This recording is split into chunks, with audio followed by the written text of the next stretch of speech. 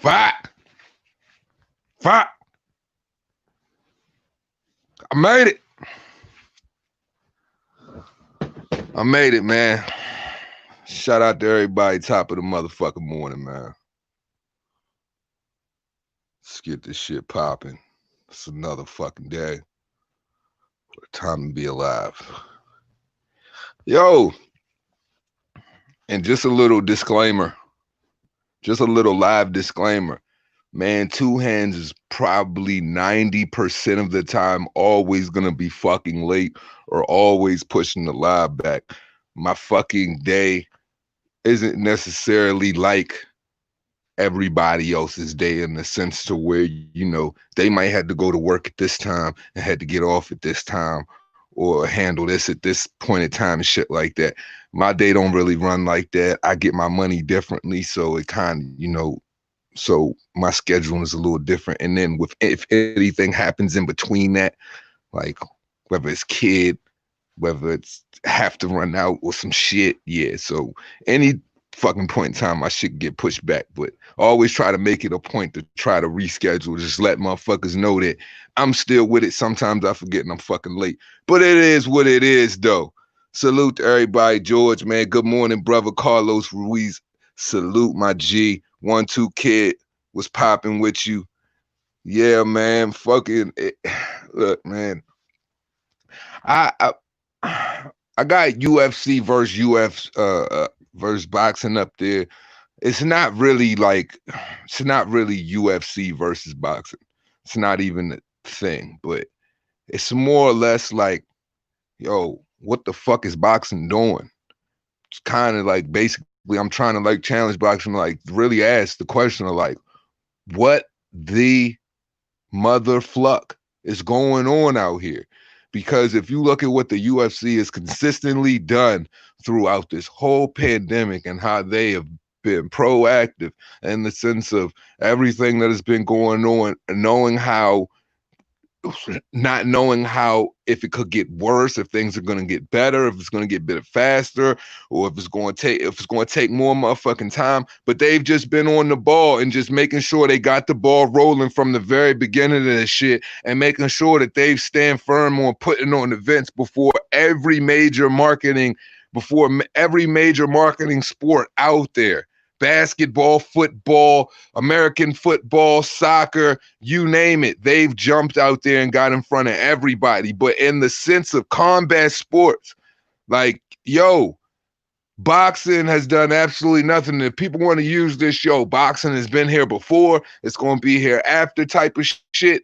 Well, my whole thing is this. We look at what boxing has done since they've started to get their ball rolling with Top Rank and other fucking with Top Rank events and all of that. Let's be honest here. They've just been, here you go, bottom of the roster type of shit, showcase kind of fights. It ain't been nothing spectacular, but hey, we got Justin Gaethje, Tony Ferguson. We're getting Marty Usman. Shout out to Marty, the illest nigga in Nebraska. We'll get Marty Usman versus Jorge Masvidal, and Masvidal popped in on a 7-day notice, took the fight, and he made weight. So all of these things in a collective, the Masvidal, 7-day notice, taking the fight, making weight, all three of those things like in a whole, like have to do with a lot of the BS that's just going on with boxers not wanting to take matches with our top boxers and not wanting to put on events behind closed doors, and they're using, and their marquee fighters are fighting. The only reason we probably ain't even seen Jon Jones is just the fact that he got stuff going on and he has this little situation with Dana White right now and just the financial sides of the business. But what I'm saying here is this. Their top fighters are fighting. Their top fighters ain't worried about the crowd. Their top fighters ain't talking about no 2-month turnaround, ain't talking about no 3-month turnaround, needing no tune-up, you know what I'm saying? Needing to oil up the car, you know what I mean? Pump the brake, none of that. Bleed the brakes, none of that. They just getting straight to it. So when it comes to Billy Joe Saunders, David Lemieux, all of the other individuals, when it has to do with Canelo, when it comes to, you know, when it has to do with Anthony Joshua wanting to be a part of Fight Island, I mean, not Fight Island, damn. I'm mixing the two. Fight camp with Eddie Hearn and Matchroom Boxing that's going to be taking place in August, and them trying to get their DAZN shit rolling, and basically Kubrat Pulev curving that because he's talking about his money and shit. I got some, we got some issues, man. Cruz, what up? JD, what up? We got some issues, bro, because all of the excuses boxing is making right now for not being able to put on top-notch events for the fans, the UFC aren't making those same excuses, bro. So, like, in my personal opinion, man, boxing is really going to suffer, and they're going to take a major hit, and they probably got some boxing fans that's probably, you know, where UFC is gaining more ground and gaining more respect on this side, where it's like, bro, they not making no excuses. They're doing what they got to do.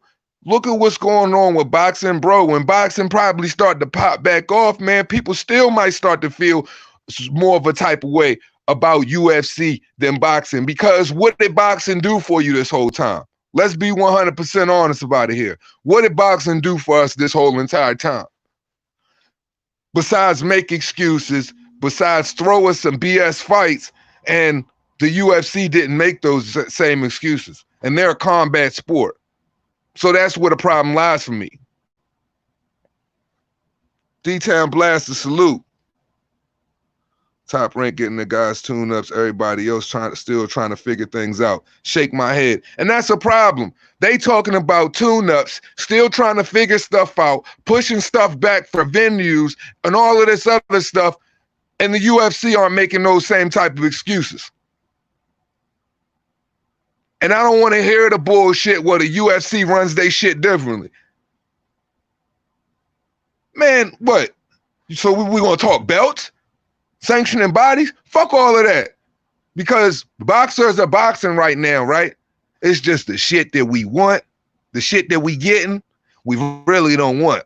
And the shit that we want, we're fucking, we seem to be Buzz Lightyears away from getting that shit. It's a problem, man. Absolutely. The UFC crew, you know, Cruz is putting on the best versus the best. And my whole thing is, man, look, if you gave me an Arturo Gatti, Mickey Ward, you know what I'm saying, as far as the level of opposition, you know, and try to put stuff together like that, I even was like, yo, I would be content with that. But you're not getting B guys versus B guys. Like, give us something that's all the way down the board, kind of vicious, you know. I'm appreciative that I'm getting Alexander Povetkin versus, you know, Dillian White, and Katie Taylor versus Delphine Persoons. But what about all of the prima donna stuff Amanda Serrano was supposed to be doing beforehand? Delphine Persoons, she jumped right into the smoke. But I'm not going to just, you know, narrow out one individual, because it seems to be a lot of these boxers, and it seems to be a lot of these guys that are doing this type of shit. A lot of them carrying themselves the same way. So my whole thing is, bro, like, do y'all motherfuckers really want to, like, do you really want, like, the UFC? Like, the UFC ain't having problems with fan bases that boxing is having. So boxing should always be trying to go hard. Yeah, I got you. 1 second.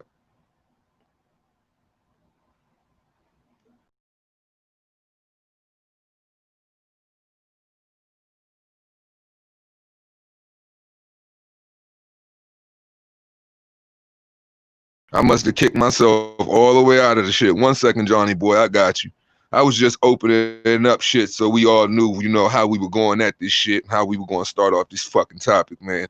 Because that's where my energy is at, bro. Because I'm looking at fucking Jorge Masvidal. I'm looking at fucking Marty from Nebraska, man. I'm looking at motherfucking Rose Namajunas. I'm even looking at pretty ass Paige Van Zandt down to fucking Volkanovski and Max Holloway all in one card right now. And I'm just like, yo, what really the fuck is going on? And that's not the first one. So yeah, I got to feel some type of way.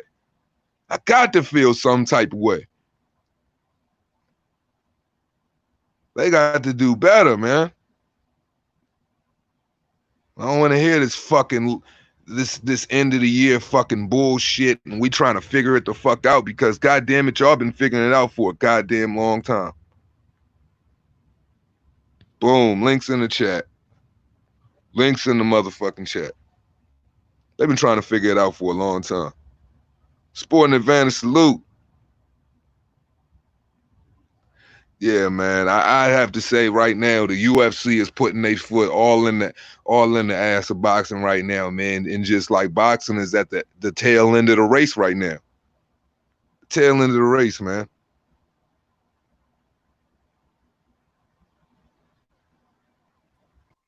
What up? Johnny boy, salute. Salute, bro. What's going on? What's good with it?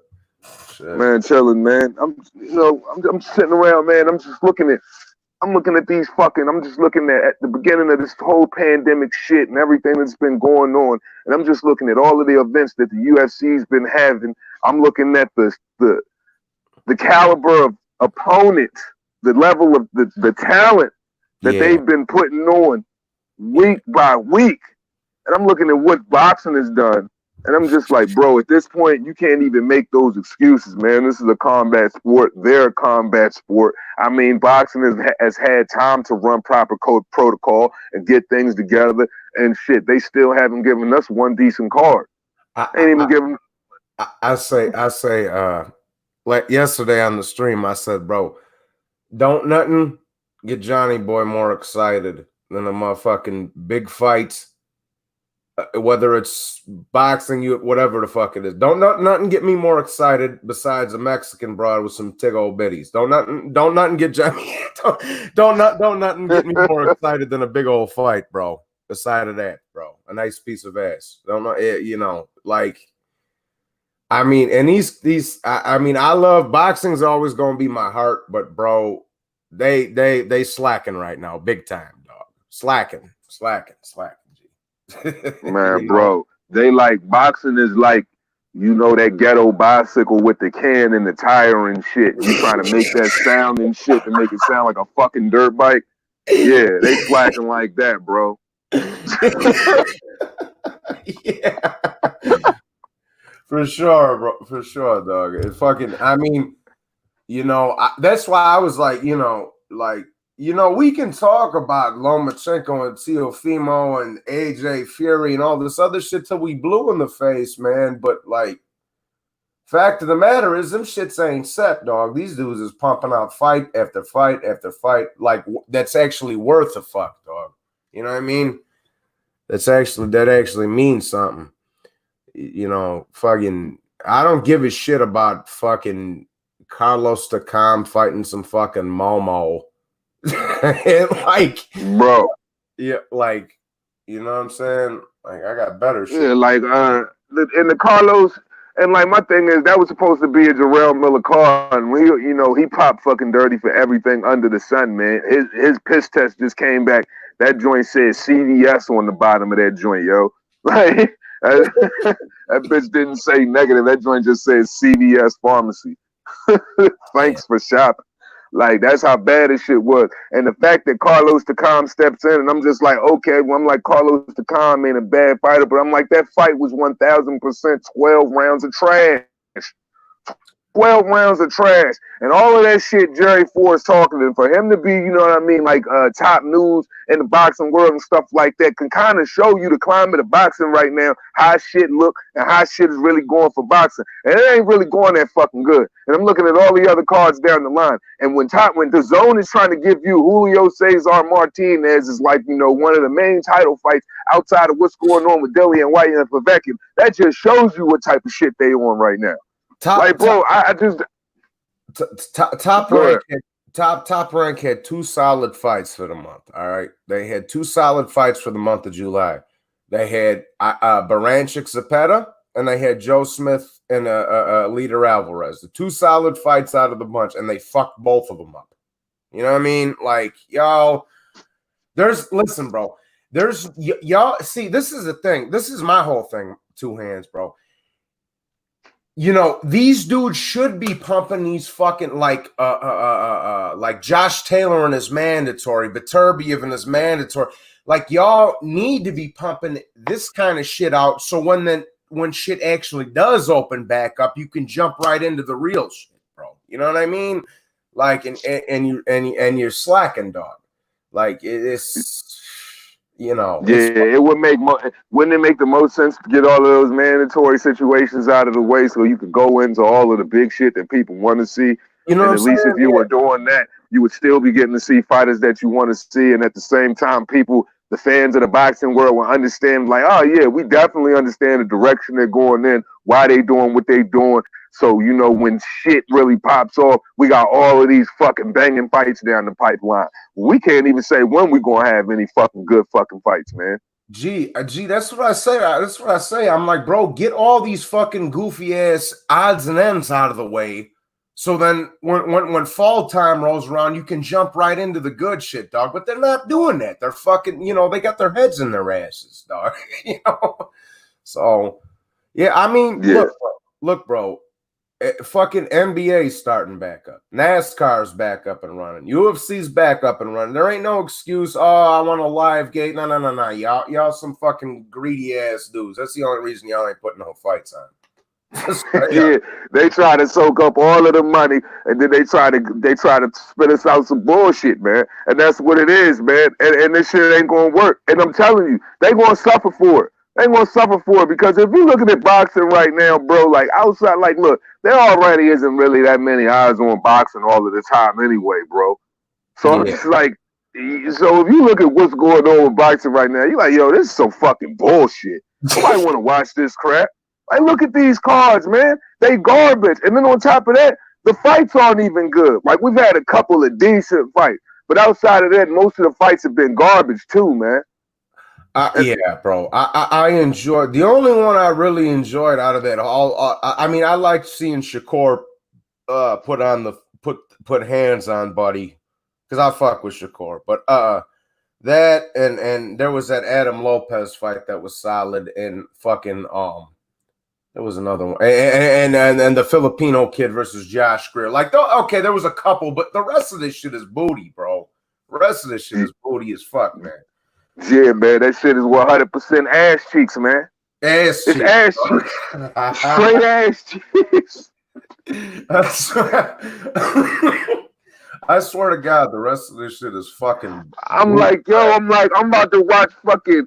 I'm like, so okay, nobody wanted to fight Canelo. David Lemieux, he complained about money. You know, Billy Joe Saunders, he complained about not being able to train. So okay, Jorge Masvidal, fucking, he fights on a week's notice and he fucking shaves the weight. Fucking Caleb Plant complained about not having enough time in between the fight. So I'm just like, man, all of you dudes, man, can suck my fucking cock at this point. I swear to God. You know, and Masvidal's my dog. I'm pulling for him, and it ain't nothing against Usman. I like Usman too. Like I say, I'm more or less anybody but that piece of shit Colby Covington. So so I just want to see a good fight, man. I'm extra excited for the fights tonight, dog. Yeah, man, there's some good fucking fights, man. I know Masvidal, he working with a lot against him, considering that he's had to face so many adversities going into this fight in a week's time. Like, you know, trying to shave fucking weight and, you know, taking the fight on a week's notice. But I'm just like, look, anybody that's been eyeing a champion, if you've been really wanting to tear the fur off of this guy for an extended period of time, you've already been prepping and planning for this guy. So it's not like Masvidal just came into this situation and he didn't know what he was dealing with Usman, but he been wanting to fuck Usman up. So I'm just like, as far as his mentality, I'm like, man, he ready for it. I just hope that, you know, he ain't at no disadvantages with trying to cut that weight so fast. But I think he's been kind of ready for that, though. Yeah. I need that, and I need fucking my girl Rose Namajunas to get that fucking revenge, dog. That's the fucking. Oh, when she got dropped on her neck. Yeah, bro. That's my girl right there. She's from Milwaukee, bro. That's my girl right there. She fucking. I need to see her get. She's gonna put the hands on this bitch, dog. I'm telling you, she's gonna put she gonna put the hands on this bitch and cruise. Here's what she's gonna do, dog. She's gonna put the hands on this bitch, not take no chances, and cruise to a points decision. That's what Rose gonna do. I guarantee that to everybody in the chat. See, I just think everything just happened a little too fast in that situation, and she just got caught up, scooped, and she just got She just got slammed and she just got dropped on her neck. That's the one thing about being put in the air. If you ever been in a fucking fight that's just like, yo, that's the one thing you just hoping don't happen and you trying to control, because if you get slammed on your neck, it's over. You can't control that.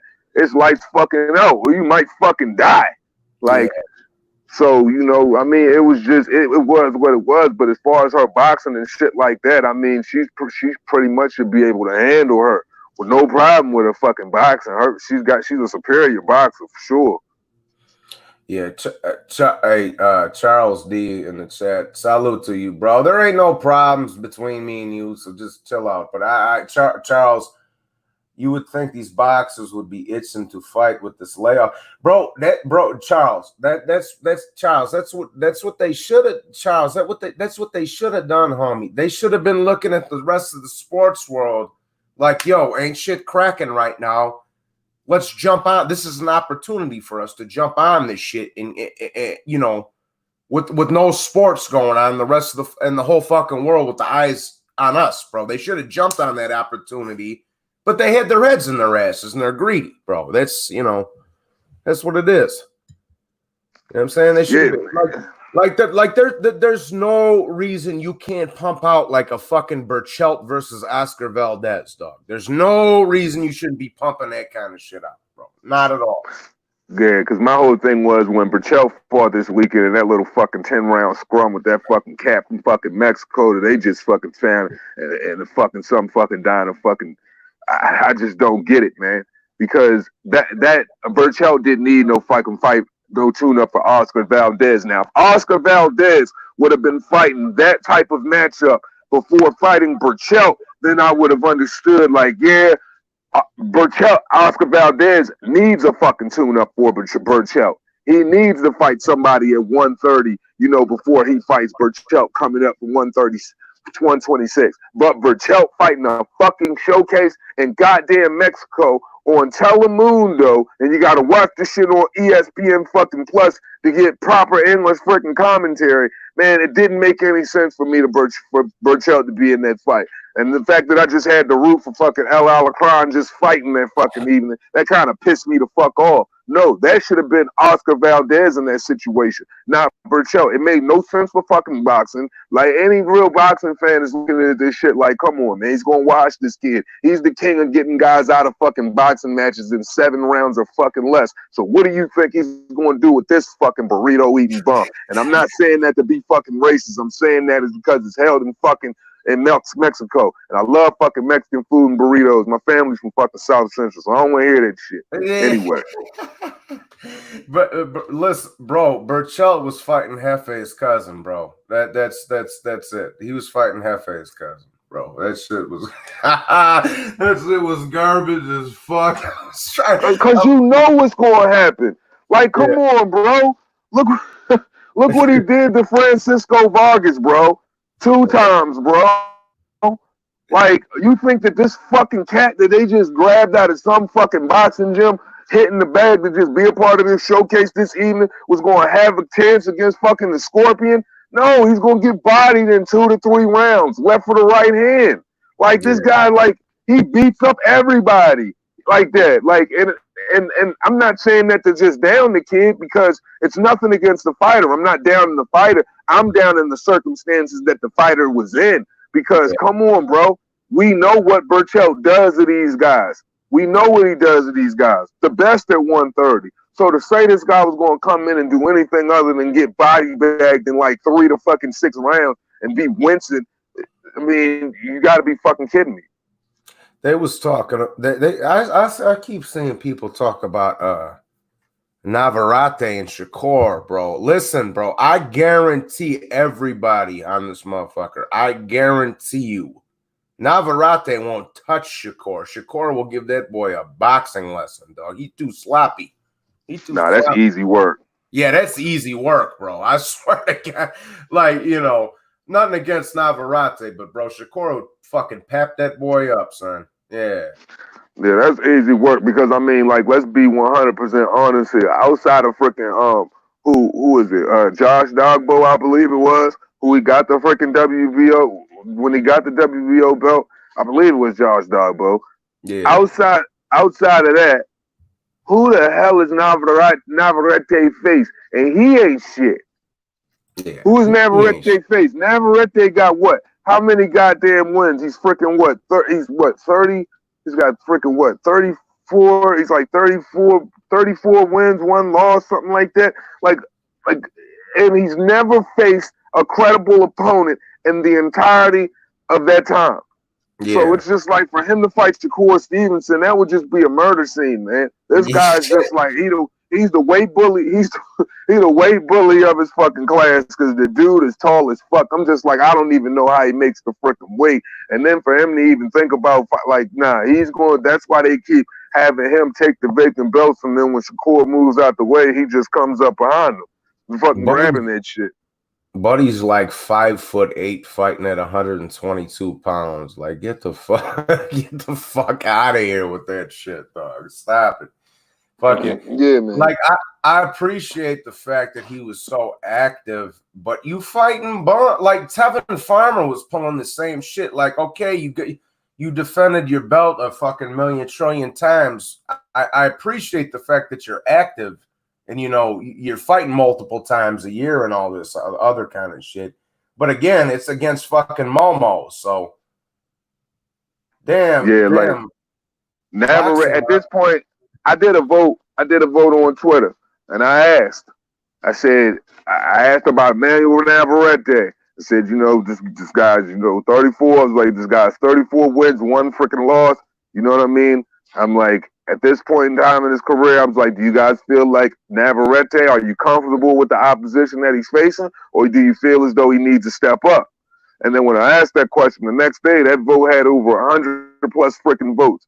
It was, I believe it was 80%. It was 80 to 88%. It was like 80% he needs a freaking step up in opposition. 20% felt as though they were content with where he was. And I'm just like, yeah, because I'm like, man, this motherfucker's about to turn into fucking Zurdo Ramirez out this bitch. They like look at the type of dudes they facing out here. And I'm just like, yo, I understand, keep him busy and all of that stuff. But at this point, yo, if you're going to be a champion, bro, I got to see you fucking do something, man. Do something. Because, I mean, I like the guy. I don't have a problem with the guy. I just think that, like, man, it's enough of fighting the fucking Uber drivers, man. Yeah. Enough of the Uber drivers. Boxing Monster, you trying to get me to cry. You got G Baby from fucking Hardball up on here. You trying to get Johnny Boy to cry over here and shit, bro. Fucking G Baby. G Baby, bro. I'll be right back, Two Hands. I'm gonna go have a cigarette real quick, bro. That's a bet. Yeah, man. So, yeah, man, everybody felt as though Navarrete needed a step up. So, at this point, Navarrete, he got to do something different, too. Shakur Stevenson, he in the perfect position to where, he can, but he ready to make major moves at 130, though. Chain TC, salute. Sporting Advantage, salute. Charles D, salute. That nigga said dropped on the neck and the fight is over. Rampage known for that shit. That's what I'm saying, bro. I'm not trying to get. That's what in these ultimate fights, like when you got the best versus the best, bro. You in a position where you really don't even know. You know what I'm saying? Like you can't really say, oh, this person way better than this person, because the event could be over in 5 freaking seconds. One scoop, one drop on the neck, fam. Boom. You're gonna have to run that back. I'm looking forward, to this Volkanovski, Max Holloway fight. Them boys got to it last time. I got to go for my man Bless, man. Bless going to beat that boy up. I think he's just going to turn up the volume a little bit more this time. I felt like, you know what I'm saying? I felt like that wasn't the Bless that usually show up in the fights. And that's taking nothing away from Volkanovski. But, that man used to spitting out like 200 punch combinations per goddamn round, throwing 200 punches per round and shit like that, just putting combos together. Straight headshots, never laying off. And accurate though. Hella accurate though. But just Kamaru Usman versus Jorge Masvidal, that's just that grudge match. That's that grudge match you got to put above everything else, man. I kind of want to see, Marty lose for real. He coming off kind of fake to me. I don't like fake motherfuckers, man. Shakur Stevenson versus Burchell. He wants that ASAP. Yeah, I bet he do. Cause he want to make so he can try to make an example out of Burchell in this style.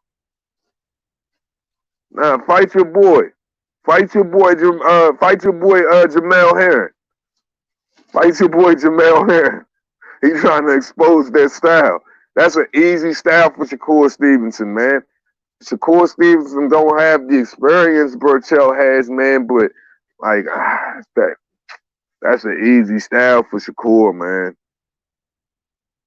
Easy style.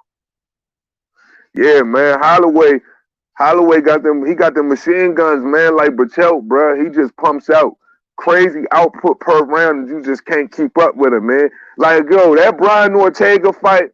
Brian Ortega was the perfect example of curb your clout. That Brian Ortega match was 1,000% the perfect example of curb your clout. This is how you get your head beat 100% to where, like, yo, you can't even use Apple Face ID, Google Face ID, Samsung, none of that shit, bruh. None of that. Like, yo, that he beat that man. He put so many beautiful punch combinations together on that man's face. I'm talking about left hand, left straight uppercut, right hook, freaking three left hand, left hand, all back right after another. Going from the body, coming upstairs, digging at his body, hitting him with a left kick, going upstairs. Kicks, head shots, body shots, just repeatedly, all throughout the duration of the fight. Whole time I'm looking at him like, yo, y'all need to stop the fight for this man. This dude got beat to where he's going to be unfamiliar to his own wife, bruh. Like, y'all remember that Tommy Hearns versus Martin Lawrence episode at the end where Gina was like, it's all good, baby. You can come out now. And she pop her head when he pop his head around the corner and shit like that. And you just like, damn, bruh. He had that type of swelling on his head. He had that type of swelling on his head. He beat that. He beat a whole extra side to his face, man. Nigga look like the nigga that say, "Hey, you guys," off the Goonies and shit. Yo, that's how fucking Holloway beat Brian Ortega. Yo, he fucking destroyed. I that was like when going into that one, bro. I was like, that's a pick'em, and he fucking did a number on Ortega, man. Yeah, he beat that boy bad. Salute thinking Cap will get, hey man, you about to think Cap, you about to get exactly what you want. Because you about to see Burchell fights Oscar Valdez. And this the big fight that Oscar Valdez claiming that he really want. That he really don't want to get. Like, yo, he about to get hands put on him. Like, Burchell is going to own this kid, man. I don't know. Oscar Valdez ain't ready for that type of heat. He should have kept his ass at 126. Yeah, I mean, bro, you getting your shit split by fucking Scott Quick, dog. I like Valdez, but bro, yeah, man. You know. Charles D. dumb as fuck, man. Salute to the lumps in his cornrows.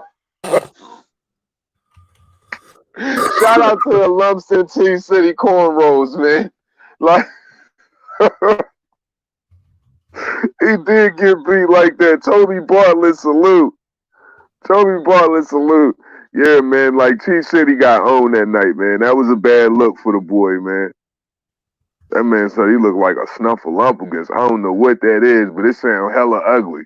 And that's exactly what that boy's face looked like that evening. Like, for real. That's the match you wanted. Hey, y'all, hey, remember to the lead up. I don't know if y'all watch embedded vlogs and all of that shit with UFC and all of that shit. I stay watching that shit. Remember what he was saying with the coaches and everything when they were just saying something about the interim belt and shit when Max Holloway wasn't ready, and he was like, nah, I'm not taking no, interim Holloway tune-up fight and risk losing, the belt before I have to fight Max Holloway. I'm like, nah, my nigga, you should have took that interim belt that interim belt fight, so that way you could have been some form of a fucking champion before you fight this man and have a tune-up fight. Because the way that boy beat you, you needed that tune-up and that interim belt shot. But nah, you wanted to push it back and say, nah, you wanted to wait for Max. You ain't taking no tune-up. You deserve to be here. Yeah, you got there. You got there. How did it feel? Oh, we got somebody backstage. What's up, Mark? Yo, what's going on, lads? What's happening? What's up, Mark? Not much, man. What's going on? Not much, man. I'm just absolutely fucking bull flipped out of my mind on my mate. What's that, Mark? I'm stoned. Oh, you stoned. Oh, yeah, me too. Me too. That was one of the reasons I had to push the live back for about 15 minutes. Right. Now, two man's got to get down that dispensary when it open. Yeah. Yes, sir, man. We're fucking right. Bro, fucking Sunday, too. That fucking, they got one in Illinois, one that's by me, one in the fucking yuppie part of town over there. They be taxing, dog. Whoa. Zero. Is this official? Is this a fact? Wait, is this a fact?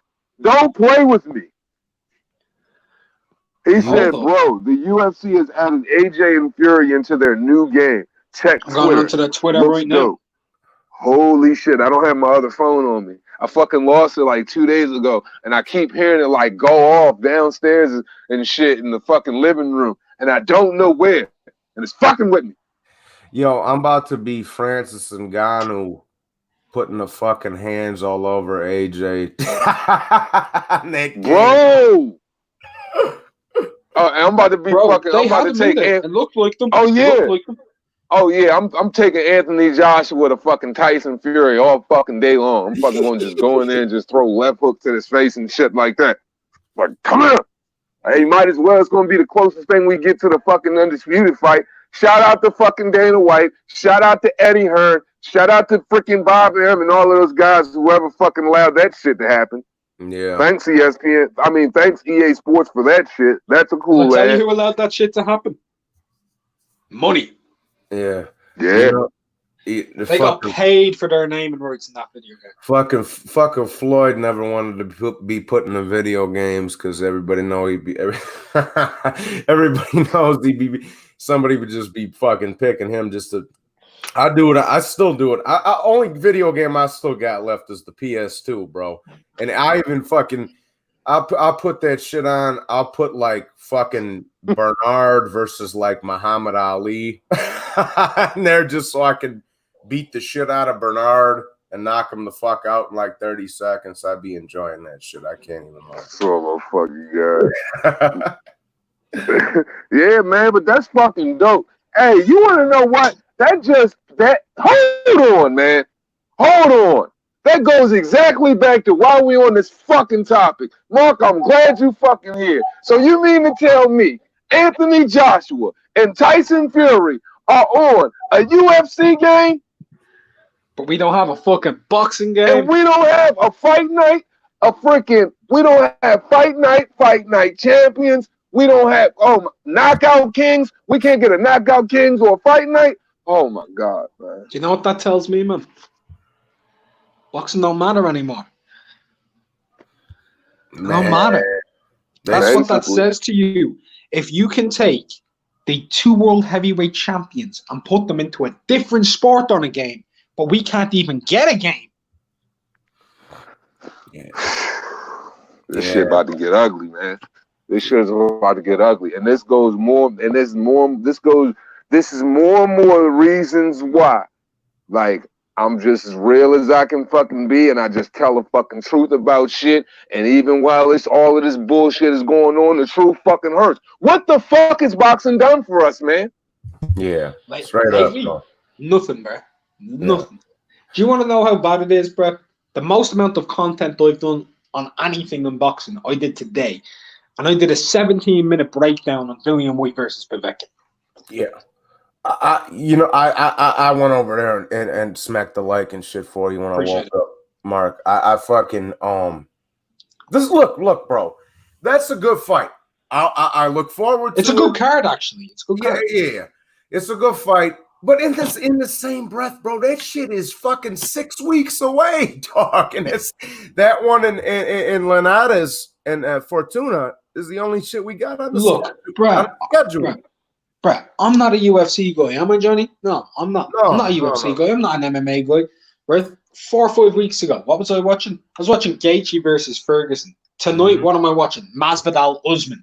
Peter Peter Yan, whatever his name is, versus Aldo. I've got Volkanovski versus Holloway, a rematch. I've got 2 fucking fine ass chicks on a card as well. Rose and Paige Van Zandt. They're fucking ace, fam. Meanwhile, I'm supposed to be excited about the sexiness of fucking Delphine Pursuit. Get out of here. That's the best. Now, I'm not going to dog on all of them because, Jessica McCaskill kind of okay, But yeah. Mark, I showed Brian on the Discord. I showed him a picture of Paige Van Zandt last night. He was drooling like a motherfucker. He was like, oh, that bitch is bad, dog. yeah. Boxing fans are supposed to look at Shannon Courtney and think she's sexy. She's like every chav girl I ever went to school with, mate. On the council estates, man. She's every estate girl. Listen, I don't give a fuck about Paige Van Zandt's fight. She can full mount me and fucking pretzel me up and roll me in all kinds of different directions if she wants to, though. You know what I'm saying? Man, look, man. Look, this shit is disgusting me though, man. Like for real, I'm legit like, okay, at the worst time, man, you supposed to take advantage of this shit. Fucking Dana White is clearly taking advantage of this opportunity to the fullest, and then like completely like he didn't even have to say fuck you to boxing. Boxing basically threw up a big fuck you to themselves. They threw up a big fuck you to the fans, and quite frankly, I'm truly disgusted because if you look at it in the grand scheme of things, and now I'm just hearing about this shit. Shout out to 0-2 times that you throwing our fucking heavyweights into a UFC game. And no matter how cool I think that is, I'm thinking about how fucking damaged fucking our sport is right now. And I'm thinking about all of the things they haven't done. And I'm just like, quite frankly, bro, why the fuck should I even put so much into a fucking sport that ain't even willing to put anything into it for its fucking self? That's what that's what I've been going off on for the last week and a half, bro. I'm like, dog, listen, bro, I love boxing. It is and always will be my favorite sport, bro. Okay, period. But in the same breath, y'all are listen, bro.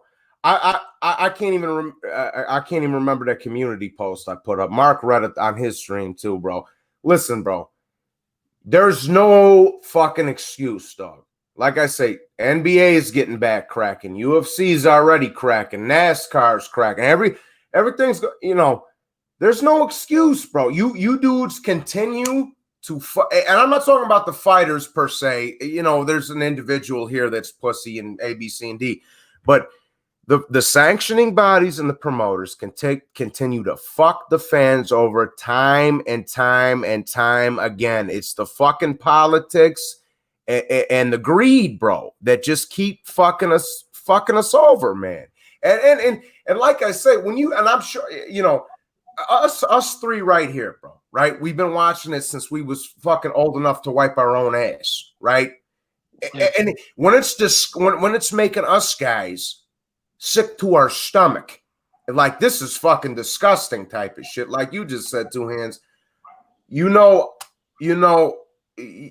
a problem right there, bro. You know what I'm saying? Like it's a huge problem, and I don't think it's a big enough problem. I don't think people don't understand how big the problem is, and that's why it must be light shined upon in a major way, because this shit is bad. Shout out to George with the $5 super chat. He says, the reason why Mayweather hasn't been in a game since Fight Night Round 2 is because Floyd priced himself out when it came to royalty checks. I mean, yeah, I was kind of wondering why he wasn't around after Fight Night Round 2, but I mean, still, we've managed to move on, past Fight Night Round 2 and the Fight Night Round 3. What was it? Round 4 with Mike Tyson and then the champions and all of that shit. And the game's still been great. My thing is like, bro, like, yo, we don't even have a boxing game. And they pretty much like, how did Dana White, pretty much the money, and Dana White, man, pretty much say the biggest fuck you to boxing and like, yo, what are y'all doing over there? And you got Anthony Joshua and Tyson Fury in the game, talking about EA Sports in the game. They in the game. Hold on. Right? You know this whole Floyd Mayweather and like the royalty checks and how he's pricing himself out, right? Now, Two Hands, I'm going to drop a link. If you want, you can share this on your screen. You can play it. You're not going to get copyrighted for this. I've done it a lot in the past. You won't get copyrighted for this, right? But Floyd's so difficult to get, like, because of royalty checks. Explain this. There's a link right in your live chat right now.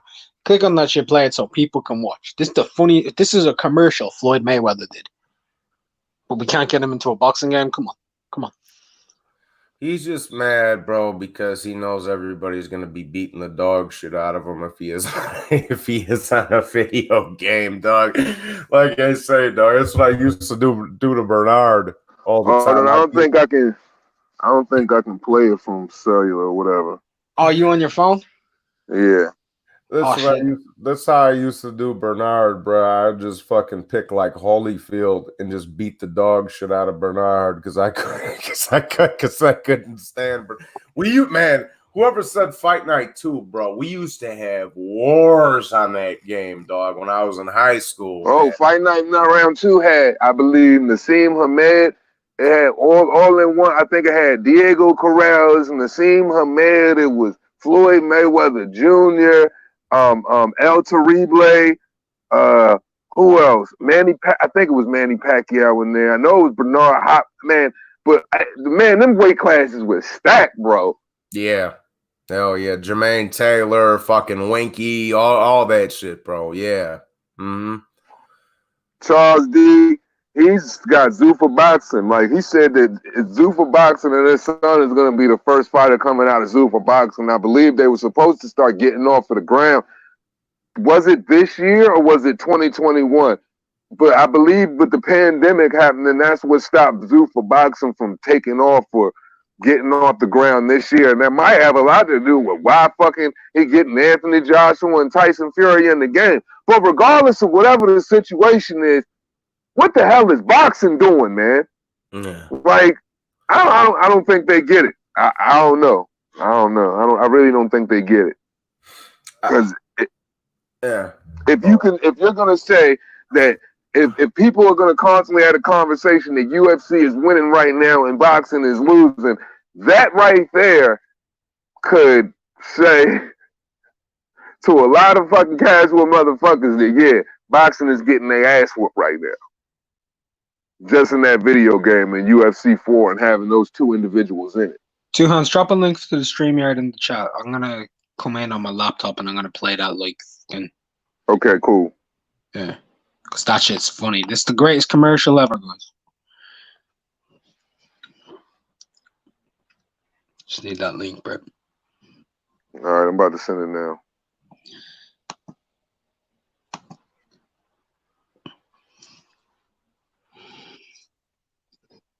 All right, it should be coming through right now. Here we go. I'm jumping in on my laptop, yeah? All right.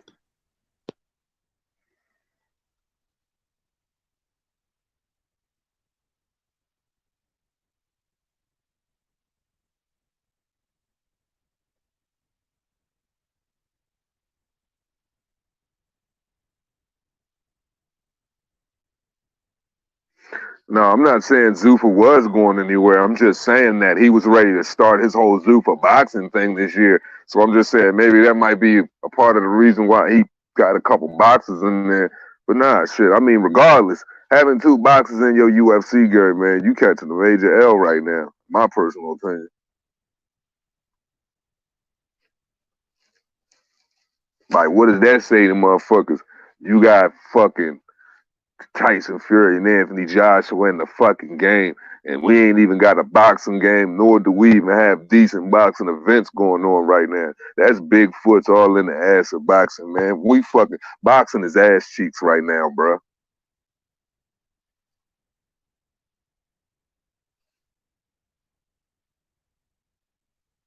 I just caught that. Shout out to Charles D.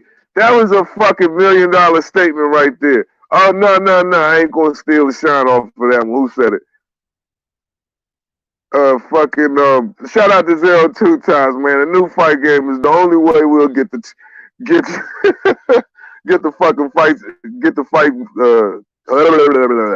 It's the only way we'll get to fucking fight someone. Fucking Charles D said, we can finally get the fights we want out this bitch, man. Look, man, we can finally get the fight fucking Tyson Fury versus Anthony Joshua. So, you know what I mean? If y'all want to see Anthony Joshua versus Tyson Fury, bro, just go to fucking go cop UFC 4. Where the fuck is Mark? Oh shit, there he goes. Hi, I'm Floyd Mayweather. Call Love Windows right now. 0800-644-4644. Love Windows presents triple glazed windows, only $299 each. Any size and a 15 years guarantee. Call Love Windows right now at 0800-644-4644. Remember, call right now. Yo, you know he did that commercial in another country too. And if that joint wouldn't have had a whole bunch of 6-4s and 6s, he would have never got that motherfucker right. But if he doing Love Windows, he definitely would have been in Fight Night 3. Where the fuck is Mark at?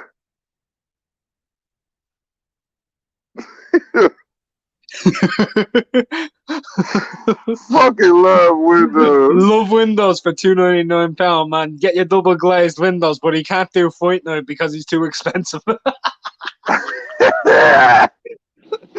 Love Windows. Hey, look, man. Shout out to Love. Shout out to Love Windows, man. Shout out to Love Windows, man, and Floyd Mayweather for finally getting them to read. So whoever said Floyd Mayweather can't read, y'all can kiss my ass. Because god damn it, I just seen him fucking read them numbers off the Love Windows commercial. Yeah, bro, 644 6644. 644 644. They was like, yo, we definitely can get Floyd Mayweather for this one. Hi, I'm Floyd Mayweather. If you love Windows, yo, Windows, fuck out of here. You definitely, yo, oh my God. So look, if anybody's trying to get Floyd Mayweather to promote, you know, if you got if he's doing Love Windows, you definitely can get him for the fucking job. I mean, damn, Love Windows must got a lot of low key money. Oh, bro. That shit is hilarious, bro. What reason would you promote your window company using Floyd Mayweather? Like, of all,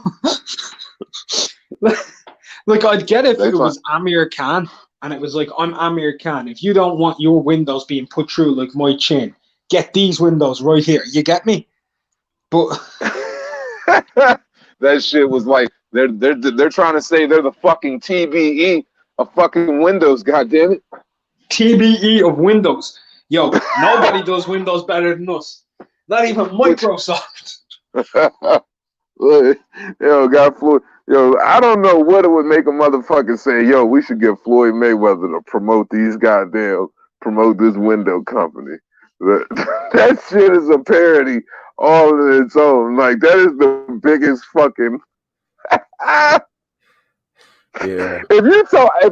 If I didn't see that shit in person, there's no way I could be able to go back and tell somebody I really saw that shit, son, without showing it to them.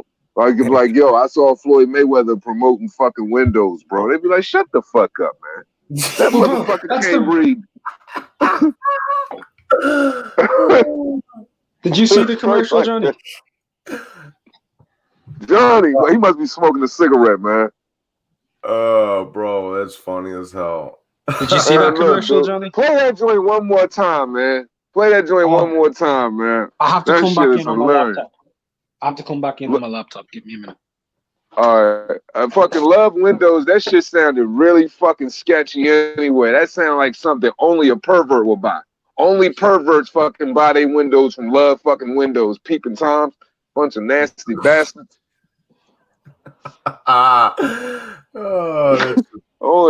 Only a pervert is copping their windows from Love Windows. I promise you that. Yeah, bro. That's yeah. What the fuck is a love window, Charles? I'm with you, bro. What the fuck is that? What is that? One of them peepholes for dudes to dudes. We custom. That's the special. That's the premium package. You know, the peephole drill. Yeah. That's dudes. That's for dudes to be slamming their ham while somebody's getting them on. Too fucking funny. Yeah. Oh, that's just weird. He said window love. Yeah, 1, 2. I'm trying to tell you, fucking Love Windows is only for the people times. We got the number 6. Call us now. You ask for the number 6 if you want a fucking window in your fucking shower. Backstage. A special window in your shower.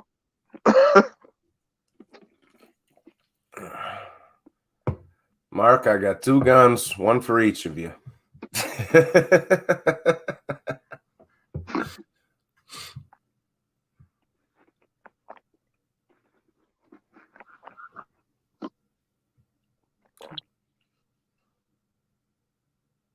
Oh, Floyd Mayweather, call Love Windows right now. 0800 644 644. Love Windows presents triple glazed windows, only $299 each. Fully fitted and a 15 years guarantee.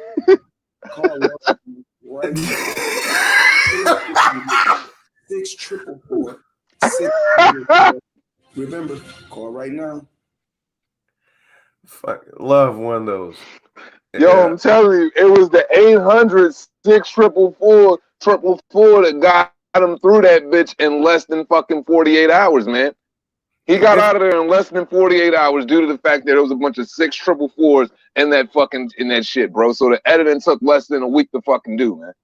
Like, If dude, you- it took him less than a week to shoot that whole fucking shit due to the fucking 644s, bro. I'm trying to tell you. If you buy now, we'll send you this free pencil sharpener. Fuck, if is you buy that now, shit? Remember to call now. yeah. If you buy now, we'll send you this gourmet fucking pencil sharpener. No refunds guaranteed, or refunds all guaranteed. No purchase necessary. Yo, and you know, right? You know the fucking cue cards, right? You know the fucking cue cards were big as fuck, bro. And them Bruh, shits was bruh. spelled wrong. Them shits Bro, was I spelled guarantee wrong. you, bro, those cue cards didn't even have words. It was just pictures of windows and his own face. And Yeah, all he and had to say was, windows, if you love arrows and windows, shit. like I love me. And then it was just the numbers. It was just the numbers, but the numbers weren't written in letters. They were just the numbers, because you know he does know numbers because he's $1 billion fighter. But I'm certain of it. you know the way, what I find funny is how $1 billion fighter gonna pull up and do a triple glazing window commercial.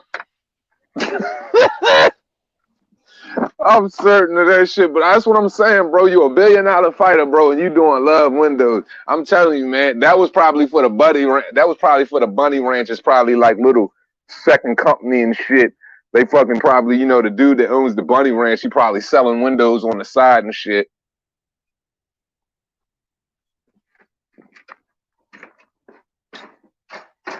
Get spooky, man. It's really fucking spooky. Says 3K the Boss, you need to do one of your videos with that in your intro.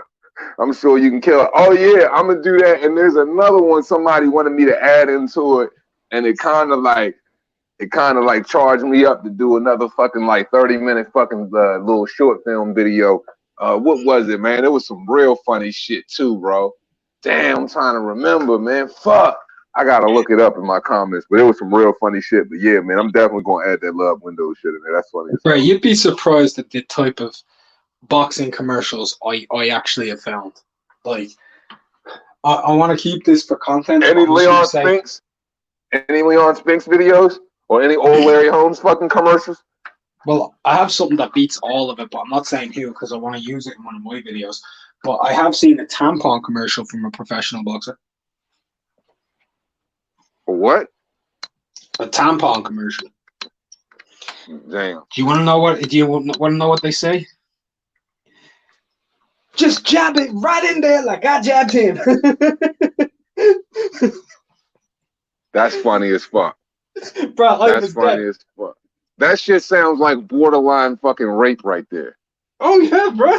Commercial got banned. Just jam it in there. That should be real funny if you had Mills Lane fucking doing the narration for the commercial and shit. Just jam the goddamn thing right up in there. Let's get it on.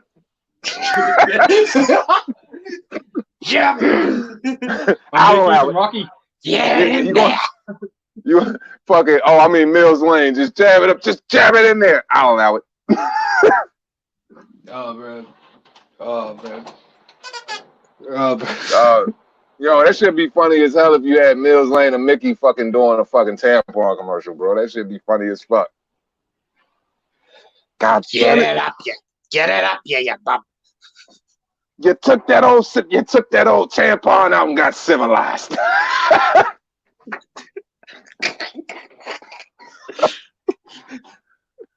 And then at the end of it, how are you feeling? And it's just Clubber Lang pops up and he's just like, pain. You're gonna be a greasy, fast Italian monster.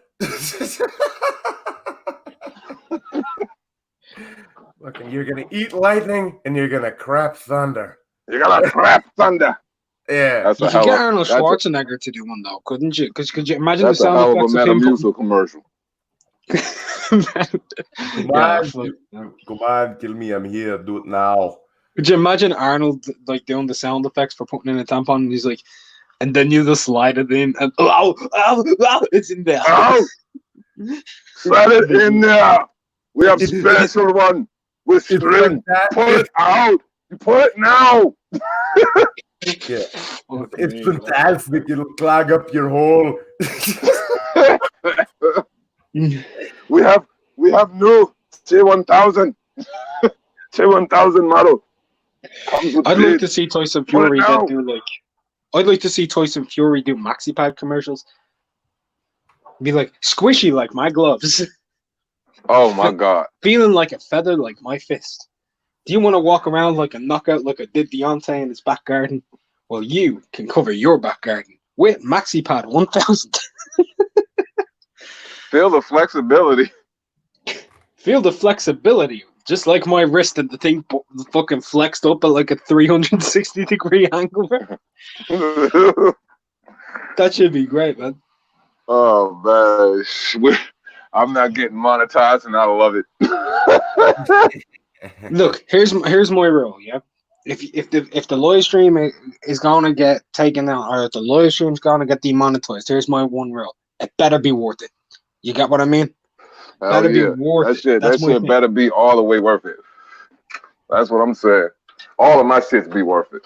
That's why I be like, that's why I be like, they can monetize all my shit and send them straight to fucking hell. He's back. Dun dun dun. Man, none of my live streams get the fucking green shit, especially when I'm telling El Jefe about how badly I beat the shit out of him and all this other shit. Nah, those aren't gonna get monetized. You're not gonna beat nobody, man. Just stop killing yourself. Huh? Stop killing yourself. You're not beating nobody, man. You're fat as fuck. Hey, Pete, bro, I seen you with them little homos last night, dog. I'd knock your fucking face off too. So shut your mouth. This is the internet, isn't it? Stop showing off. Yeah. Bro, just calm down. Listen, you goofy little fucking calm down, innit? Fucking Amir Khan's cousin looking ass motherfucker, bro. I'll slap the shit out of you too. Shut up. Shut up. This nigga say he look like Amir Khan cousin. Shout out to Amir Khan. Since when is Amir Khan black? I don't even get it. I'm sorry, Billy White's cousin. My bad, bro. My bad. I'm sorry. Anyway, what are you guys laughing about anyway? I just joined. We're laughing about tampons. That's disgusting, yeah, man. Whole lot of tampons. Wait, hold man. on. What's disgusting about tampons? Tampons are natural. Tampons make us love our women even more, man. That's What are you disgusting, talking man. SP's got one on his ass right now. Ask him how he feels. Ask him how they feel. He's That's got one up his disgusting, scooter man. right now. Is that what you guys talking about If nowadays? you if you not if I hope your girl dushing. I hope she dushing. I hope she using her tampons properly. If not, P, I know you doesn't got use a it. messy situation on your hands. She doesn't use that stuff. That's a very messy situation, my friend. It gets She ugly. doesn't use It tampons. gets ugly. I But don't she know what using you guys maxi talking about. pads? Yeah. You got a diaper? Your girl got a diaper on? No. I don't. You guys are. This is going out of hand. Mr. Tuans, what's happened to you, bro? You said your girl wearing a diaper. She's No. sponsoring Pampers. You guys are weird, man. Shout out to the plug. Hey, listen, Shout out did to you hear the about? plug. Shout out to the Oh, listen, floods.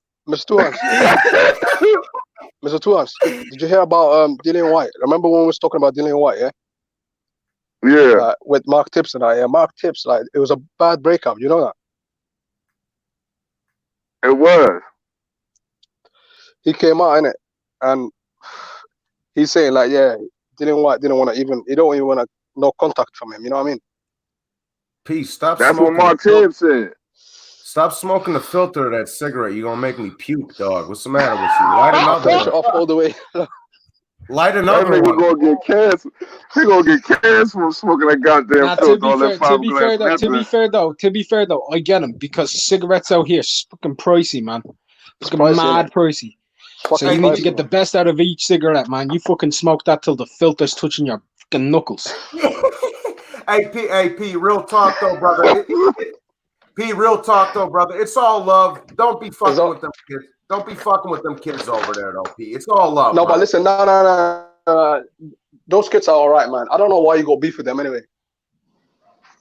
I don't even know why you go beef with them. No, fucking P. You fuck with all of the fucking misfits and the degenerates of the fucking YTBC. So you always gonna fucking try to cape for them goddamn weirdos. You better leave those goddamn fucking those goddamn foil fucking hat wearing bastards alone. Hey, listen, bro. Listen, I'll just tell you one thing, okay? Because I'm a little bit of a street kid myself. Blah blah blah blah blah. These dudes came over here and said, "I'm gonna listen."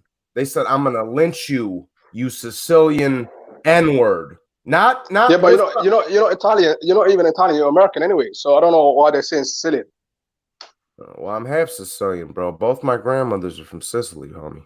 Yeah, but you're born in America, so I don't know why people call you Sicilian.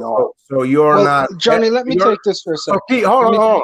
Pete. Oh my God, let's not go in this direction. Let me take it for a second. Let me take it. Yeah. Hold on, Mark. So P, you're not African. You're just British, then, right? Because if I ain't Sicilian, then you ain't African, homie. Straight up. I guess so. Yeah, if you want to say so. I was gonna say, P. You said you were born in England, right? Yeah. Right. And so I've been to Africa though. I've been all over Johnny's the place. been to Italy. Yeah, but I actually lived there. I actually lived in Africa as well. Okay, but listen, right? Did you live in Somalia? A bit, yeah. And then I went back, and then you know what I mean. I go everywhere, man. I lived in Europe as well. But listen, right? So when people run around calling you a pirate because you're Somalian, you find that offensive. Not anymore. I was actually contemplating creating a second channel, Pirate Boxing. That actually sounds alright. Well, Johnny has heritage to Sicily, and Sicilians were enslaved. Oh, do you like as my well. cup, by the way? Do you like my cup? I got a Chelsea cup in it. Are you gonna let me finish? Go for it. Johnny's people were enslaved as well, like a lot of other countries and a lot of other people, and they called him a Sicilian M-word. That's offensive. If he can't say it back to other people, and they're gonna go and do it to his people, that's not fair. That's not. Oh, Johnny, turn your camera on, innit? Mine? No, Johnny. What the fuck you want to see his face for a fucking cupcake? I'm only messing about. Yeah, no, at the end of the day, listen, these kids here, I had a little bit of running with them. Now we're cool. At the end of the day, this is the internet. Okay, if you react to everything, yeah, like it's only gonna get worse and worse and worse. I've seen your video, what you made the other day. Yeah, you know, on Rival when you was like crying sarcastically. Oh wow, Man, you look, noticed I was we being ain't sarcastic. doing that today. Hold up. We ain't doing that today. I don't want to hear no "We are the world, we are the fucking children's" theory about you trying to cape for no fucking weirdos. So if you like them cornball ass niggas, man, No, them niggas don't is say that. weird Listen, by their own devices, man. I don't want to hear about this shit is the internet or nothing. We fully aware of what it is, and that's not what we on today. So let's keep it moving, man. That's what I'm saying. There you go. But hey, P, it's all love, my brother. All right. Listen, I got no beef with no one. They got your number though. How did they get your number, Johnny? Because they called you last night. I don't even know how they got your number. Listen, I don't give a fuck. They can call me all they want. They ain't gonna do shit about it. Ain't gonna do nothing about it. They I've know got everybody's number. Yeah, These motherfuckers, they think this is Crank Yankers or some shit like that. Every person on the panel here, every person on the panel here, I have their number. Yeah, I got my Mark's number. Yeah, at the end of the day, I don't. No, you have my old number. You have my old number. Yeah, even if I got your number, I wouldn't like ring you to prank you. Like I'm too old for that. Like, you know. Yeah, but like two hands. Boxing Monster, aka G Baby, said you ruined the flow of the live, P. Yeah, P. I'm just gonna, man, P. You just gonna be make them say from now on, bro. That because I always call you P. I always call you P anyway. You master No Limit Soldiers over here. Yeah. Listen, that guy boxing. What's his name? Boxing Monster. He was on that. He was on a chat last night actually. Yeah. Well, Boxing He's Monster. everywhere.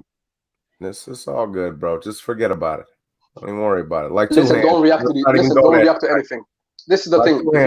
Let's not even go that direction. If you react to things, yeah, they're just gonna, do it more and more. If you just ignore it, it just goes away. Look at H Money. And like I said, let's not even go that direction to it. What I tell you, P, I told you I ain't want to hear that "we are the world, we are the people" bullshit, man. I'm gonna put your ass on timeout every time you talk that shit, man. We grown as fuck, man. Might want to hear that bullshit today, P. Okay, I'm gonna let you back in, man. You off timeout now. Kill that "we are the world" shit, man. Yeah. Fuck, man. I was just laughing, like. What are you not saying anyway? What was the topic anyway? What are you guys chatting about?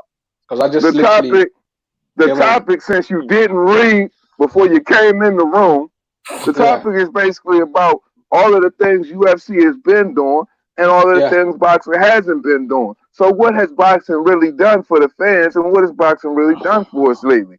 Boxing is kind of getting their ass whooped right now. And the fact that I just heard from Zero 2 times, shout out to him, that Anthony Joshua and Tyson Fury are going to be in the UFC 4 game. Man, it looked like boxing kind of getting their ass kicked right now during this pandemic, and they ain't really taking advantage of the shit they need to be taking advantage of. So that was basically what the topic was about. Yeah, I mean, if you look at it, I've seen actually the Twitter, what Anthony Joshua sent. Yeah, he was like in the MMA, UFC, whatever you want to call it. I'm not a big fan of UFC, man. I don't know. I try watching it and stuff like that, but I'm not even gonna watch tonight's fight. Is it even that good, Johnny? Because you're more like UFC person. Like, is it all right or what? The card is stacked. The card. Well, who's fighting though? I know like the Nigerian. Jose Aldo's fighting against Van. Max Holloway is fighting against Volkanovski, and Jorge Masvidal's fighting Usman. That's a stacked card. See, that's the thing. The only name that I actually heard before is actually Masvidal. You never heard of Jose Aldo? You never heard of Jose Aldo? No. So you don't remember Conor McGregor knocking him out in 12 seconds? Oh, is that the cowboy guy? The cowboy guy? No. Is that the cowboy guy? That's who he broke his nose with the shoulder. Cowboy Cerrone, no. Jose Aldo is the dude that charged in and he hit him with the left hook, the left hand, and dropped him. Or was it the right hand? Either way, dropped. The only guy, Jose Aldo was the dude who made, what was it? Yeah, I think he had the longest, the longest title streak in UFC history at the time or something. I don't know, man. I can't get the feeling. Listen, I can't get the feeling. That's a good question. Like boxing, I'm more like a soccer person, and boxing, like I like boxing, but UFC, I don't know, man. I'm gonna see if I can watch it. It's gonna be late though. You know what I mean? Shout out Toby Butler. He said, "Why is Deontay not in the UFC game?" Actually, Deontay Wilder will knock all of them out. Let P answer that question. Why We'll don't let P answer that question. Why didn't your boy Deontay make the UFC 4 game, man? Maybe he didn't want to sign for them. I don't know. Maybe they didn't. You know. Maybe they asked him. Who knows? We don't know. We don't know that. You know what I mean? You said maybe they didn't ask him. Is that what you said? Yeah. Or maybe they asked him, and maybe he don't want to be there. I don't know. Maybe they didn't ask him, and maybe they didn't ask him. Maybe they didn't ask him. Yeah, I don't think Deontay Wilder wouldn't want to be a part of the video game, man. We're talking about the queen of narcissism. The king, you mean? Man, the only button you'd have to push on Wilder is You said it. You don't even have no jab, no hook, no nothing, bro. I don't know. You guys, everyone wants to shit on Deontay Wilder, yeah. But like the guy is a bronze medalist. Scary. He is bronze medalist. You know, like he wasn't like he doesn't have a big amateur degree, but like for a guy that started boxing at the age of 19, 20, you know, like he done all right. He made good money for himself. You know, he done all right in the sport. You know, he knocked down most of his opponents. All his opponents. So you can't really fault the guy. You know, he fought Tyson Fury, the guy that's considered, you know, the best boxer in our era. So I don't know why we're still shitting on Deontay Wilder. P. I get the idea that he knocked out most of his opponents, nearly everybody that he fought, etc. Right? All of them. Actually, he knocked out Tyson Fury as well, but they didn't give that to him, of course. That bro, do you know what a knockout is? It's a result. A knockout. No, it's a result. Okay. It's a result. So if Tyson Fury made the full 12, he wasn't knocked out. Whether you want to think he was or not, whether people say he was or not, doesn't matter. The official result is that was a draw, okay? And I think Tyson Fury won that fight, but I don't say Tyson Fury won. Do I, Johnny? I always say Tyson Fury and Wilder. Hey, yo, two hands. I'm gonna jump off and then I'm gonna come back on my phone, bro. All right. Okay, bro. All right. But now, what were we talking about for a sec? We were talking about Wilder, right? Mm-hmm. What the hell just happened on that bottom screen? Okay, so Wilder, we need to look into the level of his opposition throughout his career, like we do with everybody when we define how good they are. Most people, when you talk about at the top level, we don't say he be who was put in front of him. That's what you say about prospect fighters. That's what you say about prospective talents.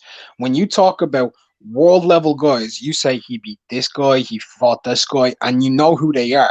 If I turn around to somebody and I'm like, yo, Deontay Wilder, he beat Arthur Spielke, he beat Eric Molina. Arthur Spielke nearly got killed by a gatekeeper and was fucking destroyed in the final rounds against Brian Jennings, a dude who wasn't considered good enough at world level. Right? Let's just keep it a book. Right? Eric Molina just got beat up by Hrgovic, who hasn't even had 13 fights. Yeah, but Hrgovic is considered as, you know, one of the best coming. No, yeah, and guess what they're saying about guys like Eric Molina? What are they saying about him? Filip Hrgovic is beating who they put in front of him because he's a prospect. Not that he's an amazing fighter. We don't know how good he is yet till he fights at world level. Truth be told, a lot of people don't even really know if Luis Ortiz was ever world level because all he did was beat Brian Jennings, who proved he wasn't world level by losing at world level. You can't prove you're world level till you fight people who've proven they've won at world level. Take Dillian. Dillian beat Joseph Parker, who proved he was at world level by beating Andy Ruiz, who's beaten Joshua, who's proved he's at world level because they've beaten world level guys. But Wilder, you don't have that till he fought Fury. He got a draw and got knocked out. No.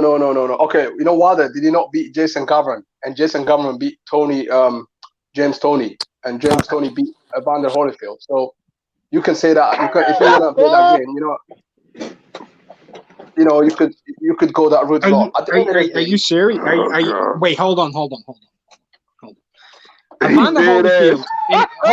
Evander Holyfield, when James Toney fought him, was already way past it, right? That's the first thing. James Toney, 6 years later, lost to Jason Gavran. No, 6 years later. And James Toney was already at that point a 21-year pro. There's a difference between that and a dude being a 2-year pro and actually You know what? Eric Molina, when he fought Wilder, he was part-timing in boxing. After that fight, he went full-time and got knocked out in 2 rounds. Yeah, but how old was Molina when he fought when he fought Deontay Wilder? I'll tell you one thing. He was younger than both James Toney and Evander Holyfield both were when they fought each other. Yo, Carlos Molina is essentially me, except I'm better looking. You understand? Eric Molina. Okay. Yeah. Okay. If you say so, yeah. He fought me. He fought a less. Hey, listen, bro. He fought a less handsome version of Johnny Boy. That's about it. That's about it. That's about it, dog. You understand? All right. If you say so. Fucking, Well, you know, he can't come over here talking that cracked out shit. But listen, I just think Deontay Wilder, the people that he fought is, he's fought them at the end of the day. But when you look at it, like he tried to fight, AJ, even though people say he ducked AJ, he never ducked AJ. It was all the promotional. What? So just because we take one side, or we're gonna believe Eddie Hearn, we're not gonna believe like Shelly Finkel. Do you know what I mean? So, and with Dillian White was number 1, but he wasn't a mandatory, okay? Because Mauricio Solomon, he confirmed it. Like Dillian White officially became mandatory when he beat Oscar Rivas. So, and Dillian White, who has he beat? He beat Parker, which was, to me, it was a bit debatable. Oscar Rivas, he should have lost that fight against Oscar Rivas. He nearly got knocked out. He got dropped. He got dropped, yeah. And okay, Dillian White, outboxed Oscar Rivas, but as we know, Dillian White was lucky. And plus, at the end of the day, it is what it is. So every time it comes to anybody else, it's luck. But when it comes to Deontay Wilder, it's all motherfucking blue magic, huh? Look, bro, listen, hold on, guys. Everybody stop for a second. I'm still flummoxed on the James Toney, Evander Holyfield comparisons and Gavin, right? And Wilder and Eric Molina. When Wilder fought Eric Molina was 33 years of age, right? When Jason Gavin fought James Toney was 45 years of age and he had 77 fucking fights. We know that, bro. He's still got names. He's still got names under his resume, and that's what matters at the end of the day. You are completely correct. You are completely correct. Mark. You proved this all right. Because of the name, it doesn't matter when you fight them. Jason Gavin has a better win on his resume by beating James Toney than Deontay Wilder has. But then Deontay Wilder beat Jason Gavin, so that doesn't work that way. Who the fuck is? Yo, hold on. David Price beat Tyson Fury, who beat Deontay Wilder. So David Price is better than Deontay Wilder. Is that how it works? Let Johnny talk. Who the fuck is Jason Cavern? Who the fuck is that guy, bro? He still beats James Toney, so. Who the fuck? I'm in the fucking Twilight Zone. I'm in the fucking Twilight Zone. All my love. All my people. That's all I'm going to say. Okay, listen. When, I'm not even going to say if, I'm very confident in Deontay Wilder. When he beats, hopefully it's going to be the 19th of December. When he beat Tyson Fury, then we're going to know, where we stand. Do you have super chats? Never go full crayon. P, do you have super chats? Me? Yeah. Yeah, I can have it, yeah. All right, I'll make you a deal. If you've got super chats on your channel, I'll make you a deal because you're so confident in Wilder. Yeah. Let's do this. I will bet you 250 right now. I'll bet you 250. I super chat you. Yeah. You super chat me. I've got Tyson Fury. You've got Wilder. Deal? 250. No, not 250, man. That's too much, man. That's gambling. Why not? You're supremely confident in him. You don't believe in him. If you're confident in him, it wouldn't matter the number. 50. No, but I had another dude say the same shit to me. Another dude said the same shit to me when I tried to bet him 500. So hold up, I got a super chat. Hold up, I got a super chat. Shout out to George, man. Johnny Boy looks like John Moxley with the haircut. Shout out to my guy D-Lab Bros, man. Shout out to D-Lab Bros. John Moxley, yeah? John Moxley. John Moxley was Dean Ambrose in WWE, went over to AEW, and now he's called John Moxley. I don't even. The last time I watched WWE was when they turned like to WWE. It used to be WWF in it. So as a child, yeah, I used to watch it until I found out it was fake. Dragon Leg salute. Lisa Bell salute. Champ Raw salute. Yeah, man, look. You I can't even believe this shit. I'm in the fucking Twilight Zone. Oh fuck. Darren D salute. Hey P, you got a problem, man. You got a problem. You gotta stop riding that Wilder D. Nah, listen. I'm an AJ fan, yeah, but I also like Deontay Wilder. And but you ride the Wilder D. You can't be an AJ fan talking this type of shit. Listen, I used to like Tyson Fury until I found out he's full of shit and crap. And I just think Tyson Fury is one of those. Hold up, time out. Just stop talking for a second. You said you used to like Tyson Fury, but you found out he full of shit. But you like Deontay Wilder, who's lived his whole life off of one face, one name, one champion, who's never unified one time in his career. But you backing him right now? You're full of shit. Boy, you flip-flop like Sandy Beaches, boy. P, I brought these in for you. I thought you might want to smoke these motherfuckers. Pass it over. I brought them in for you, bro. Just smoke it for me. I got you. I'll smoke the shit. Talking about that, I'm gonna have another one. Fuck it. But listen, at the end of the day, but listen, I can't smoke in the house though because I got kids in it. But, how dare you disrespect James Toney with that bullshit Jason Gavin crap? Listen, at the end of the day, all I'm saying is that basically, like, why can't we all like? No, you said why do we have all you saying is a lot. You saying a lot, nigga. You saying a lot. It ain't not just all you saying, because you saying a whole lot. Go ahead. Listen, all I gotta say is, like, why can't we just like the fighters? Like, okay, so what? Deontay Wilder lost. Let's look forward to the third fight. Do you know what I mean? Why do we have to make memes and like look at your picture, two hands? Like you got Marcellus Wilder, you know, nearly about to like that's not a meme. That's not a meme. That's the picture. That's the picture I grabbed off of the internet. That's what happened to him. That's not a meme. This is a meme. See, that's what I mean. Like that's a meme. Oh, but I've also used this. Listen, is this a meme? How do you change it? How do you change it when you're on the phone? Because I can't do it. Or you're on a computer? I'm on my phone. No, I'm on the phone, bro. I'm on the phone. I'm just. Where do you press it? Why am I pressing? You just cut off your camera, jackass. You don't be on webcam and you click on your own picture like in the at the bottom where it says you're in the show camera. And then it says edit audio avatar and you click edit audio avatar. Yeah. Yeah. And then you pick a picture. But listen, this nigga just needed a step by listen. off the camera. Pepe appeared like Joe. He want to know. He want to know how to do it. Oh my days! Like that picture with Tyson Fury. That's disturbing. I wanna know. I wanna know. I wanna know. I wanna know. That's disturbing, bro, man. That's I'm disturbing. fucking dying over here. You think that's disturbing, bro? Check this out. Neil Dorticus with a party hat. The fuck, bro, man. Allow it, innit? That's the best shape he ever been in his fucking life. Let's get some parliamentary procedure up in this bitch. Oh, that's thinking in Ubanks, isn't it? Mm-hmm. Traveling around. He looks like from back in the day kind of stuff. From the 50s or something, the way he's dressed and all that. But anyway, listen. Like damn time for one of them for one of them Tupac pictures with the gold chains.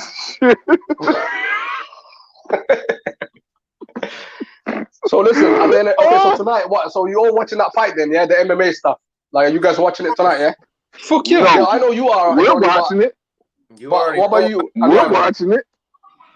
You already know I'm watching, P. Okay, listen. What is it? Pay-per-view or is it free? Is it?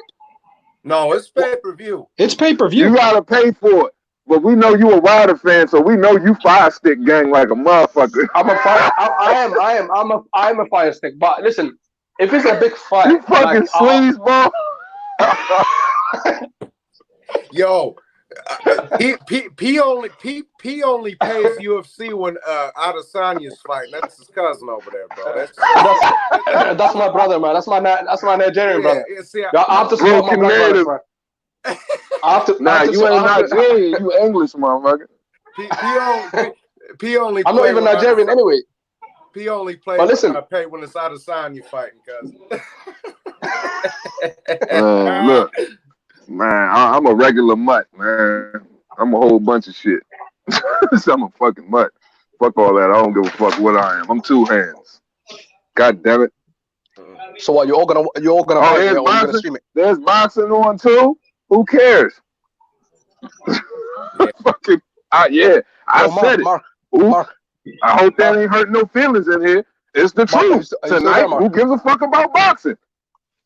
Yo, Mark, are you still there? Right on, bro. Right on. Is Mark still there? Because I was gonna ask him something.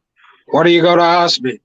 Now, did you watch that fight last night? The David Adeleye against Well, that wasn't their fight last night. That was an undercard fight. But yes, I watched it. He looked okay. He's a bit too aggressive. He needs to improve some things. He needs to work on his defense. He's easily open to uppercuts.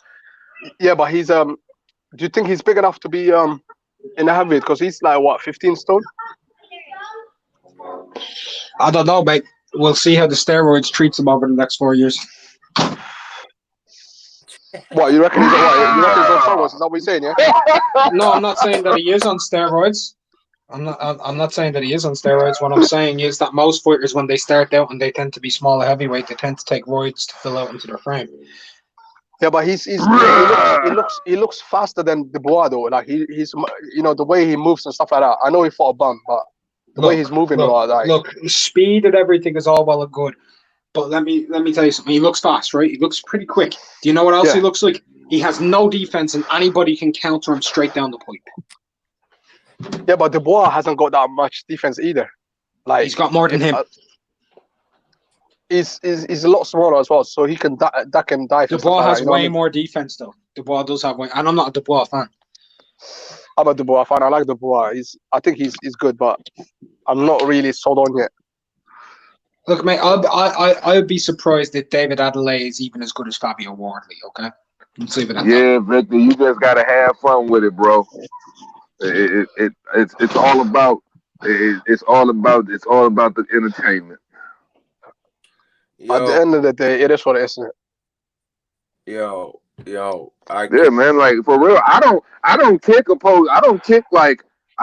guys with opposing views unless they being just difficult, like just constantly just ranting, the same shit over and over again, and just being ignorant as fuck. Because my thing is, it's entertainment. It's a different perspective, and shit, get the challenge to people and shit. So, hey, this shit for y'all at the end of the day. I like my shit to be lit. So fuck it. Yeah, two hands. See, that's the thing. That's the thing with me, two hands. You come on my shit and have a different opinion. I ain't gonna knock you for it. Just don't come over here and have just nonsense coming out your mouth. That's shouting and stuff like that. Yeah, like Hefe's like put yes, yeah.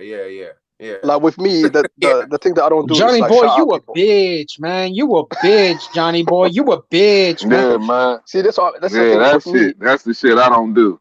With me, I don't shout at people, innit? Like, what's the point of shouting on the internet? Like on the streets, yeah. Like if they seen you on the street, yeah, like they wouldn't shout at you. So why would you shout at someone? I swear, hey, hold up, but P, with some of the shit you say out your fucking mouth, I would prefer that you fucking yell at me sometimes. But go ahead. It is what it is, innit? We all got our point of views, innit? That's it, innit? At the end of the day, a lot of people are sheeps. They follow each other, innit? But the way I see things differently, innit? Do you know what I mean? That's just me, innit? Listen, bro. I was born and bred in a fucking Mexican ghetto, bro. Yo, right? Johnny boy, shut up, man. You a bitch, man. Yeah. Listen. Hold on, bro. I was born and raised in the Mexican hood, bro. And those cats don't act like that, bro. Straight up, dog. Straight up. They don't conduct themselves like that. But I grew up around a bunch of Luis Colazo motherfuckers, dog. F8, nah, you ain't from that bullshit, bro. Stop it. It's all fun and games, isn't it? Man, look, look, man. Shit, where I'm from, man, it's predominantly, Mexican community, and shit, they just chill, keep to themselves for real. Them motherfuckers cool. I mean, everybody cool for real. I don't think like there's just one necessary. I don't think that one group is more ignorant than the other. It's just stupid motherfuckers come in all shapes, sizes, and colors, bro. It ain't no one race. It's just stupid motherfuckers and stupid motherfuckers. Period. Exactly. Two hands. There's look, bro. There's pieces. There's good people and pieces of shit of every color, every nationality, and everything else, bro. It doesn't matter. It's what's on the inside that counts, not on the outside, bro. That's what it is, bro. Trust me, the inside is the most important thing in the world. Will I give you all proof? Every last one of us loves the feeling of being inside of a woman, and that's facts. Exactly. Except for Coco. Goddamn right. From the earth in which I came, goddammit. Bro. Nothing, not like I said. The only thing that gets me more excited than a big fight is a Mexican bitch with tig old bitty. So yeah. I don't care where they're from. By the way, like, but by the way, how's the women in America? Like, are they all big? Because like, I heard that they kind of big girls. Hey man, listen, bro. You're just asking, are all your women fat? That's all I'm asking, because I heard that the shops are like, like they sell like, McDonald's is like super size, everything's like big sizes. Are they all wet? Are they all wet? You fucking, what you say? You cocksucker? He's asking, are all women in the I'm asking a question. I'm asking.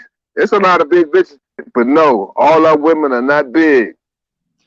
They sexy, no, but we do have like one of the most unhealthy fucking societies, if not the worst in the fucking world. So I can understand why he would say something like that. In the Western Hemisphere, not of ignorance of it. But listen, in the Western Hemisphere, America not only has a lot of the fattest people, they also have a lot of the skinniest people on the planet too. There's a lot of like anorexic people in America.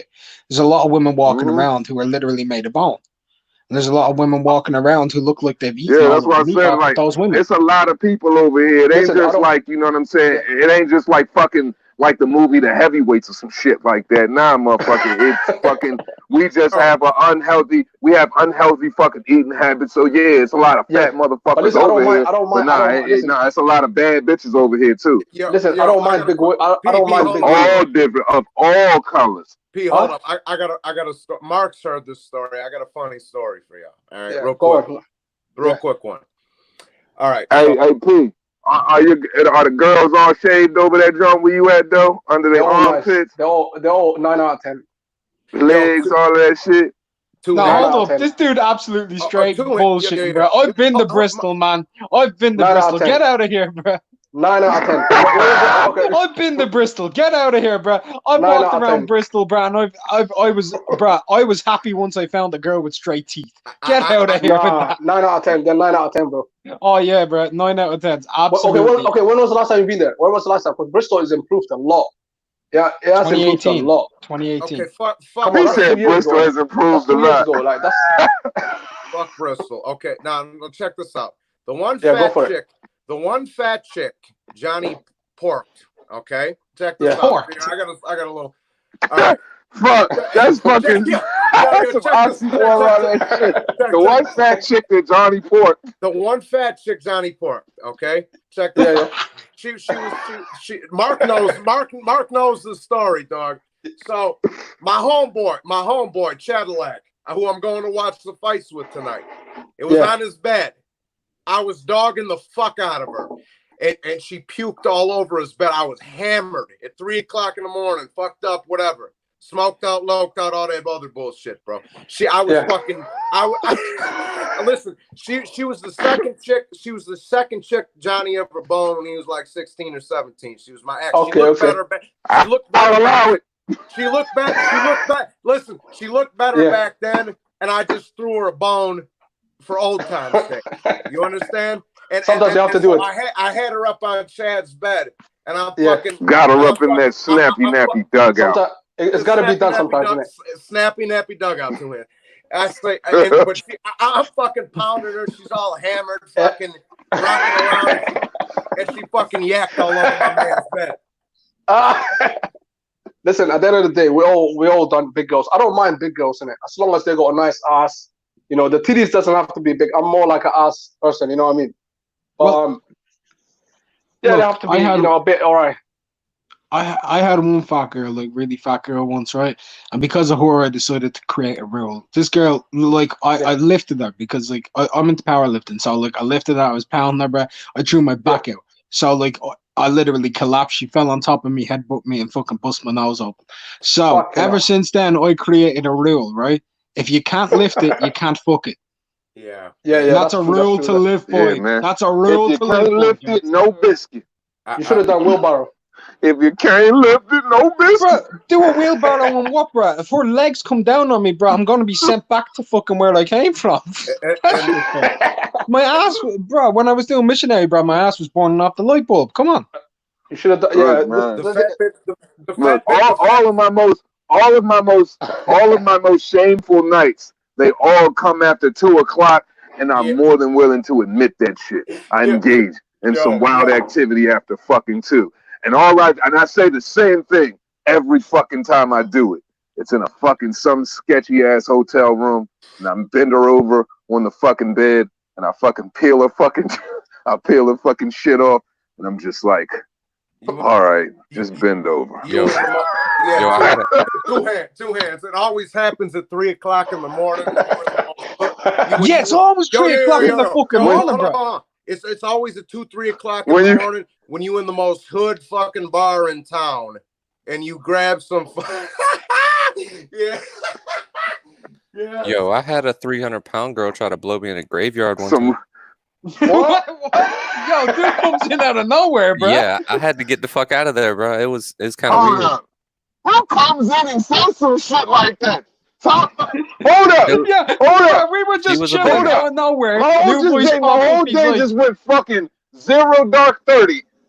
Hey, fuck Yo, you. Y'all talk about what fat the bitches. fuck? I'm My at whole day hold just on, went hold 0 on. No, dark listen, 30. listen. He said, I just had a Jay bitch try to blow me. Blues, bro. But Listen. hold on. If I just came out of nowhere, hold up, Mark. If I just came out of nowhere and I just said, I had a fat chick to try to blow me in the cemetery in the dark.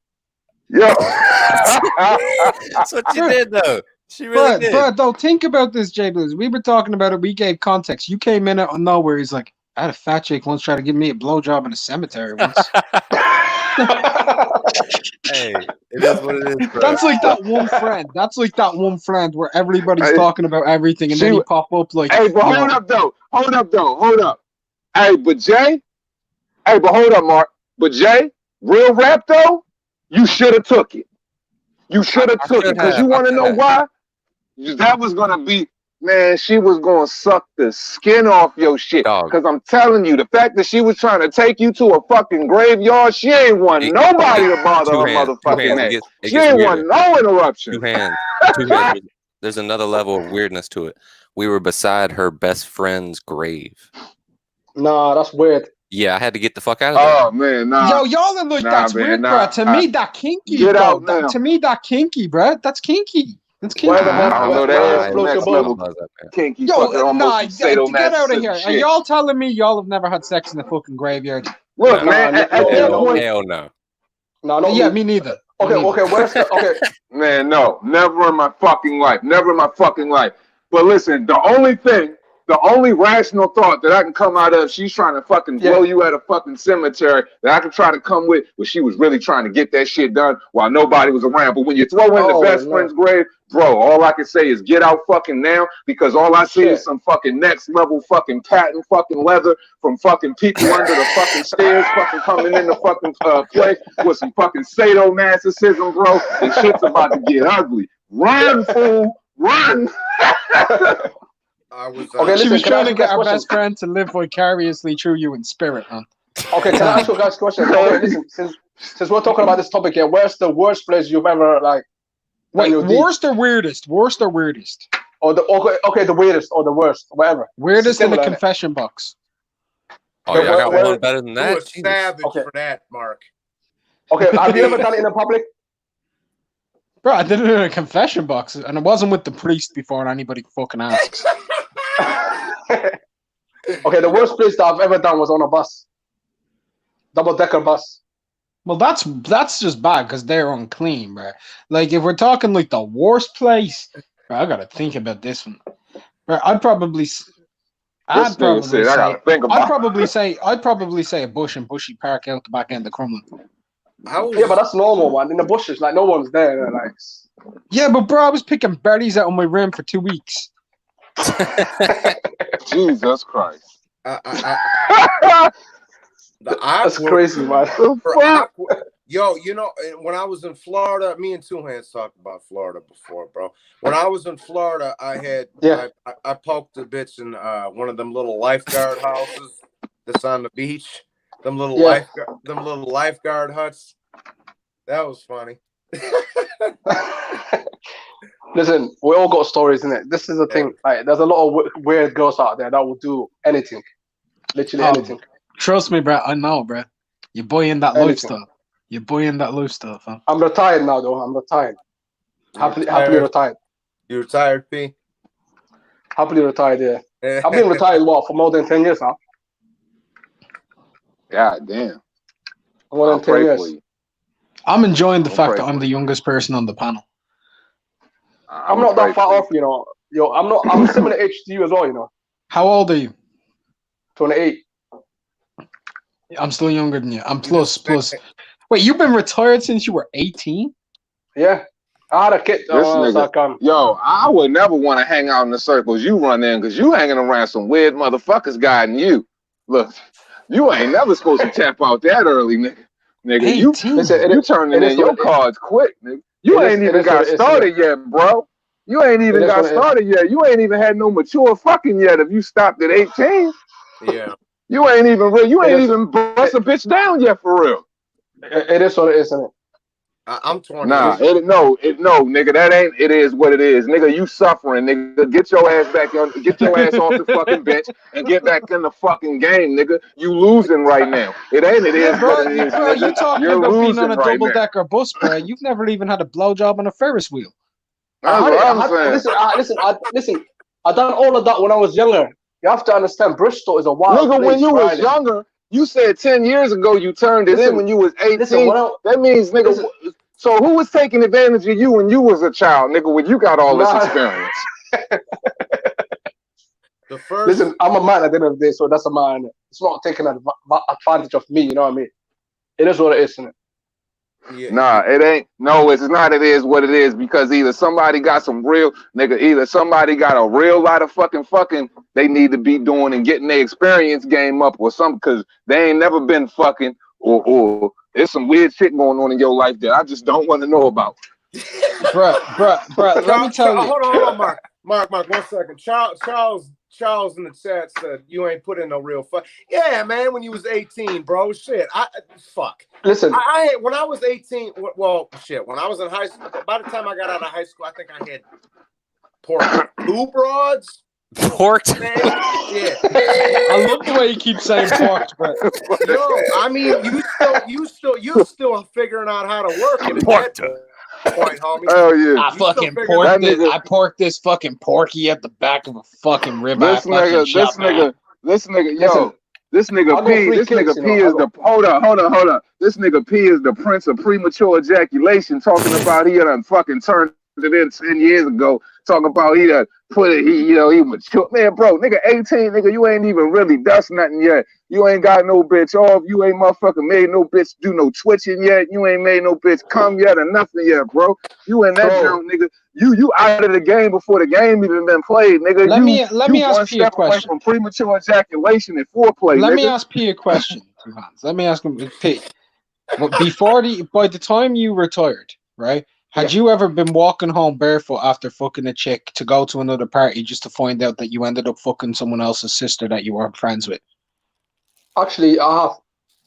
So you were walking home. So you were having you fucked some chick, right? And then you ran out of her place barefoot and ended up at a party with people you didn't know to fuck some other chick, and then later find out that they were sisters.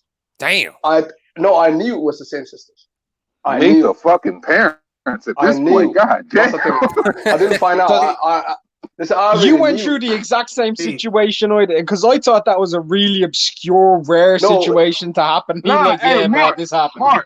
Mark, for him to fucking concur with you on that shit, that means this nigga's living vicariously through your dick. that kind of makes me feel uncomfortable right now. That's weird. Bro, never say that bro, I'm not okay with a man who's up here with the name P Boxing. First of all, we know what P stands for.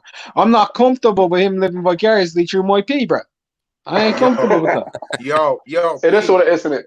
P, all your stories end P, all your stories end the same way. And then I got home. Listen,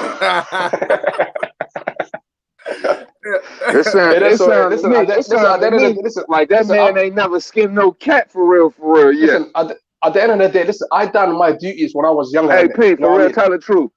I done my duties. Tell the truth. Listen, I done my duties when I was younger. When the first time you skinned some cat, bro? How you first time?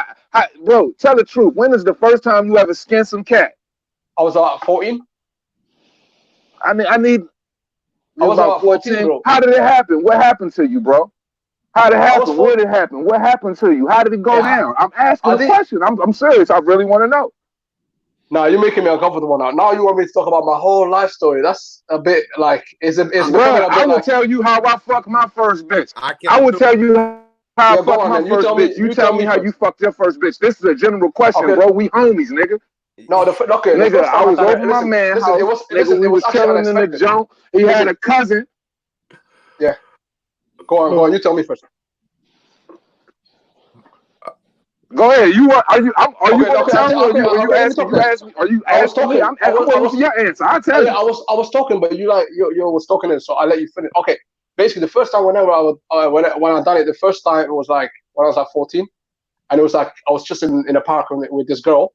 She was a little bit older than me still, and I didn't know what's gonna happen. And basically, she started like taking her like what's shorty name? Like so I started getting a boner, and basically we fucked. End of the story. In the park. That's it. All right. That's it. It's not a big deal. It's not like at the time I didn't know what I was doing, but it worked. It was my first time. Do you know what I mean? How'd you fuck her? How'd you fuck her? Where did you fuck her? You fucked her in the park? Where did you fuck her in the park? How'd you fuck her? I bend her over, and that's it. End of story. So you was a virgin. She was older. Yeah. You bent her over in the park, and you just fucked her there. End of story. That's just how it went down. Yeah. And you was a virgin, and the first thing and your first thought was to bend this bitch over. It took me ages. I remember as well. It took me ages to come as well, because that was the first time I came. Obviously, I had like wet dreams and stuff like that. But obviously, that's besides the point. This man about to be the 30-year-old virgin. I don't care what nobody say. He about to be a 30-year-old virgin. That nigga ain't never had no pussy before. Shit. All right, okay. And it's all good. If you never had no sex before, it is all good. That's, you know what I mean? But from where you coming from, you sound like a nigga that ain't never had no pussy to me before. But that is okay. I ain't gonna dig in. I'm not digging in your personal life. Okay, but listen. So what? So how? Okay, he has a kid. Hold on, 2 hands. He has a kid. I got 3 kids, bro. I got 3 kids. Oh, you got 3 kids? Okay. I got look at my Twitter. Look at my Twitter. Okay. You got 3 kids, but you still sound like a nigga that never had no pussy. I take that back. Why am I explaining myself? I don't understand this. As a grown man, you don't gotta explain yourself. If you got kids, you got kids. Go for it. If you want to say I'm a 30-year-old virgin, are they yours? Are they yours? Or you a stepdad? Are they yours? Yeah. Are they yours?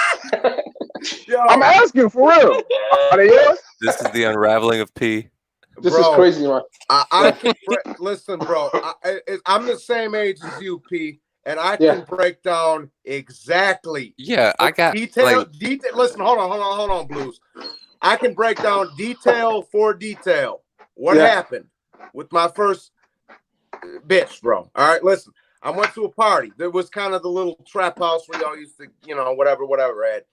My homeboy Jeezy. He's a 4-corner hustler from Chicago. Okay, little black guy. He looks like it's like a movie, innit? You sound like a movie. No, it's not a movie, but apparent. Let him finish. Your first time is pretty descriptive. No, nigga, you hold up. You don't cut me off on my show, nigga. I'll be the first. I finish when I fucking finish. You shut the fuck up. I'm just saying. What he telling you is very elaborative in description because everybody remembers in detail what they did they first go round. It ain't as vague as how they try to put it. And then the way we came into this conversation, you made this shit on weird. That's how we got here. So what this man is doing, it ain't a movie. It's just in detail. He know what the fuck happened, nigga. It was his first time. Tell us the story. Tell us the story, John. I know. Do you want to hear the story? John, tell I us want the to hear story. the story. Tell me the story. Go for it. All right. Scrawny little bitch. Now, we went to the little trap house. We used to shoot pool. They had a pool table in the basement. We all used to slang, you know, all that other bullshit. We all used to slang out of there. Now, all these, her name was Ariana. Her name was Ariana. She was a Puerto Rican chick, scrawny little skinny thing. All these, we was all drunk and fucked up at there was like 3 bitches with like 9 dudes over there, dog. Everybody was trying to hit on her, and I left her alone. I didn't say nothing to her. So finally, she's like, hey, man. She like I said, she was ghetto as fuck. Big old fucking hula hoop ear, you know. And looking like a prime J-Lo over here and shit. She was like, all right, well, you ain't busting my balls trying to get at me, so I'm going to come over here and fuck with you. Now, I'm all high and all this other shit. And I'm like, okay, come on. So we go upstairs. I'm making out with her, A, B, C, and D. She can tell us I don't know what the fuck I'm doing. I'm sticking at all kinds of places. Don't know what. She's like, sit down. She was like, sit down, bro. I'll take care of you. All right. So A, B, C, and D. I got her number. Went over there. Got my first licking a couple, 2, 3 more times, and that's the end of the story, bro. How old was you? 16, 17, something like that. Yeah, you were still young as well. Yeah. No, listen, the thing is, I actually said how it was, though. Listen, it might not look like the way. No, nigga, I've been listening to you. Time out, nigga. Time out. You can explain yourself in a minute. You explain yourself in a minute. Look, man, it just go down like this, bro. You trying to come in after this man just told you a detailed story and then trying to explain how the shit just happened and you can remember. Now, you have a problem with just being straight up with how shit going on. Because when you come in and you say, you know what I'm saying, you done experienced all you needed to experience and you've been in retirement for fucking 10 years and you 18 years old, bruh. You ain't experienced shit, nigga. Like, bruh, you still a fresh pair of sneakers out the shoebox with a Foot Locker smell, my nigga. No, listen, the way I explained it is the way it is, though. Like, I might not sound like the way Johnny's saying it, but it is what it is. Can I speak it happened for in a the park, and that's it. Let me speak on your behalf for a second. I actually believe him. I believe him because I know what it's like in the UK and in Ireland, especially during your teen years. Because a lot of my dudes lost their virginity the same way. Now, not all of them just instantly bent the bitch over in the park, but most of them, it was something like that. You end up meeting aboard, making out, you're just talking with her, right? Happens in parks, happens in fields all the time. 2 minutes later, before you know it, your fucking pants are around your ankles and you're doing stuff you've never done.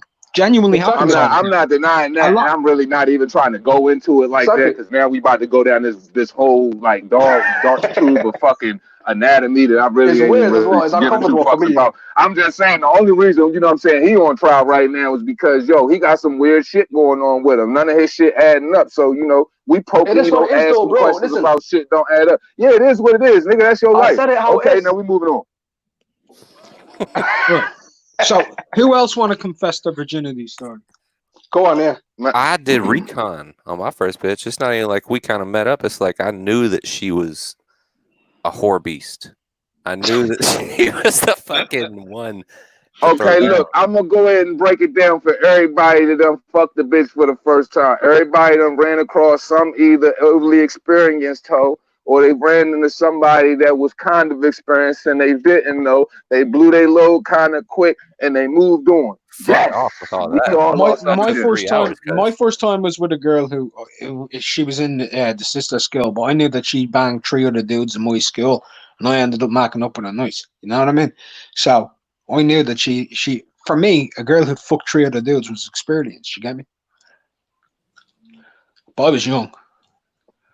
Look. Basically, man, I blew my load quick. That was it. You know what I'm saying? Move That's on. vague. Start the bit. Yeah, I mean, was that that's sex or having a wank, mate? That's pretty vague. I blew my load. Hey, shit. I probably beat my dick longer than, you know what I'm saying, I fucked the chick for real. When you jump into something that warm, you know what I mean? Shit, you nigga, when you young in the game, you don't know to use lotion when you beating your dick the first time. You don't know the motherfucker, you know what I'm saying? You ain't got all of the motherfucking the moves and the rules down when you fuck a bitch the first time. My whole thing was shit. When you around brother nigga, I've been around older niggas my whole life. So all of the niggas that was fucking or were fucking nigga, I was lying about the fucking situations that I was having at 14, hanging out with 18-year-old, 9-year-old brothers and shit like that. So when I finally got with a bitch, it was basically shit. We was over my homie house, whole bunch of playing around, going on and shit like that. And I was like, oh, we gonna continue this shit later. 2 o'clock, bust a bitch down. I lasted about a minute and a motherfucking half. The shit felt warmer than a motherfucking apple pie. Best shit I ever felt in my life. Turned me into a motherfucking animal. And still to this day, I'm a motherfucking bachelor. Fucking the stuffing out of these bitches. But yeah, that's just pretty much it. It's like a warm apple pie. Like a warm apple pie. Yeah, like a warm. Bro, me losing my pie. virginity was fucking traumatizing, bro. Traumatizing. I'll never forget that shit, man. Well, I said, if I got motherfucking molested by a bitch that was fucking 20 years older than me or something like that, I like it. Or some, if I ever, I swear to God, like I wish, like I had this one circumstance, right? Like my older brother and shit, right? We used to go over this bitch house. This bitch name was Moms. This bitch name was Mom. She was a 45-year-old woman that had a 2-story house or whatever, right? And she had 3 daughters, and her daughter had 2 cousins. And all of these bitches was bad. They could let boys come over and chill, hang out. I was only like 15 at the time. You could go through that junk, kick it and smoke and all of that. She would get all of the liquor, all of the weed. She would come downstairs in robes at like 8, 9 o'clock at night. Nigga, I was so drunk and so high at 15. This bitch walks in front of me in a silk robe, nigga. She dropped that bitch, nigga, full titties and pussy standing in front of my face. I didn't know what to do because I had about 7 to 8 people standing in front of me. So I dived head first into sucking some titties. Niggas was looking at me around the room like, they was like, yeah, you can tell Bone don't know what he doing right now. This 45-year-old woman done threw that shit on Bone. He don't know what the 2 hands don't know what to do right now. But I'm like, yeah, if I would have took advantage of them situations way earlier, nigga, I'll probably be Rick James out this bitch right now. Straight cold. I'll be cold. I probably already done wrote about 15 Donald Goins novels and shit like that. We're a straight pimp. I wish I had 4 hands so I could give them titties 4 thumbs down. Hell yeah, bro. I should have took these 2 hands and took advantage of all them situations, niggas. I'm talking about, it was about 2 summers. It was about 2 summers of some Crazy, man. Tony Boy's crazy. Yeah, man. It's about 2 stories it was about 2 summers of some statutory that probably could have been going on around that joint that I was more than willing to accept. Like, well, and the story I had told you, bro, all these because I hung around with a bunch of older cats, bro, like a lot of us did, I'm sure. But they were like, all right, we'll leave this broad alone. Johnny's trying to get popped off over here. Buddy gave me my homeboy. His name was John too, actually. He said, here, he gave me the daps with the condom in his hand. He said, go get her, champ. That's it. That's just sending you off into the wild, bro. Like, you don't even know what to do. It's just like, he just sent him into the wild. He like, just sent him into the deep end of the fucking pool and just threw that nigga into 10 feet, just like, nigga, swim. Like, you don't even know the water gets way deeper, bro. It gets way deeper, bro. But that's how it is when you coming up, though. You normally hanging out with somebody that's older than you. They getting down. They going through their fucking experiences at their age, and you with that shit, so you growing up fast, so you getting thrown into some shit you ain't never experienced before. Man, my fucking life, my childhood was all the way live, but when I finally decided to get at it, oh man, nigga. Yeah. What? But at least none of you were traumatized with your first time, bro. I ended up getting a circumcision because of mine. Huh? What? Yeah, no, because I didn't really know or anything. Like over here in Ireland, yeah, you don't get circumcised. You don't. We don't get circumcised. I know a lot of Americans. How the fuck you get circumcised in the process of having sex? Y'all got some wild shit going on over there, man. Let me explain, bro. Let him talk. Let me explain, bro. She was really. Hold up, Mark. If this nigga tells me let him talk one more time, I'ma kick you. I swear to God. No, I was just saying let him talk because I'm just telling you. Listen, I'm just telling you, don't tell me nothing. All right, I'm sorry. I said I'm sorry, didn't I? Let me explain. Go ahead, Mark. Let me explain. She'd be tight, right? But anyway, I ended up going over to her place. This is like I was mentioning earlier. She'd already been with a couple of other dudes, whatever. Like I talked to her. We were talking for a while. We were making out and shit. One day she said her parents weren't at home, so I went over to her gaff and we were chilling. We were just chilling, all good. And next thing I know, like she's like putting her hand into my pants, and I'm like, cool with it, whatever. Let's just get past that part and let's get to how I got circumcised, yeah. Because the whole thing's fucking I thought you was kind of like joking. I didn't know like sex like really leads to circumcision. Like that's kind of fucking. She got on top of me. She got on top of me, and like pretty much, she starts riding me slowly, and I start to feel a pinch, bro. I start to feel a pinch, and then like I'm noticing it's really wet, and then she keeps going, and it's getting wetter and wetter and wetter. Like the lights are off, whatever, and I'm asking her what's up. I'm like, what's going on? So it starts stinging more and more, and I'm still going, and it's stinging more and more and more, bro. My foreskin ripped through the tip of my dick, bro. Shit. Ripped right through the tip of my dick, bro. And if y'all don't fucking believe me, whoever's willing to take a picture of the scar on my fucking dick, I'll prove it to you. But yeah. No. We're okay. Listen, Mr. Tuhans, I was gonna ask you something. How come your name is Mr. Tuhans? Like, hold up, that's some shit right there that just fucked up my whole afternoon. Like I might fucking sleep fucked up now. That was some shit. I'm sorry, bro. I'm sorry, but you thinking that ruined your afternoon, shit, bro? You think that ruined your afternoon? Every time I go for the piss, bread, the thing's going sideways because I've got a scar on my dick. So calm down. Yeah, you got to live with that. You got to live with that. Once again, you got to live with that. Oh shit, that's crazy, man. I'm fucking like fully fucking traumatized right now. So, bro, Mr. Tuhans, the chick, Ariana, the one I lost my V to, she was so ghetto. She was like, you like my feelers on my feet, bro? I got like 100 pairs of these motherfuckers. You like these feelers, guys? I got 100 pairs of these bitches at the crib. That's crazy, man. Yeah, like, let's get back to boxing. Hold up, but for real, let's get back to boxing because, like, for real, like, I'm feeling weird as fuck right now, and I really want to talk about boxing. Same here. That's the thing. I didn't even come for this, like, to be honest. Like, I don't need you to like explain it. I don't need you to explain it or like elaborate on it. We could just like say like, anyway, man. Yeah, man. So fuck boxing, man. Fight Island tonight. Fight Island tonight. Kamaru Usman, Jorge Masvidal, like regardless of whatever that man got going on against him and all of that shit, man, I'm hoping Jorge pull it off. I really don't think it's that steep of a motherfucking curve. I still feel as though it's a 50-50 fight. People keep trying to say this shit ain't 50-50, but for me, this shit 50-50. So people can motherfucking say Jorge don't got a chance. He had to fucking, lose 20 pounds in a week and all of that. But for real, I think that, I think that Marty really don't want to fight that boy. For the guy who came up and spent his whole career talking about everybody ducking him and didn't want to give him a title shot, you really wasn't never trying to fight Jorge Masvidal. You would turn into the L when it came to him. Who? Mm-hmm. So, like I said, man, heart is always another component of fighting, man, that I believe, gives somebody an extra level, gives them an extra advantage. And I just think that Jorge Hart is bigger than Kamaru. Or Marty from Nebraska, as I like to call him. You see the little altercation in the elevator? Marty seen him and turned and played. He tried to play it off and like look away real quick. Like he seen Masvidal. Masvidal didn't see him, bro.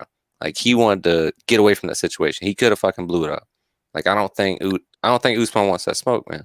To be honest, he seemed like he's scared of him because every time. You right, because he always try to act like he don't see him when he in the building, and then when he in the building, Jorge always presses him out, and he don't seem to keep that same energy. But when it comes to all the other company, he tend to act like he got his chest a little poked out a little bit more. But my whole thing is this, man. I hope people really don't think that Jorge is at a disadvantage when this man has been wanting to tear the fur off of this dude for the longest time. And my whole thing is when Ben Askren called that man Marty from Nebraska, and the way this dude acted about that shit, why would you act like Why would you act like that about somebody saying your nickname from college if it wasn't something you was trying to cover up or be fake about, bro? So that's another element of you being fake to me. So for the fact that shit comes out and it's all factual and you was trying to cover that shit up, bro, I'm just saying, man, always the fake contact with them, that's when, you know, they get exposed, man. That's when you get exposed and you get stripped of all of that glory. So just like, you know, when Deontay Wilder ran into Tyson Fury, that's no different in the eyes of Kamaru, because this dude, it seemed like ever since he got that belt, he became another cocky dude, man. He just like starting to carry himself really. He became since he got it. Hey, Two Hands, do me a favor. Drop another link in the chat, dog. My phone's about to die. That's my bad, bro. I got you. No, you good. Okay, Mr. Two Hands, you know that the two fighters that are fighting tonight, like what sort of fighters are they? Like, you know, Usman, is he more like a puncher or does he grab? You know what I mean? And Masvidal, what sort of fighter is he? Because for me to be like, I need to get excited about it. You know what I mean? If I'm gonna watch it. Hey, Masvidal, basically here's the deal. Like, you know, Usman has he's got a strong collegiate wrestling background, a stronger wrestling background, and a stronger stand-up background, but he's pretty decent in stand-up. But Jorge has a better stand-up game than he has. One stronger in wrestling, the other is strong in all around brawling, fight, and pretty much ever since they got with their stand-up game. You breaking up, Two Hands. You breaking up. He got to the stand game. He's a, you know, when he gets on, he knows how to scrum. Is Two Hands the only one breaking up for me? Am I? Yeah, you breaking up pretty bad, bro. Still? Am I still breaking up? Yeah, bro. Headphones on. It's like some auto-tune type shit. Am I still breaking up? You sound like T-Pain missing a word, bro. What the hell? The fuck? Somewhere in Wisconsin. You sound like Teddy pimped their ass down, man. But yeah, no, Pep. Usman would be more known for wrestling than Masvidal. Masvidal would be more known for striking than Usman. Both guys are good on the ground. Both guys are good standing up. That's what makes it interesting. They can both do different things. I hope I see like proper fight. I don't want to see. Oh, you'll see a proper fight. I want to see. Yeah, I know fighting could be in every aspect, but I want to see like more like a boxing kind of fight rather than wrestling. Well, Pete, Jorge's gonna be the one trying to keep it on the stand up. Yes. And Usman's gonna be the one more looking for the single leg takedowns, double leg takedowns. But Masvidal have a very good takedown defense. Now he can be rocked as well, Johnny. You can admit that. Masvidal's been caught a few times. He can be rocked. He can be hurt. But he's a combination kind of guy. Usman himself, he's actually decent on his feet, and he's got a good kick game. People underrate just how I don't mind the kicking. I don't mind the kicking. I like the kicking as long as it's all on the ground. Check this out, homie. Yeah. Masvidal wants to keep it in the middle of the ring, or octagon in this case. Keep it in the middle of the ring, turn it into a kickboxing match. Usman got good kicks. He's got a nice solid jab. He's a big boy, and he's got a good gas tank. Masvidal needs to just pap him up on the stand-up, dog, because he needs to keep it in the middle of the octagon, because if his back touches the cage, that boy gonna fucking drop him on his head, Usman, because he's bigger, he's stronger, and he's got a better gas tank. Yeah. Especially the longer it goes. Once you start getting into that 4th and 5th round area, Usman will be looking to throw him on his head. Is it still breaking up? A little bit. Yeah. A little bit too, man. It might just be where you were, Two Hands. Like you might have been in a dead spot in your gaff. Yeah, that's what happens. That's what happens to me when I go smoke a cigarette, Two Hands. Shit starts breaking up. It's just that odd spot. It's about the internet, isn't it? Wherever you are in it. You know what I mean? Well, the crazy fucking thing is it's not even. It's like it must be where I'm setting my phone. I don't know, because I have my phone set in the same spot because I got my Bluetooth. Yeah, you good on, now bro. though. You good now though. You good now. All right, cool. Because yeah, man, I got my Bluetooth headset on because I wanted to go out to my car and smoke a fucking bowl. But listen, so it sounds like a good fight then. The way It you is guys a are good breaking fight. it down. It's a good fight, man. Listen, this is the biggest fight in MMA this year. Yeah. Period. Yeah. Yo, I'm gonna tell you how big, and this is another, and I'm glad you said that because it brought something else to my mind that I wanted to bring in this conversation. But yeah, this fight is so fucking big. The only thing that's rivaling it is Conor McGregor and fucking Khabib, as far as what they talking about, the numbers and everything right now. Like this, Dana White has came out and said this shit is like the biggest event since, you know, and it's comparable to Conor McGregor Khabib, and it really is the way everybody talking about it and everything. And my thing is like, yo, if they can put on an event that can rival Conor McGregor Khabib right now with no fucking fans, once again, what the fuck that say about boxing? But anyway, it definitely is a huge fight. I would just say, Go ahead. No, I was just gonna say if Kamaru Usman going to lose this fight if Kamaru Usman go out there and he tries to fight him like he fight Colby Covington, because he has the tendency to abandon what he's good at and tries to beat people at what they better at. And that means he's going to try to fight toe-to-toe with him and stand up. He'll get knocked the fuck out. I was so happy. I mean, you know, I'm rooting for Jorge. That's my dog right there. But I ain't got nothing against Usman, and I was happy when he broke that fucking Colby's jaw. Hell yeah. Hey, I can't stand that racist prick. I'm glad he fucked him up. Yeah. So Mr. Two Hands and Johnny, who's the favorite in this fight tonight? Then Usman's the favorite. Usman's the betting favorite. He the betting favorite. He the betting favorite, but everybody want motherfucking Jorge to win. Yeah. Oh, okay. So who's Jorge? Who's Jorge? Is that Masvidal? Yeah, that's Masvidal. That's Masvidal. Is that his first name? Is that his first name? Yeah. Yeah, Jorge Masvidal. All right. Okay. I'm with you now. Jorge. Okay. Usman Usman's the champion. Now, mind you, I've said this before. These cats in the UFC, I'm not talking about the females, for the men shit. Yeah. There's only 8 belts over there. All the original 8 weight classes, bro. And 3 of them are on the line tonight. There's only 8 belts in the UFC for the men. Okay, so is there any heavyweight fight? Is there any heavyweight fight on tonight or? No, there's no heavyweight fight on. No. Okay. What's the weight? What's their weight anyway? I heard it's welterweight, but it's not the same size as boxers. 170 pounds. So what you'd consider to be super middleweight to light heavyweight. Yeah. Wow. Yeah.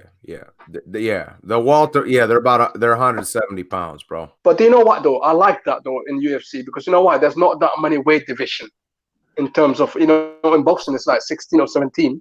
17. And how it should be. That's how it should be, P. It should be. It should be. Yeah.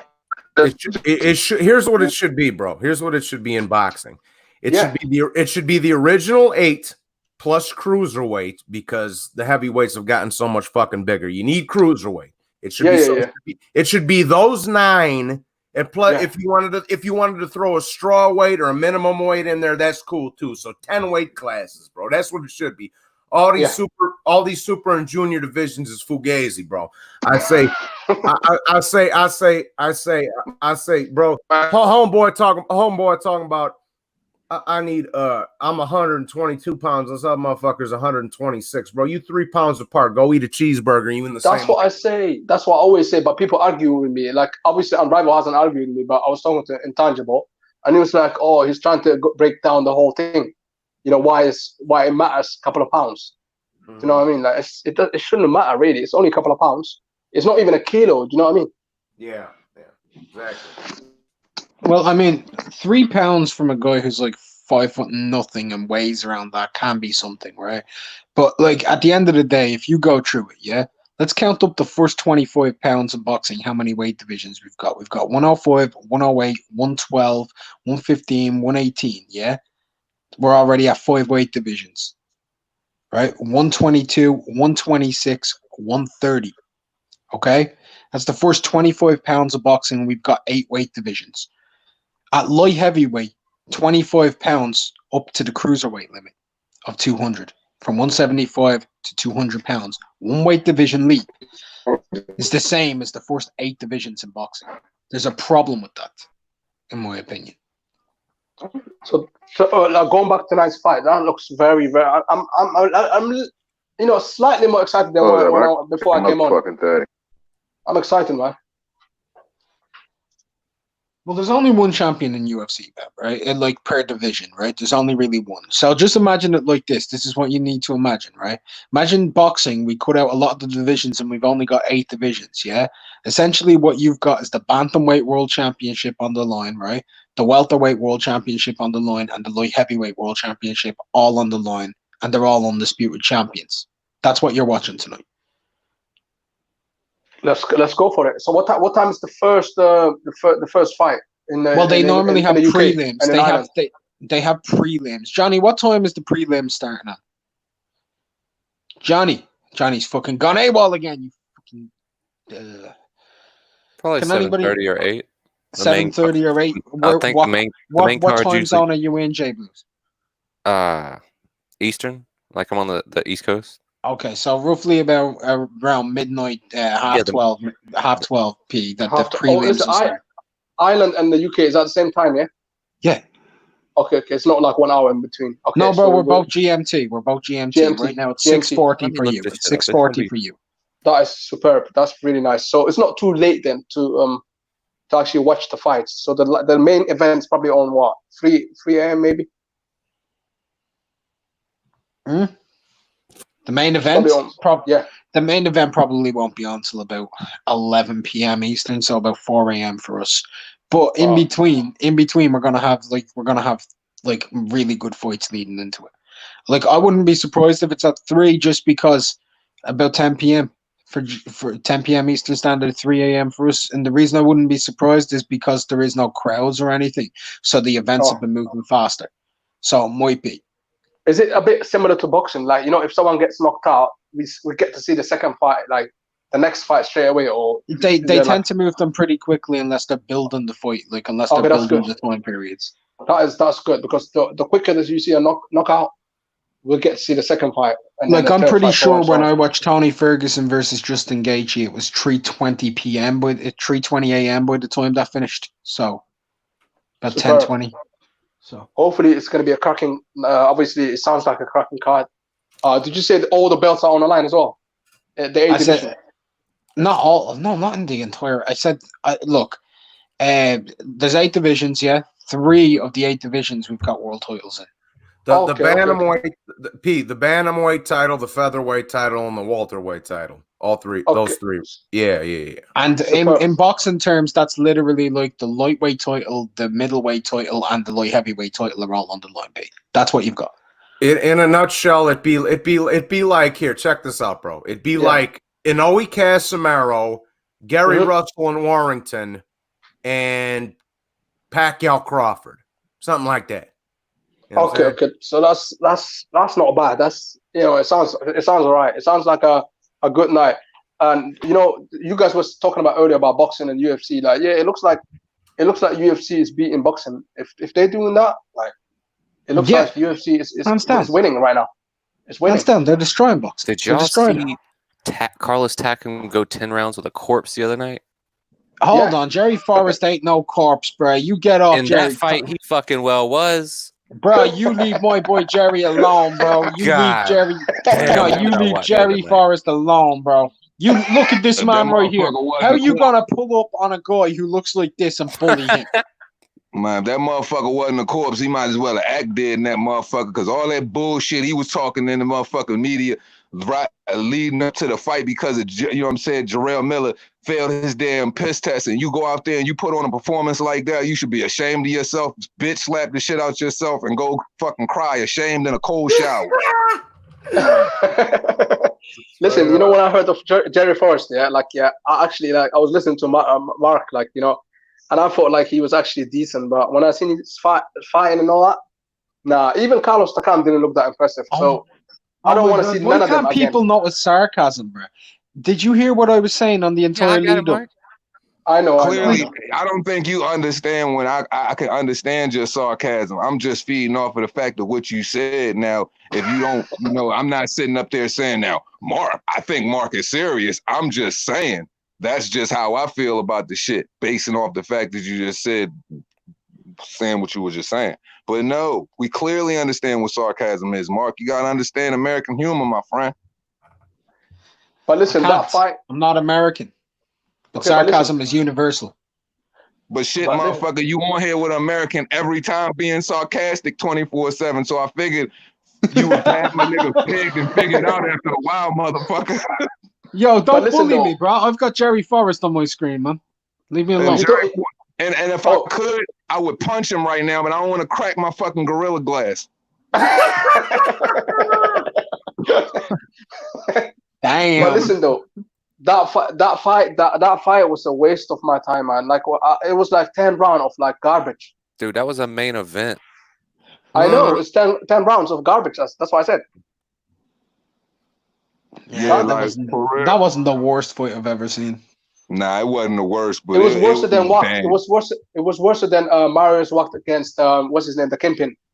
Yeah, of course his it was name worse than that. That was actually a good fight. Yeah, that was a good fight in Poland. Did he just compare that to Marius Wack and Dillian White's fight? Is that what he was saying? No, Marius No, Wack and the Kevin Kingpin. Johnson. Oh, Kevin Johnson. Kevin Johnson and Marius Wack fought a few weeks ago. Yeah, That was actually entertaining. That was Marius better. Wack knocked his ass the fuck out. No, he didn't. yeah. No, I'm No, thinking of the Kevin Mitchell fight. Marius Wack No, and that Kevin was- Johnson went the distance. That was like 12th round, wasn't it? 10. In Poland, innit? It was like, yeah, they went to distance in it, and Marius Rock won. But what I'm saying is basically that fight was more entertaining. Although that fight, I didn't enjoy it. It was more entertaining than the Forrest Takam fight. What sort of main event is that? No wonder UFC is winning. Yeah, it's because we've allowed Top Rank to lead the way. Like it's Bob Arum. It's Johnny's best friend. He's running the sport for all of us right now. Man, We all need to bow down. We all need to bow down to the greatest promoter on earth, putting on the best fights, Mr. Frank Warren. Oh my God, I can't believe it. Looking at Daniel Dubois fighting against Eric Pfeiffer and Joe Joyce fighting against Mikael Wallace. That's the Yeah, but it's a best tune-up. in boxing. I mean, what are you talking about? He's 7-0, bro, with 5 knockouts. I mean, are you kidding me? Okay, Oh. he's 7-0 with 5 knockouts. Yes, he beat Yoka in the Amis. Yes, we all know this. And since then, he's actually deteriorated because he was in a car accident a few years ago.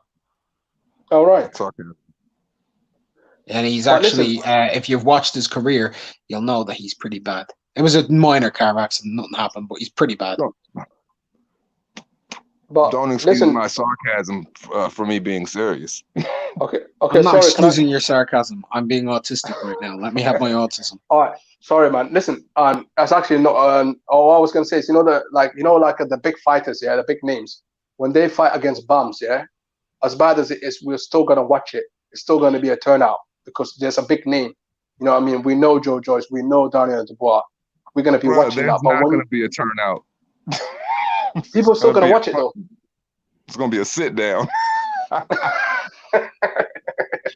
Joe Of course, Joyce and yeah. Daniel Dubois isn't really that big of a fight. It's big for boxing fans, but it's not that big on the casual scale. Not No, that a lot big. of casuals actually know about it now. There's a lot of people even that don't even watch boxing. Like some of my friends, they were like, "Oh, Joe Joyce's fight against Dubois, that's supposed to be a good fight, isn't it?" And they were like, "Yeah." Like some of my friends. They don't Look, even man, like boxing. that joint Hands gonna up. be a hard. This joint gonna be. It's good for the hardcore man, but what Mark is trying to say and what we constantly been I trying know, to I stress, know, I know, I know. This is just more to add into the fucking garbage pail of fucking consistent trash that they've just been feeding us. I mean, but Grimace is having a fucking great time eating all of that bullshit though. You know what I mean? Like it's just garbage. Grimace. It's just garbage. I mean, Grimace fucking it all up. You know, he's like, thanks, Top Rank. It's like fucking PBC. You know what I mean? They ain't even put out nothing, so they've been kind of quiet. So that might be kind of good for real because PBC is doing Jamal James Thomas Delorme, I think. That's fire. That's a good fight. That's a very good ass fight. fight. That's a fight That's that just I was super trying to see when competitive. it was supposed to happen in May, I believe. That fight was supposed to happen in May, I believe, or April or something like that. I was looking forward to that fight. So if we get in that, and you said it was supposed to happen when? August 18th? I don't know when it's going to happen. I just heard that they're meant to be doing it. I thought you said a date or something. But yeah, that's a good fucking fight. I'm just saying, man, collectively boxing is responsible for all of the bullshit. And because you got Champion, because you got DAZN, because you got PBC, like everybody can say, hey, it ain't my fault. It ain't my fault. Nah, it's fucking all of y'all motherfuckers' fault. Like, something got to be done. Y'all motherfucking taking L's right now. If you look at fucking 2020 and what's going on, boxing is taking the biggest L, and UFC is just completely shitting on all the sports on the whole right now. I mean, boxing ready to be held in a goddamn, basketball ready to be held in a goddamn bubble at Disney World, goddamn it. Like, shit. So y'all can do something, man. If boxing was a circus right now, you know how they bring the elephants out and have them walk in a circle, holding each other's tails and shit? They'd be donkeys. Like, this is how low-level rent this bullshit is right now. They're trying to push like 5 to 8% of what they have as main events. It's pathetic, man. Man, I would compare boxing to like the late 90s and shit, when you go buy a bootleg tape from the fucking farmer's market and shit because you just not trying to watch that shit in the movie theater. You know what I mean? Like, all fucking distorted and fucked up and shit. You got to sit up all close to the screen, fucking hoping you get a better picture of it and shit, hope it look better. Like, boxing is like that right now. It's like one big bootleg fucking movie for me right now that I just can't fucking stand, but I'm just watching anyway because I just want to see how it fucking plays out. Mm-hmm. Straight up. It's just fucking like it's like, yo, like what, like I don't know like how much more, like I mean, this is for just, you know what I mean, the people in the chat or whatever, playback gang. Like, I don't know how much more good I can keep shining on boxing, bro, because they ain't giving us anything good. Like, how many good things can I keep saying? How much can I keep bigging up fucking garbage? Like, the thing is, though, boxing, like, even if they gave us the good fights, how many times can they fight against each other? Like, you know what I mean? Like, let's say, like, Dillian White fights, Deontay Wilder, then Deontay Wilder fights Parker, and then, like, what? And then he fights Anthony Joshua, and then, like, it's not gonna be like, they're not gonna fight like 4, 5 times, 6 times anyway. I don't think there's a lot of talent. You know what I mean? Plus the prospects as well. They don't wanna put them in big fights anyway. So this is the thing with boxing. I don't know. Maybe the prospects should fight against the big guys. There is a lot of talent, but for me, when you sit back and you just constantly to watch this talent misused with garbage or just not even be fucking used at all, that's a lot of excuses. I've heard this same shit in fucking 2019. I've heard it from my fucking friends in 2018. You know what I'm saying? Like, since I've been doing this, like, we've always saying the same fucking shit. We can't keep making excuses for the same bullshit. I gotta be realistic at some point and just be straight up and just say, yo, this shit is fucking garbage. I ain't gonna sit up here and lie to people. This is how I really feel. It's garbage. Yeah, it is. Yeah, it is. It's flat. Listen, bro, and like I say, man, that see two hands is feeling like how I was like last week or 2 weeks, bro. It's fucking trash, dog. They don't have no excuse, dog. They don't have no excuse for not popping these fights off. Like I say, NBA is getting back cracking. NASCAR is cracking. UFC's cracking. What's y'all fucking excuse? You want some live gate money? Get the fuck out of here. Why don't you do us, the fans, a favor? You know, the ones that put fucking food on these tables to begin with, and put on some fights, bitch. You know, It ain't rocket science. The shit so easy a fucking caveman can do it. Yeah, exactly. And at the same time as well, like, the problem as well is like the promoters as well. Like, if it wasn't for all these different type of companies and stuff like that, like UFC is so much easier to make the fights because it's only under one brand. But with boxing, you got like so many different promotions. Like, you know what I mean? Like, you got like Frank Warren, Eddie Hearn. There's actually a lot of, you need to remember, there's a lot of promoters in MMA. It's just one actually has the monopoly and owns the best talent. Maybe we need that. Maybe we need a new like some sort of startment, shit. You know how many times Teofimo Lopez and goddamn Lomachenko gonna continue to get pushed back? That's on the same promotional outfit. Shit. How many times fucking Usyk and fucking Chisora is gonna get pushed back? Motherfucker, but you know, Like there's plenty of people on the same promotional outfits. You still not even getting the same fucking the fights you want. And even before the crowd bullshit shit. Like I said, shout out to Gary Russell. He putting together fucking cheap t-shirts trying to fucking peel the fur off fucking Leo Santa Cruz and fucking wearing them shit in the ring, talking about what's up Leo. Leo's next. What's up, Al? Like, yo, that's freaking terrible. It's terrible. That man freaking made an embroidered shirt in this damn basement and put that joint together and wore it in his championship fight to try to get the damn fight he wants. That's a cry for help right there. That's what boxing has been. One big damn cry for help. Yeah. It's horrible, man. Like, we need, I don't know, man. Boxing is like, a lot of people have been saying, like, it's a slowly dying trade, like slowly dying, man. Well, and Pete, the other thing is Wilder Fury 3. First of all, we don't even need a third fight because Fury whipped his ass twice. But y'all want to keep pushing this bullshit back like nobody. You know why though? Fuck about the. You know why, Johnny? Do you know why, Johnny? Because it's Fury's fault. He's the one that signed the contract. He shouldn't sign it. He was mandatory. Pete, I understand that, but I'm talking about us, the fans. We don't need to see that third fight. He already whipped his ass twice, and they're gonna continue trying to. Like I say, here's what boxing's doing for any, for anybody that hustled back in the day. You're trying to pop your nick bags off like dimes right now. That's what you're doing, dog. You're trying to make them straight. You know what I'm saying? Two hands. Like you skimping motherfuckers right now. You skimping. That's what you doing, bro. Yeah. You trying to blow them. You trying to blow them nicks up. You trying to push them nicks out there for 10 on the block right now. Yeah. You stretching like shit right now. Man, that's the problem. They definitely trying to stretch out the work. And look, the work you stretching right now is fucking garbage, bro. That's fucking garbage. Like, come on, man. At least make sure the product is, you know what I'm saying, a 10. If you're gonna fucking give me a 5 for fucking 10, god damn. Like, this shit is just it's bad, man. There's no other way around it. It's bad. And everybody we keep saying how bad it is, and apparently they just don't give a fuck for real. They come because you know what? Two hand. Them teeners, they're pushing weigh 1 gram, bro, on the dot. Hell yeah, straight 1 gram on the dot. You get that bitch, man. You like fuck, man. You already know. You get a 10 bag, you get 1 J out that motherfucker. 1 J. That is it. Yeah. That's boxing right now. That's boxing. Boxing is you paying $10, you getting a J. They're getting away with it. That's why.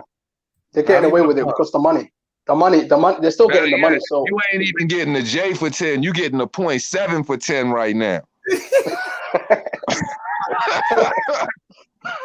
You getting 0.7, 0.8 for the 10 spot right now, bro. You ain't even you skimping the boxing, skimping the bag like a motherfucker, motherfucker, dog.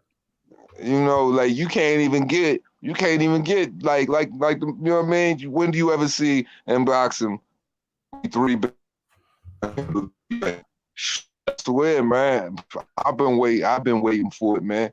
Waiting for something, man. You got some form of action. Like y'all not giving us it at this point right now, bro. Like for real. Like I hate to say it, man. I've always been team boxing, but how can I be team UFC right now? Because they the only ones that ain't making no excuses, man. They ain't making no excuses about no pandemics. They ain't making no excuses for their fight. It's like, okay, fuck you don't want to fight? All right, I'm gonna put somebody in your place real quick. Like Dana will strip the shit out of them boys. If they don't want to fight right now, talk about fans or whatever, Gates, anything, I'll strip the shit out you right now. Yep. Can I talk something though on this? Like, because this needs to be taken into consideration. It's ain't an excuse, right? But I guarantee you guys right now, if Don King was still in boxing, we would have already had great fights back, right? We would have. But here's my main excuse. A lot of these promoters are overpaying fighters to fight complete trash cans. Trash cans. So when we start talking about the promoters being the issue, we also need to remember fighters are now a big issue because they are overpaid. And I know people will be like, oh, no, they're not. The UFC brings in more money than any single promoter in boxing. Fact. It actually does. Per year, brings in way more. It's a single Tory promotion. They have all their fights are in-house fights. All of them. So everything that they're doing, they have sponsorship deals, and the fighters, they can't go and get select sponsorships. They can't pull an Anthony Joshua and go to Under Armour. They can't be like Tyson Fury and pulling up with fucking Wow Hydrate and shit like that. They can't be doing that because they're under the same banner of UFC. So UFC are able to bring in so much more money to themselves, where when they're paying fighters, it doesn't matter about the gate to them because they can still give them the same purses and make all that money back in off of the sponsorships and the pay-per-view, whereas boxing can't do that. And that's a big fucking strength of UFC, that people look at UFC as the sport of MMA when it's not. It's just one singulatory promotion, but it dominates. And that's the prosperity of having a monopoly.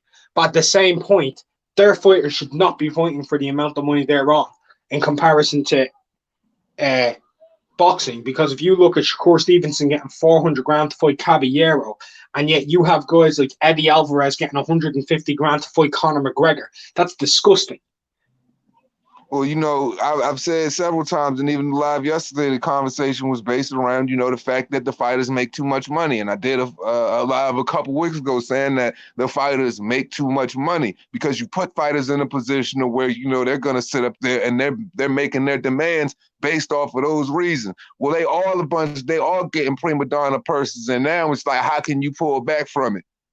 It's like, it's at the point of where how you going to pull back from it? They getting paid that shit now. So what you just gonna tell them? Well, fuck you, we not gonna pay you? Because I mean, I tell a motherfucker, you gotta realistically look at the numbers, look at what we really breaking in, and you gonna take that, and that's what you're gonna take. But I mean, at the end of the day, it ain't like you can pull back from paying them motherfuckers what you been paying them now. No, I get you. And that's a big problem with boxing. So I don't know if the promoters actually can genuinely afford to put on good fights, because they have to pay way more money and they don't have the same level of money. You know what I mean? There's Eddie Hearn, he with the big DAZN bag started throwing it around, trying to suck up talent with the money bag, and now his money bag then got so big. Now that them boys, they extra prima donna over there. But I mean, DAZN guys,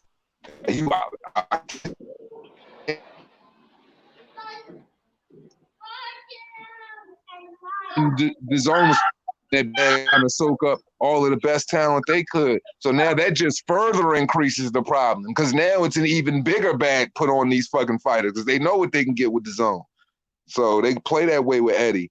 And the rest, I've always felt like these fighters eat way too much, man. They eat way too good. And I'm not opposed to a fighter eating, but come on, man. Look at these fights that they putting on. Look at the seats that are being filled out. And you tell me a fifth grader can do the math that this shit don't add up. Motherfuckers can't be making no real money. Well, let's look at it like this. Mikey Garcia got $7 million to fight Jesse Vargas, right?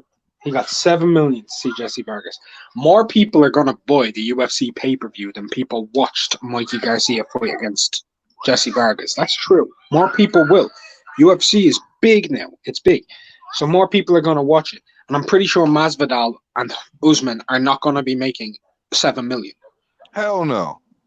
So there you go. And that's a big problem in our sport.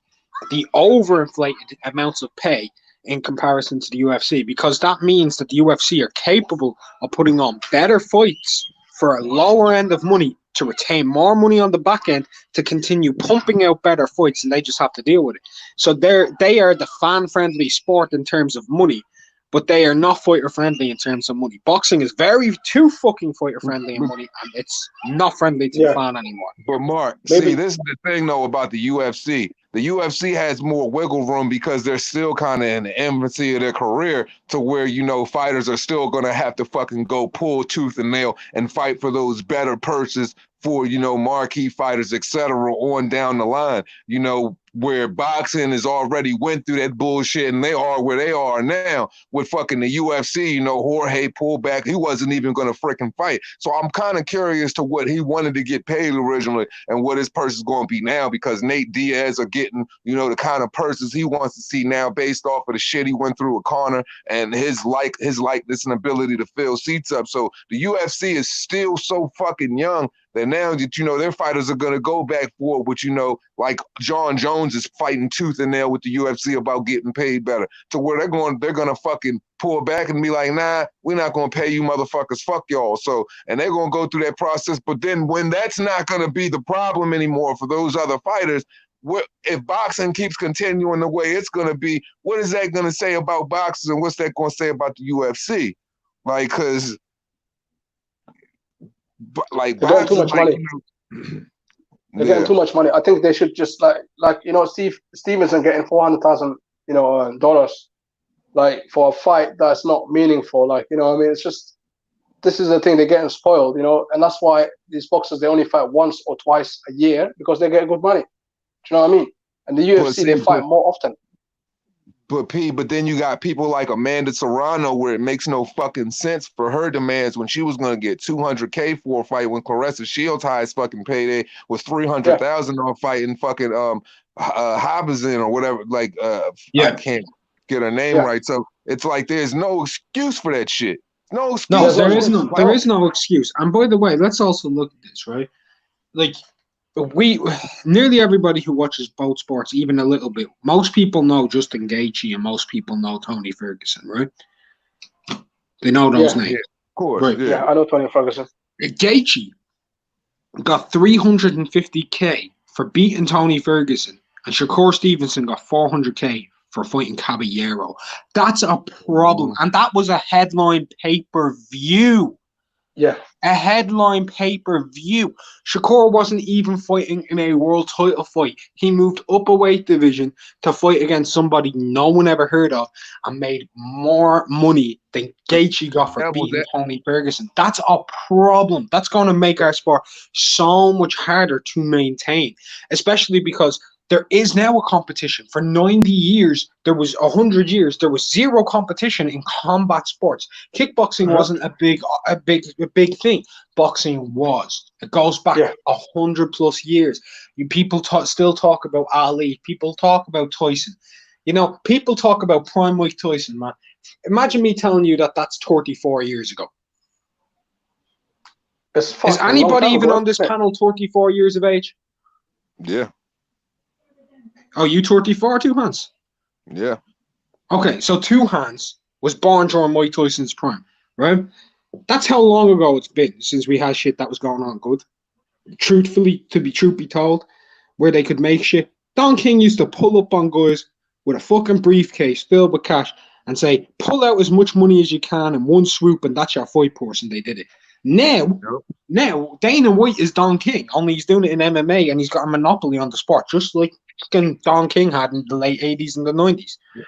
But to play devil advocate on the Justin Gaethje situation is, Justin Gaethje's never really been a star. He's never really filled out seats. But I wish Justin Gaethje's, his last 5 fights have been straight knockouts, and he's gotten his position for #1 title contention. But the fact that Khabib couldn't make that fight and Justin Gaethje had to step in, Justin Gaethje was just happy to fucking be there for real. But Justin Gaethje should have used his leverage to be like, nah, 300,000 isn't fucking enough considering what the fuck Tony Ferguson is getting paid. His purse, he should have made a claim for his purse to be a lot higher, especially at that point right there when Khabib was already stuck over in Russia and he already knew he was in that spot. Tony Ferguson only got 500 grand though. Yeah, but the thing is, they would have pushed somebody. But see, Tony Ferguson would have had to say something as well. But see, this is the thing. Dana White, because he knows his company is in MMA, the only other competition he truly has is Bellator, unless you're going to go over to One Championship, who I think pays their fucking fighters well. These motherfuckers, he would just move somebody else in the spot. He would go right down the list of the rankings and move somebody else right in the spot and fucking put the fucking belt on the line for somebody else. That's just how they operate. They cutthroat as a motherfucker over there. Well, fair enough. But let's move. Let me play devil's advocate. Let me give you an idea. Jose Aldo, you know who he is, don't you, Two Hands? We all know who Jose Aldo is, right? Yeah. Do you know what his guaranteed purse is tonight against Petr Yan? It's $30,000. Jesus. What? $30,000 for Jose Aldo. God. He's a superstar in Brazil.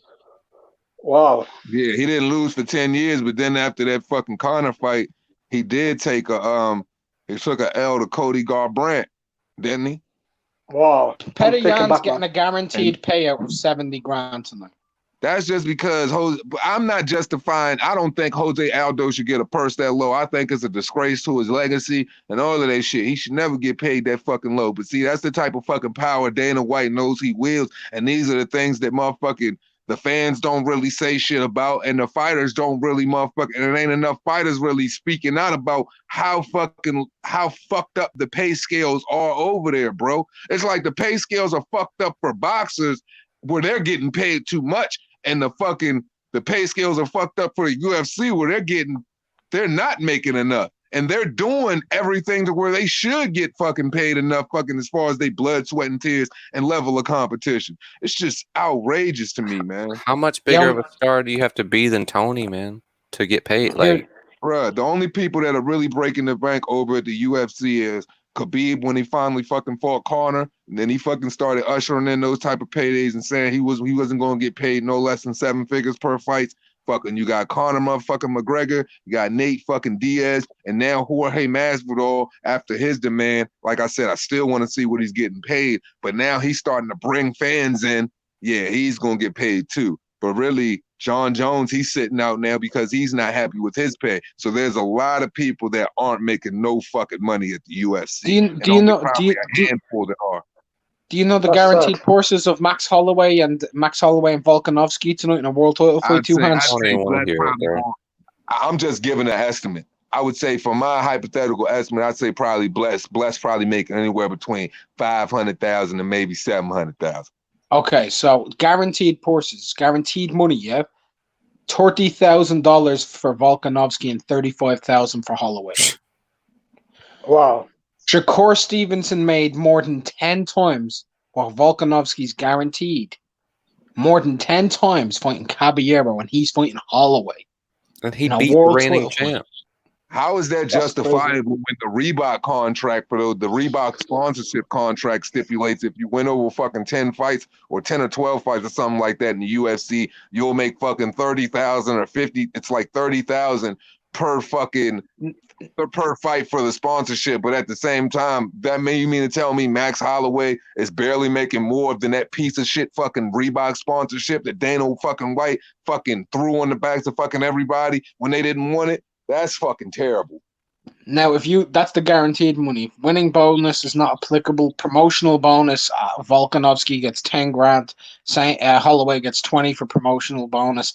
Performance bonus. So it's 20 grand with the Reebok. Fucking, that's the max for the Reebok fucking sponsorship contract. 20 fucking grand. And this is all back end money here we're looking at. And the performance bonus, so if they put on like performance tonight, either one of them could get 50 grand extra as well. At most, Max Holloway could leave with tonight if he does everything perfect. He could leave with 100 grand tonight. Max. Wow. Bruh, as a fucking fighter, man, as a sensible human being, bro, I'm not fighting for no fucking $30,000, man. And with no chance of winning a fucking 100,000. I don't give a fuck, bro. Especially all that I've given to the game of being a champion for as long as I've reigned, bro. No. It comes to a point where it's like, bro, you gotta say. Is it because they're used to that? Is that why? Maybe they're used to that type of money. And maybe the boxers are used to get more money. Maybe like they should do that with boxing to enable for us to see the good fights. These guys enslave them? What are you talking about? Do that with boxing too? This should make no sense. I mean? No, because the money that they're getting, maybe that's what they're used to. You know what I mean? Like with boxing, they're used to getting good money. And that's why they used to get good money in the UFC. Before all this Reebok bullshit, they used to make hundreds of $1,000s off sponsors and shit. Like their trunks used to be covered. Like the fucking Octagon used to have stickers all over the bitch. Now it's like Big Brother done came in and said, like, hell no, we making the money. Y'all gonna fucking scrape for crumbs and shit. It ain't just boxing, bro. If it was just hands fighting, it'd be one thing getting paid that little. But we can't do that in boxing anyway because like UFC, right? They essentially manage and promote their fighters, right? Have you ever? I know that like you got into boxing only a few years ago. Have you ever heard of the Muhammad Ali Act? Similar, yeah. I forgot. Can you go into it? I know. So the Muhammad Ali Act essentially means that this is all because of Don King, yeah? In the United States, you can't have your manager and your promoter be the same person. Where with the UFC, you actually can have that because the law only dictates to the sport of boxing. So wait, That's so what- AJ's manager is not thingy Eddie Hearn. It's only his promoter. Eddie is only his promoter. So who's his manager? Someone else at Matchroom, I think. I'm not too sure because you need to remember that's exclusively only to the US. AJ might be his own manager. I think AJ is his own manager now. I think he's his own manager. AJ Boxing. AJ Boxing. Yeah. But Eddie Matchroom events are his promoter. Not Eddie Hearn. Eddie Hearn's not his actual promoter. Matchroom Boxing is his promoter. So does that rule only apply to America, or is it just worldwide? Yo, I'm just saying, based off of these Fight Island purses, bro, what you just read off, because I didn't even take time to look at the finances. That is way lower than that is way lower than the fucking fight purses that they've fucking gotten before the pandemic. I mean, that's all included, and I'm talking about way lower. I'm talking about 90 to frick like 80, just hypothetically speaking, it could be damn near fucking 80% lower than what the fuck that they've gotten paid. That's just ridiculous. He took advantage of a situation and fully pimped him, and he's making all of the fucking money. Now, is that including what they could be making? They're not even making anything off of the pay-per-view? That's just what they have on Sportech, man. That's just what I was able to find. That's horrible. Jesus Christ. Am I still coming in clear? Yeah. All right, cool. I'm outside. No, it's rip off, man. Like the type of punishment, you take and the type of fights you putting on, like, yo, you got to understand when boxers are in these situations, when you fighting top talent, man, these dudes pick and choose who they want to fight based off of their threat level. Some of them, and some people, they'll go away and they'll avoid a certain guy who's lethal and fight a lesser of the two evils based on situations like that. And then when you got guys in situations where they can't pick and choose, and it's basically like you have to have the heart to be able to willing to fight whoever if you want to thrive in those circumstances, and you're making $30,000 for supposed to be the biggest event rivaling Khabib and fucking Conor. How fucking dare you, bro? It's crazy, man. It's absolutely crazy, man. I'm pretty sure Masvidal might be getting, like, from what I hear, it's like 15 to 18%. I think he had an interview with Ariel Winters. I think he's getting.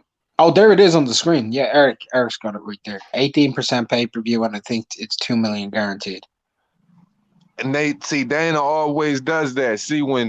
Now Masvidal, I wonder what his purse was. I wonder what he was going to pay him prior to that. It was probably something nutty like what the other guys were getting paid. And as soon as they put their foot down, the millions come out. That's the same thing with Khabib. Khabib wanted to get paid 7 figures to fight Conor. They wasn't going to give him that type of money, but Conor wanted the same type of money. He got paid damn near based off of his Floyd Mayweather fight. And he knew he could stall him out he knew what them motherfuckers are bringing in based on him. So Khabib finally got an inflation in his purse, and then now he's making that couple of $1 million per fight. Now Masvidal is going to make that couple $1 million per fight. I would advise all UFC fighters, man, know your freaking leverage, bro, and do the same thing, because nobody should be getting a freaking face kicked then on that level when you putting your blood, sweat, and tears into it, and you know you making that company money for pennies on that, for fucking pennies on the dollar, man, because that's what that is, man. They treating them dudes like they worth ass cheeks to them. But you want a co-main event and a main event card. But that's the thing, though. They signed the contract, innit? Once you sign that contract, that's it. Yeah, that's correct. That's correct, people. Mark, I need you to repeat. What's Volkanovski's pay again? Something like 30 grand. Guaranteed 30,000. 30 fucking thousand. He's the champion, bro. What's What's Usman's pay compared to Jorge's pay? I'll go and check what Sportech are saying. Yeah, give me a sec. Like, the thing is, though, like, these people, they need to know what's their right, because this is actually on pay-per-view. Like, it's gonna be in the UK. It's gonna be probably worldwide. The whole world's gonna watch this fight, and for that guy to be paid 30 grand, That is absolutely ridiculous. It's almost like, it's like, legalized slavery kind of thing in my eyes, because they should get paid more. This is a worldwide sport. Everyone knows about the UFC, And this and they is paid a lot of money. this is like a unique card. This is like a old pro wrestling type of event. Like, it's on the fucking beach, man. Like, this shit's gonna draw eyes to people who don't even watch fights. It's like, what kind of deal is this? What kind of event? Like, on the beach? I gotta check this shit out. Like, this is gonna bring a lot of fucking viewers, man. Like, they should be getting paid for this fucking event, man. Exactly. It's ridiculous. It's absolutely ridiculous how they can justify that. But then again, they cover their backs because obviously these fighters have signed the contract, and that's the reason why they can't get the blame, the promoters and the organizers. So I can't find their Porsches. It's horrible. It's horrible. I'm shocked. So Grower, the UFC Fight Island event is a part of the subscription this time if you have it, because I know last time when I went to go get John Jones, when I had the subscription or whatever, I had to pay, like, they only gave me I'm pretty sure discount. Matt Grower's from the UK though. Oh, is it on BT? Is it on regular BT? It might be on. If you've got BT, go check, Pep. Yeah, I got a regular BT. I got BT box office too. Yeah. Yeah, two-hand part the Fire Stick Squad, bro. So,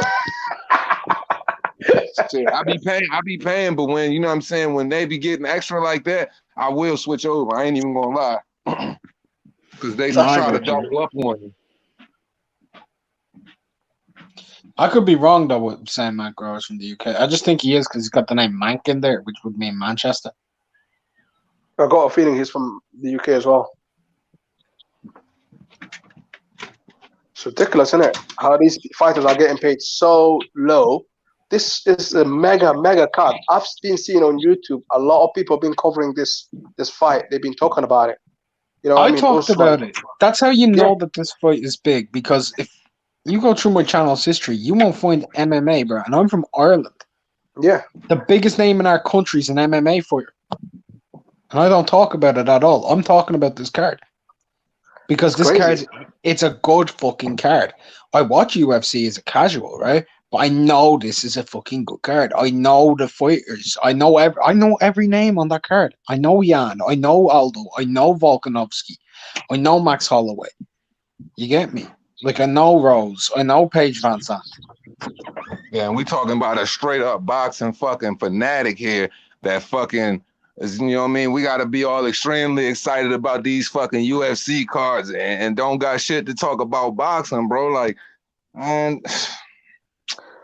The only thing that we've got to talk about boxing is like, Wilder and stuff like that. Other than that, there's nothing else to talk about. Well, I just did 17 minutes doing a preview, breakdown, and prediction for Dillian Whyte versus Povetkin, which I'm excited for. But even then, that's the first proper real card that we have in boxing since lockdown, like proper card, and that's behind a paywall in the UK. It's behind pay-per-view. I mean, that's ridiculous. Yeah, bro. Like, that's what I'm saying. It's like, yo, the only real legit card to be excited about is the fucking Fight Camp card. My thing is like, okay, that's it. Other than that, we're fucking talking about prolonged events. We're always speaking in the future, and then in the context of speaking, things are happening in the fucking future. Like, okay, fucking Loma versus Theo is gonna happen. September, no, October, November is becoming a fucking. Is it on November now? No, it's actually been pushed to October, so they say, but who's to say it's going to happen in October? I think all of these freaking fights are constantly going to keep getting dates that keep getting pushed back, and the only thing that's going to be realistic are those freaking tomato can fucking tune-up fights that they bring up with fighters with decent names. It's mad, man. It's just, it's tiring thinking about it, to be fair. It's really, really tiring. I'll say this, though. I appreciate what Eddie Hearn is trying to throw together for the month of August, because that's not bad what the zone is bringing, bro. But I'm like, so I would like to see what he's going to put together for the month of September as well. You know, so I ain't going to go too hard on him, but I'm just like, man, I'm just going hard on boxing right now. The whole, man. Then, but saying that, though, like UFC, like, Like what? They got a card every week now. The UFC. Pretty much. They've had multiple cards, not just like UFC 250 and 251 and shit, but they've been putting on cards during the week and shit. Like there was a card the other week. I don't know if Two Hands seen it. Two Hands, did you watch that Poirier Hooker fight? That was a badass Yeah, fight, man. That was a Hell badass yeah. fight. Hell yeah. That was a fucking war. Dude, he came alive in that second, and it was completely different after that. But like, it was amazing to see Poirier turn that shit around, man. Poirier Yeah, needed bro. that too. It's coming really off a did. devastating loss. He needed that. I'm not a UFC guy, bruh. Like, but what the UFC have done is what boxing should have done. They should have put together the best fights that they fucking could have and torn people into fans because we were missing that. I'm a boxing guy, right? I now like UFC a bit. I like it a bit. I never really gave it a chance, but now I like it a bit. You could have got people who don't give boxing a chance, right? And if they had been putting on a New Way Casemiro and turned that shit on, they would have been like, "Oh shit, what is this?" Instead of, "Yo, white dude bouncing around the ring like some type of gazelle with a tampon up his arsehole. What is this?" Dude, I was thinking that. I was thinking that about Takan the other night. I was like, Jesus Christ! If you're casual tuning in, it's like, oh, I guess that's boxing. Turn this bullshit off. But listen, Just you know fucking UFC. brought Yeah, up the tampon. I started thinking about that fucking commercial. listen, the problem I got with UFC, yeah, like in the UK, is like they're not really advertising it. Like, you know, with Sky, I watch Sky Sports News a lot, and I never see a lot of like UFC advertisement on that. There's a And, reason like, why. I know they're not called. Why? Okay, what's the reason? Because UFC isn't on Sky Sports. Yeah, but the thing is, they advertise other stuff that is not on Sky as well. Like what? Like other sports, like for example, like if it's like tennis or something, and if it's not on Sky. Yeah, they advertise it, but that's normally because it's not on anywhere else.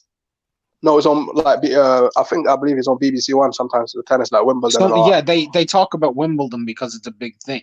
They talk about Wimbledon because it's a big thing. Wimbledon's the only tennis event that does be on the BBC. They advertise some of the stuff that does be on Eurosport, which is also not a direct competitor to Sky. Do you know what's a direct competitor to Sky? BT Sport. BT Sport is the only other subscription-based one. They talk about stuff that is free view and not available on Sky that BT don't do, but if ITV or whatever do, it's because it's a national thing and it's a big deal. But whereas with MMA, that's different. Sky bring boxing, and they don't really advertise too much of the actual boxing from BT Sport either. They've only recently started talking about Fury Wilder recently. You didn't see them talking about the BT Sport card last night. You didn't hear them advertising it or building it. They didn't talk about it either. No, they didn't talk about it. And yeah, they're going to do that. Anything that's a competition to them, they are not going to build up. That's called. Do you want to know what that's called, Pep? That's called business. Exactly. But the point that I'm trying to make is something needs to be done in terms of advertisement, whether it's on BBC News, whether it's on Sky News, whatever. Like, you know, somebody needs to be talking about UFC for us to get involved in UFC. You know what I mean? With boxing, everyone talks about boxing. BT Sport need to make their own channel. They need to make their own news channel. A news channel. They do. Yes. They do, because Sky Sports has a complete, like I was talking about earlier with UFC, right? Sky Sports News has a monopoly on sports news. So you only get what Sky want to show you. They have a complete monopoly. Let's take a look at like the transfer window. You're a football guy, right, P-Boxing? Yeah. Right. So you know about how they bring up which football player is going to join which football club, and then they start creating Sky news sources say he's going to this club or this club or this club, and then whatever. Then you look at the betting odds and you see that his odds are really close and people start putting money on it, right? They make money off of that through Sky Bet, which is the same company. Yeah. So Sky are a big monopoly and very fucking dangerous to people who don't understand. They're way bigger than BT anyway. Of course they're bigger than BT. They're massive. Sky's massive. The subscription, boys, is huge. I hope they take the UFC because with BT, it's not really working out for me because I'm not really hearing a lot. If Sky had like UFC, like I think UFC would be a lot bigger in the UK. A lot. Of course. Way a lot. You know what I mean? Of course. Man, I think and considering it's still in its infancy, you got a lot of people that's diehard boxing fans too. But I think that people are starting to understand that it's okay to you can have a fucking love, you can have a equal love for the both of them. And I think that the more that people get, because I've always said you get things from boxing that you can't get from UFC, and you get things from UFC that you can't get from boxing. So both are fucking equally is appreciated now. As far as other countries and stuff catching on, I think people are going to catch on because it's just one of them things that it's just fucking combat sports, man, at the highest fucking level, mixed martial arts. So I mean, shit, who doesn't love seeing somebody get punched in the fucking face? I look at boxing and like kickboxing as like a form of actual sport for fighting, right? To me, MMA is like some fucking Mad Max just throwdown, bro. Like truly no holds fucking barred. Like just whatever, bro. Just fight. It's a street fight. Like I think MMA honestly should go back to like the 10-minute first round and just see who can deal with the shit. Like fuck rounds. Like that's why I love MMA, because like you're saying, you can get stuff from it that you can't get from boxing. Like it's just a almost lawlessness to it. You know what I mean? Facts. It's that street brawling mentality, that street brawler love fucking in the UFC. It's like sanctioned fucking street brawling. The only thing you fucking can't do is you just can't fucking hang foot in a motherfucker's mouth. You know what I mean? And you just can't fucking 12-6 a motherfucker. Other than that, you can give a motherfucker the business. No dick shots. Facts. So outside of, and those are the things that on the street that those are those unwritten laws in the streets, and certain rules that you just don't break in in an honorable fucking fist fight or honorable brawl. But it's a beauty in all of that fucking chaos and all of that madness, man. And I just think that boxing was starting to have a certain level. There was a certain level of savagery that was coming back to boxing that was making motherfuckers want for more and more. That 2020 was about to present for us, that looking like that up, no fans, that we still couldn't have it, instead of trying to find the ways for us to fucking have it. That right now, UFC, man, they just got it, man. They just doing their thing, and hats off to them. I can't do nothing but respect it, man. Exactly. It's like the way they done it as well. Like they done it on the low key as well, and they're doing their thing. And look, they're doing numbers and everything, and they're giving us the fights that people want to see. So yeah, hands up to them, man. I know one thing, man. If it wasn't for Masvidal, where the fuck would the UFC be right now? Because for real, he is Conor McGregor. What Conor McGregor was in 2014, 2015. He's their biggest shooting star, like fucking shining light to bring new eyes to the shit, to keep eyes on the shit. Like the fact that he's actually in this fucking main event, bro. Because I was still gonna watch this shit. I just wasn't gonna be excited about it, man. With Gilbert Burns versus Usman. I was really excited for that fight as well, because that's a good fucking fight. Nah, it's not as good as this one. It's okay. It's an okay fight. It's not as good in terms of name, not right, Eddie, but we don't know just how good Gilbert Burns is. He may turn up and fight one of these one day and beat the shit out of him. That dude could go. Oh, right. But the whole story of Masvidal's rise, man, it needed this culmination. You know what I mean? Oh, listen, my body's dying, innit? I have to go, Mr. Two Hands. It's nice for having me. Thank you very much. Unrivaled. And what's your name? Jay Blues, man. Jay Blues. All right. Thank you, guys. Yeah. I'll see you guys soon. Yep. Sorry if I was a pain in the ass, as always. All right. Cheers. You good, man. You good. You good. You always good, bro. See always, you next time. All right. Cool. Peace. Yeah, man. Fucking. And IBT, to what you're saying, you're absolutely right. Fucking, well, the violence is fucking there. And actually, it might be a little bit more violent than a street fight, actually, but as far as the wind and the endurance, hell nah, motherfuckers would be lucky to make it about a minute and a half in a goddamn street fight. Shit, you better look, most of these dudes out here, IBT, they got about a good 30-second, 45-second burst, bro. And then after that, you already know, like my man Magic Man Tarver said, fatigue makes a coward out of, out of most men, you know what I mean? So that's what happened to these dudes. So yeah, not no street fight. That's why that 10-minute first round in Pride was a motherfucker. Like you gonna see who the real fighters are, bro. You gonna see who the real tacticians who can deal and adjust. Like you gonna see who the real fucking street fighters. Like that shit's gonna come out, bro. Like whoever the fuck you are in that first 10 minutes, you gonna see it, bro. Yeah, man. Like Pride ain't no joke, bruh. And Pride, you know, the rules definitely changed a little bit. So you know what I mean? Like I said, you'll find out real quick. And like I said, in those 5 minute rounds, in those championship rounds, you find out real quick who's really what a person has, because you know it's a big difference. That extra 2 minutes that boxing doesn't give you, and those rounds that UFC give you, bruh. Them 5 minute rounds is taxing, you know, going back and forth. And when you get into that third through that fifth round, man, you start to see that wear and tear on that body. Like, you know, like the great man, who would have ever thought that two females would probably put on one of the best MMA fights ever fucking known to man, and Joanna Jędrzejczyk. I was about to say Zhang. Hell yeah. Like they put on a straight up war. This girl had a hematoma on the sides of her head to where she looked like goddamn the Elephant Man. Is her fucking horrible. How dare you do that to my baby, man? And like, you Joanna, see how she kept bowing her in it?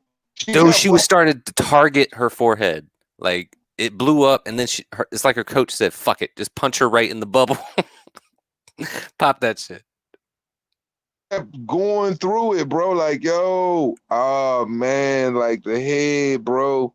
The head, like you could tell every time she got hit in that part of her head, it was slowing her down. She really couldn't go. It was kind of like that fight equated to Robbie Lawler and my man Rory McDonald, when Rory just got cracked in his nose so many times. That last shot in his nose just took it and he fell over. Well, Joanna fought through it and made it all 5 rounds with that hematoma on her head to where she didn't quit. So that says a lot about that girl heart. And she continued to fight through it with hella combinations and put her hands together. Like, man, and for real, I felt as though she won the freaking fight. Yeah, man.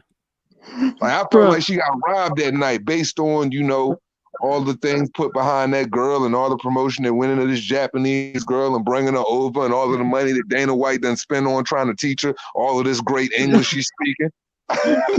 Two hands. Are you on Twitter right now, bro? Are you on Twitter right now? Nah, I mean, I'm on it, but I'm not on it. Right. Mike Coppinger put out a tweet, and this is the funniest, saddest thing I've ever read in my life. According to his sources, yeah? Hold on. Where did that go? Oh, man, you know when your Twitter updates and you have like a page of shit? Hold on, give me a second. Yeah. You know Frank Warren's card last night? Two hands. You know Frank Warren's card from last night? Yeah. So let's talk about how many average viewers this shit was doing. According to Mike, hold on. Oh my God, it's out there updating again. Give me 1 sec. Michael Coppinger. Here we go. Can you hear me? Yeah, loud and clear. According to Mike Coppinger's sources, Frank Warren's return to boxing on Friday on BT Sport generated an average of 5,000 viewers, and the peak viewership was 20,000. That's a small town. While everybody's stuck in the house, this dude couldn't even get St. Mary's County to watch his motherfucking shit. Like, dude, that's a small county in Arkansas. Like, bruh, fuck Arkansas, bruh. I'm in fucking Dublin, yeah? I'm in a suburb out in Dublin, bruh. Do you want to know what we have out here? We have like 40,000 people where I'm at. We got more people in my village. So that's half a suburb. Watching this shit. Bro, that just goes to show Frankie, you know what I mean? Frankie Fish Eyes, a.k.a., you know, the Queen Schmeagle. He should just never say anything about his promotional, you know, his promotional abilities ever again, bro. You couldn't even get more than 20,000 people to freaking tune in and to watch your boxing event, bro, in a time to where the world is freaking clamoring for more and more boxing. To be fair, the card was gash. Nobody knew anyone on it. What card wasn't? Whose fault is that? Whose fucking fault is that? Well, obviously it's fucking Frank's. Goddamn fish eyes. But according to Frank, it was a goddamn success. I wonder if any of those guys got paid more than $5,000, bro. I'm not even joking. Well, Mark, it was a success. Yeah. It was a success. Oh my God. That's boxing on BT Sport. Look, I'm not trying to be funny or nothing, but Sky Sports viewing figures are gonna dominate that. Like first card back, they're gonna dominate that. Like Eggington and Cheeseman's gonna dominate that in views, bro. Eggington and Cheeseman probably pull in 150K viewers. Yeah. Easy. Like, Frank should just go ahead and just realize it's like, bro, you not one of the big three, Holmes. You're like Luda. You're a floater like Luda Bella right now. You're kind of like the Luda Bella of the UK, and it's Nah, okay, he bigger. bro. He bigger than Lou just because. Well, no, Lou actually has bigger name fighters, but the reason Frank's actually bigger than him is Frank actually has a TV deal. Right. Yeah, I understand that, but you know what I mean. Like comparable over here, it's like, yo, you got, of course, Eddie, and people, and these, and most of these American dudes, like these American YouTube channels, they hate to admit that Eddie Hearn is that guy over here. They don't even like to mention the UK promoter up with, they hate to admit him side by side with It's Bob Eddie, Arum, Bob, and Al. Al Heyman, exactly. And Frank Warren's in that position with ESPN and Top Rank and Tyson Fury, kind of like Luda Bella with Eddie Hearn right now. Like, it's so fucking funny. It's like, it's bad. You remember last year, Two Hands, IFL TV, they were doing MTK cards, right? Yeah. They were doing live MTK cards on YouTube. I remember like that they had 40, 50,000 people watching live. They were doing better on YouTube than Frank wanted doing on BT Sport. That's a fact. That's why I was just about to say something about that a few minutes ago too, and it slipped my mind. I was going to say, what happened to them MTK cards on YouTube? I love them shits. ESPN took them. ESPN took them. Yeah, man. Frank better get back to that shit. Frank's over there like, fuck, man. It's like, and that motherfucker ain't nothing but he ain't nothing but a boil on fucking Bob Arum's ass cheek at this point in his career. If that's harsh for me to say, fuck it, I said it. It is what it is, goddammit. Frank is just fifth wheeling it right now. Him and Luda Bella, unfortunately. And Luda Bella. Fifth wheeling. Fifth wheeling like a motherfucker. It's like, they just uncordially uninvited to this date. You've been cordially invited on date night, but don't have a date and shit. You just kind of tagging along and shit, hoping you get the leftovers. Hey, do y'all know anything about the new sponsor for the UFC, the Venom or whatever? Yeah, Venom. They're leaving Reebok for that shit. Yeah, Venom's dope. They make a lot of fucking dope ass fucking boxing gear, boxing apparel and shit. They're actually an MMA company who've kind of gone into boxing, but they do more MMA. Yeah, I know, but that's what I mean. Like they make a lot of fucking MMA apparel, boxing apparel, like like bags, gloves, shit like that. Here's one for you. Jay Blues, do you know who Lomachenko is, bro? Yeah. Have you ever watched him fight? Yeah. I just watched the Linares fight the other night. Yeah, both of them were wearing Venom gloves in that fight. I know I've seen the it almost looks like the Rival logo, right? Like it wraps around like the snake's head. Yeah, the python wraps around the gloves. I actually have a Venom sports bag, man. Yeah, fucking Venom gloves ain't cheap either, man. No. That sports bag was like $60, but I've had different sports bags for years, Two Hands, like Adidas, Nike, all these, whatever. That sports bag is the sturdiest piece of shit I've ever had in my life. That's what's up. Bro, I had like 45 pounds worth of shit thrown over my shoulder the other day walking with a brand nothing. Yeah, because I like the designs of a lot of their shit, bro. But I've been using Grant and been, of course, Everlast has been a part of my fucking childhood since forever. So I've always been using Everlast and Grant. But shit, even Everlast shit is starting to get more expensive, and Grant shit is just ridiculous sometimes. Oh yeah, but here's the thing: I wouldn't use Venom's boxing gloves. The design and shape it's just not right. It's just not right. That's just me. Yeah, they probably used to their usual practice, which is MMA and shit, Muay Thai, kickboxing type shit. Yeah. But nah, how they getting so much money, bro? they buy. Huh? Oh, I was talking to South Crew. Yeah, they're doing big, bro. What's up, Corey? Venom doing big. It's not going to be like the Reebok deal, though, right? Like the Venom's actually going to come through with some kind of sponsorship for the fighters. It's not going to I starve have them no like it is idea. now. I have no idea. I have Just- no idea. Please, bro, something different than Reebok. I don't know, bro. Yeah, man. Like, I'm just saying, like, Dana White, he got a lot of, smart business people around, and they know how to freaking, come up with these deals that fucking shortchange the freaking fighters and sell this shit to them like it's everything they need to be doing. And of course, it's not. And then they find out quick that it's like, hey, when I was sponsored with freaking, Stanley's carpet cleaners and I was sponsored with, Hooters and everybody else, I was getting fucking 500,000 after a fight. Now I'm fucking getting 20,000 at the peak of my shit. Jesus. I knew when this Reebok deal took place, man, that it was going to slowly water down the competition of the fights. It's going to slowly water down the validity of the heat that each fighter is going to bring into the fight, because he knew he was only going to walk away with so much fucking money at the end of the day. So it's not even going to be worth the goddamn risk anymore. Like, since 2013, 2014, it's just slowly been on a fucking steady decline, man. I feel like it's starting to come back somewhat with Masvidal, and I think Masvidal will act like Fury did and like spark inspiration in the fight game again.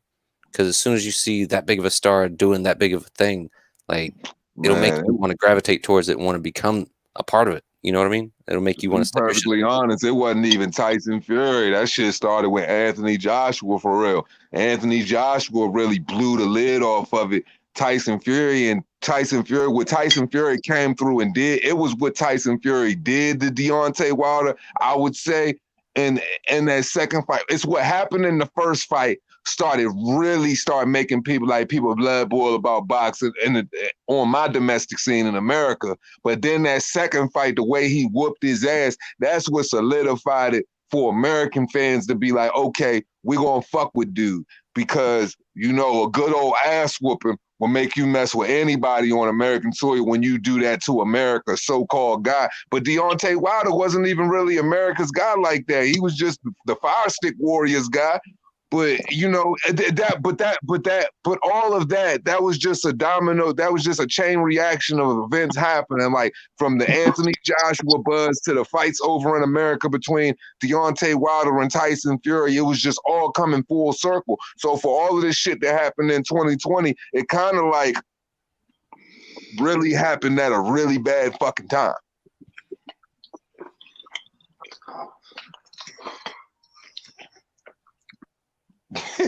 Yeah, shout out to old Fish Eyes, aka Schmeagle.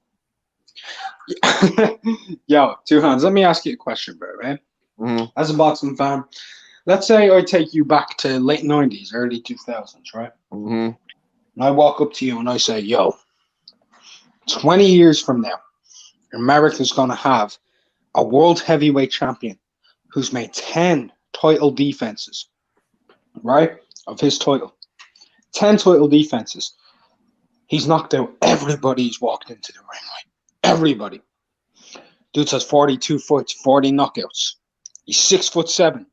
People are saying he's the biggest puncher in the history of the sport. If I had told you this in the 90s, you would have been like, damn. And then I tell you, he couldn't do 1 million pay-per-view in the heavyweight division. I know. You'd have cut my head off and called me retarded. Yes or no? Yeah, I would have yelled at you. Like, I would have been like, you can't be, you got to be fucking kidding me. Like, oh, is this really a question we asking right now? It would be like one of those questions you would think is damn near a fucking joke. And then to come to find out that's what it is. You would never fucking think. You would never think.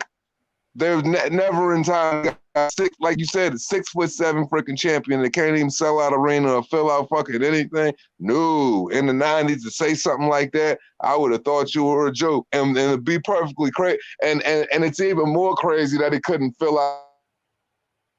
Right now, the American heavyweight has always been the freaking golden boy of the fucking the golden boy of the freaking the division. So for an American heavyweight to get behind you and back you, bro, he's done everything to make America get on board with him, and they never could. That just lets you know right there, bro, you got to be the biggest fucking ass. You got to be straight the ass cheeks of boxing history, man. Period. You got to be the ass cheeks. You got to be the sweaty, stinking thong, all up in the ass cheeks of fucking heavyweight boxing history. That is a fact. Like that I could never like that. Just that puts it all in perspective. Go ahead, Jay. You think Primo Carnero was a better draw than Wilder? Yes. Yeah. Damn. Like, yo, it is what it is. Like, this dude, I've never seen anything like this guy. Do you think Primo Carnero was a better fighter than Wilder? More skilled? I mean, I think they're about even. Honestly, I think Primo's kind of edging him, but what do you think? No? I had to say, yeah, man. Like, Deontay Wilder is probably do about a half a thing good, man. Like, none of them, both of them is like, this shit is funny as fuck. So he's even worse than Wilder, and he's a better draw still. Well, I do think he's actually less skilled, yeah. Damn. Because Wilder has a couple of good qualities to what he's able to do. Able to make himself awkward due to his size. I mean, they're both pretty fucking shit at boxing. Yeah, that's what I brought him up for. Like, if someone turned around to me and say, boxing's evolved, and then they say, then I were to just ask, who's more of a skilled heavyweight? A dude from the 40s, and let's say Joe Louis or Wilder. Who's a more skilled boxer? Joe Louis is way more skilled than Wilder is. Way more skilled. Yeah, bro. It's like, man, you know what I mean? Like, I don't like to put fucking labels on people, man, but I kind of do for real. If the shoe fit fucking wears it. So I shouldn't say that. But I mean, but when you label somebody like the worst of something, like that man, like, he's the fucking worst, man. Like, you know, it's just beyond just being bad, man. Like, yo, like he could have been as bad as he wanted to be, but if he acknowledged it, he probably wouldn't even like he probably wouldn't even get that title. But he's like, he lacks technique, and he's just like, his attitude is just trash, and he's delusional. So he's like, and he believes it, but he truly believes the things he says out of his mouth. So it's just like, yeah, bro, I got to give you that.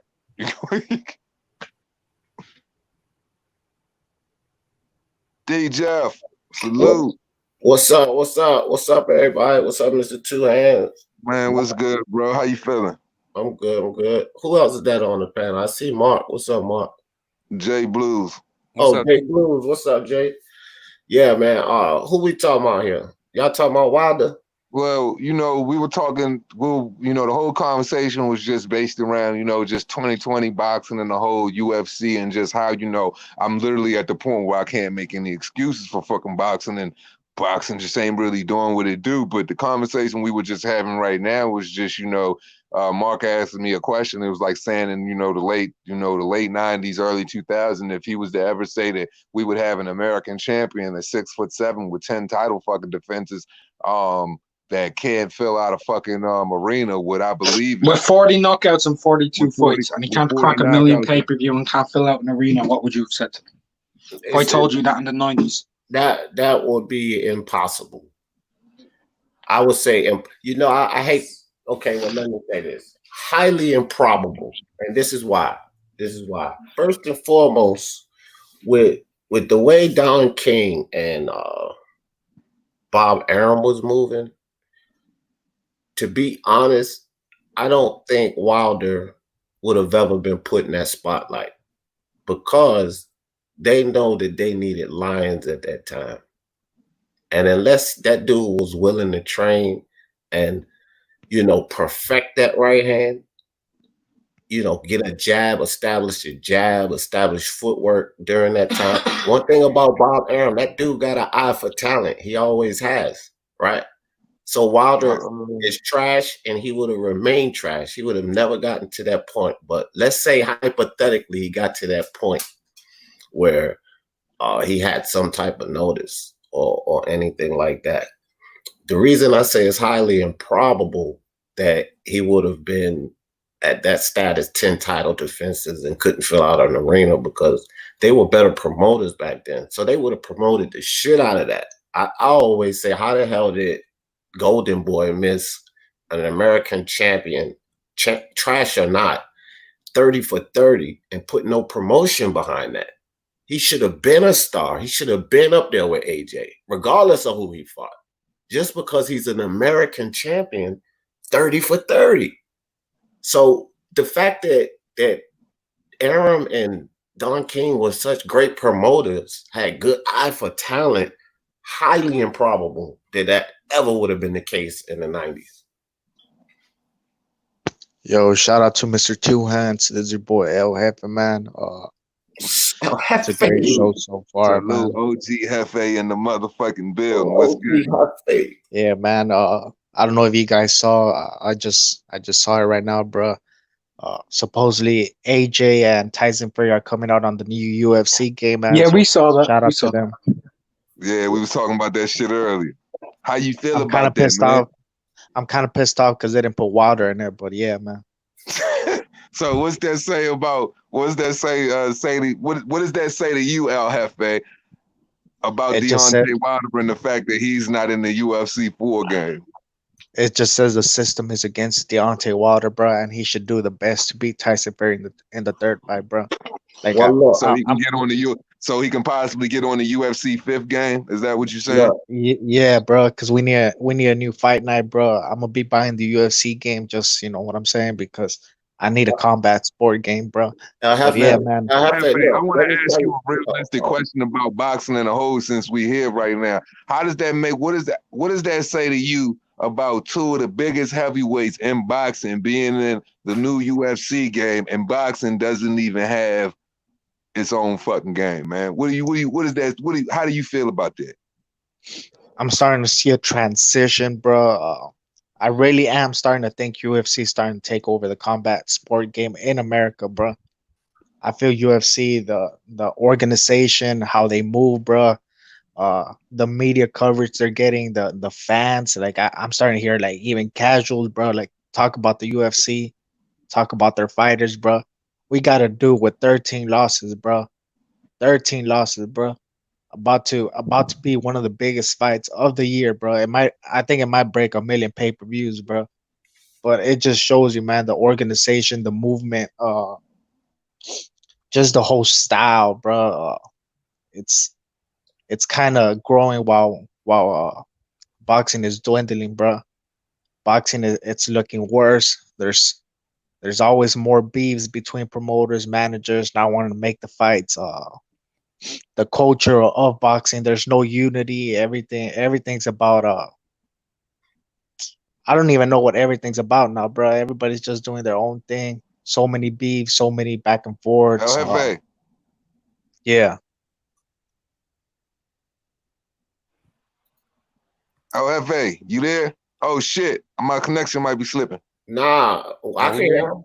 We can hear you. Oh, Mr. Two, look, LFA, look. Let me tell you this to Mr. Two Hands. Yeah, man. I've been. It's starting to get real depressing for boxing, bro. I don't know if he can hear me. Yeah, man. Just boxing in general, bro. It's. LFA, you a bitch. Yeah, man. As I was saying, bro, boxing.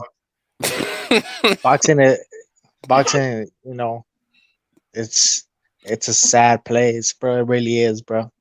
Hey, sometimes. Oh yeah, I can hear y'all. Go ahead. Look, check this out, bro. Much respect. I see how you just shrug that off. That's what you gotta do. Jay Blues was just joking anyway. But I didn't even think you could hear me, man. That was a test, bro. Nah, he could, and that's good shit. No, I did hear him, bro. But I just no. I'm just telling you. Hold on, bro. Hold on, bro. Let me just say this real quick. Go ahead. I did hear him, bro, but I just finished smoking this blunt, so I'm chilling, bro. Go ahead. Yeah, I didn't mean that. I'm just fucking. That's how you gotta be about stuff. That's what I was telling you the other day, because he was just joking anyway. So you don't even have to respond to shit, just like you just did. I was just pointing that out. Good shit. Because usually the old LFA like, hey man, fuck you, Oak Cliff, nigga, and all of this type shit. You know what I mean? Man, El Jefe is transcended to another level of confusionism that has brought him to this point that we are here today, man. He is one, he's a frequent member on this panel, and in this peaceful debate, man. Hey, you missed the two electrocution right now. Nigga, this nigga. He's back on his T-Pain fucking hype, man. Yeah. T-Pain back, we can't bro. hear you, bro. You're breaking up, Mr. I'm Two Hands. T-Pain. It's the two.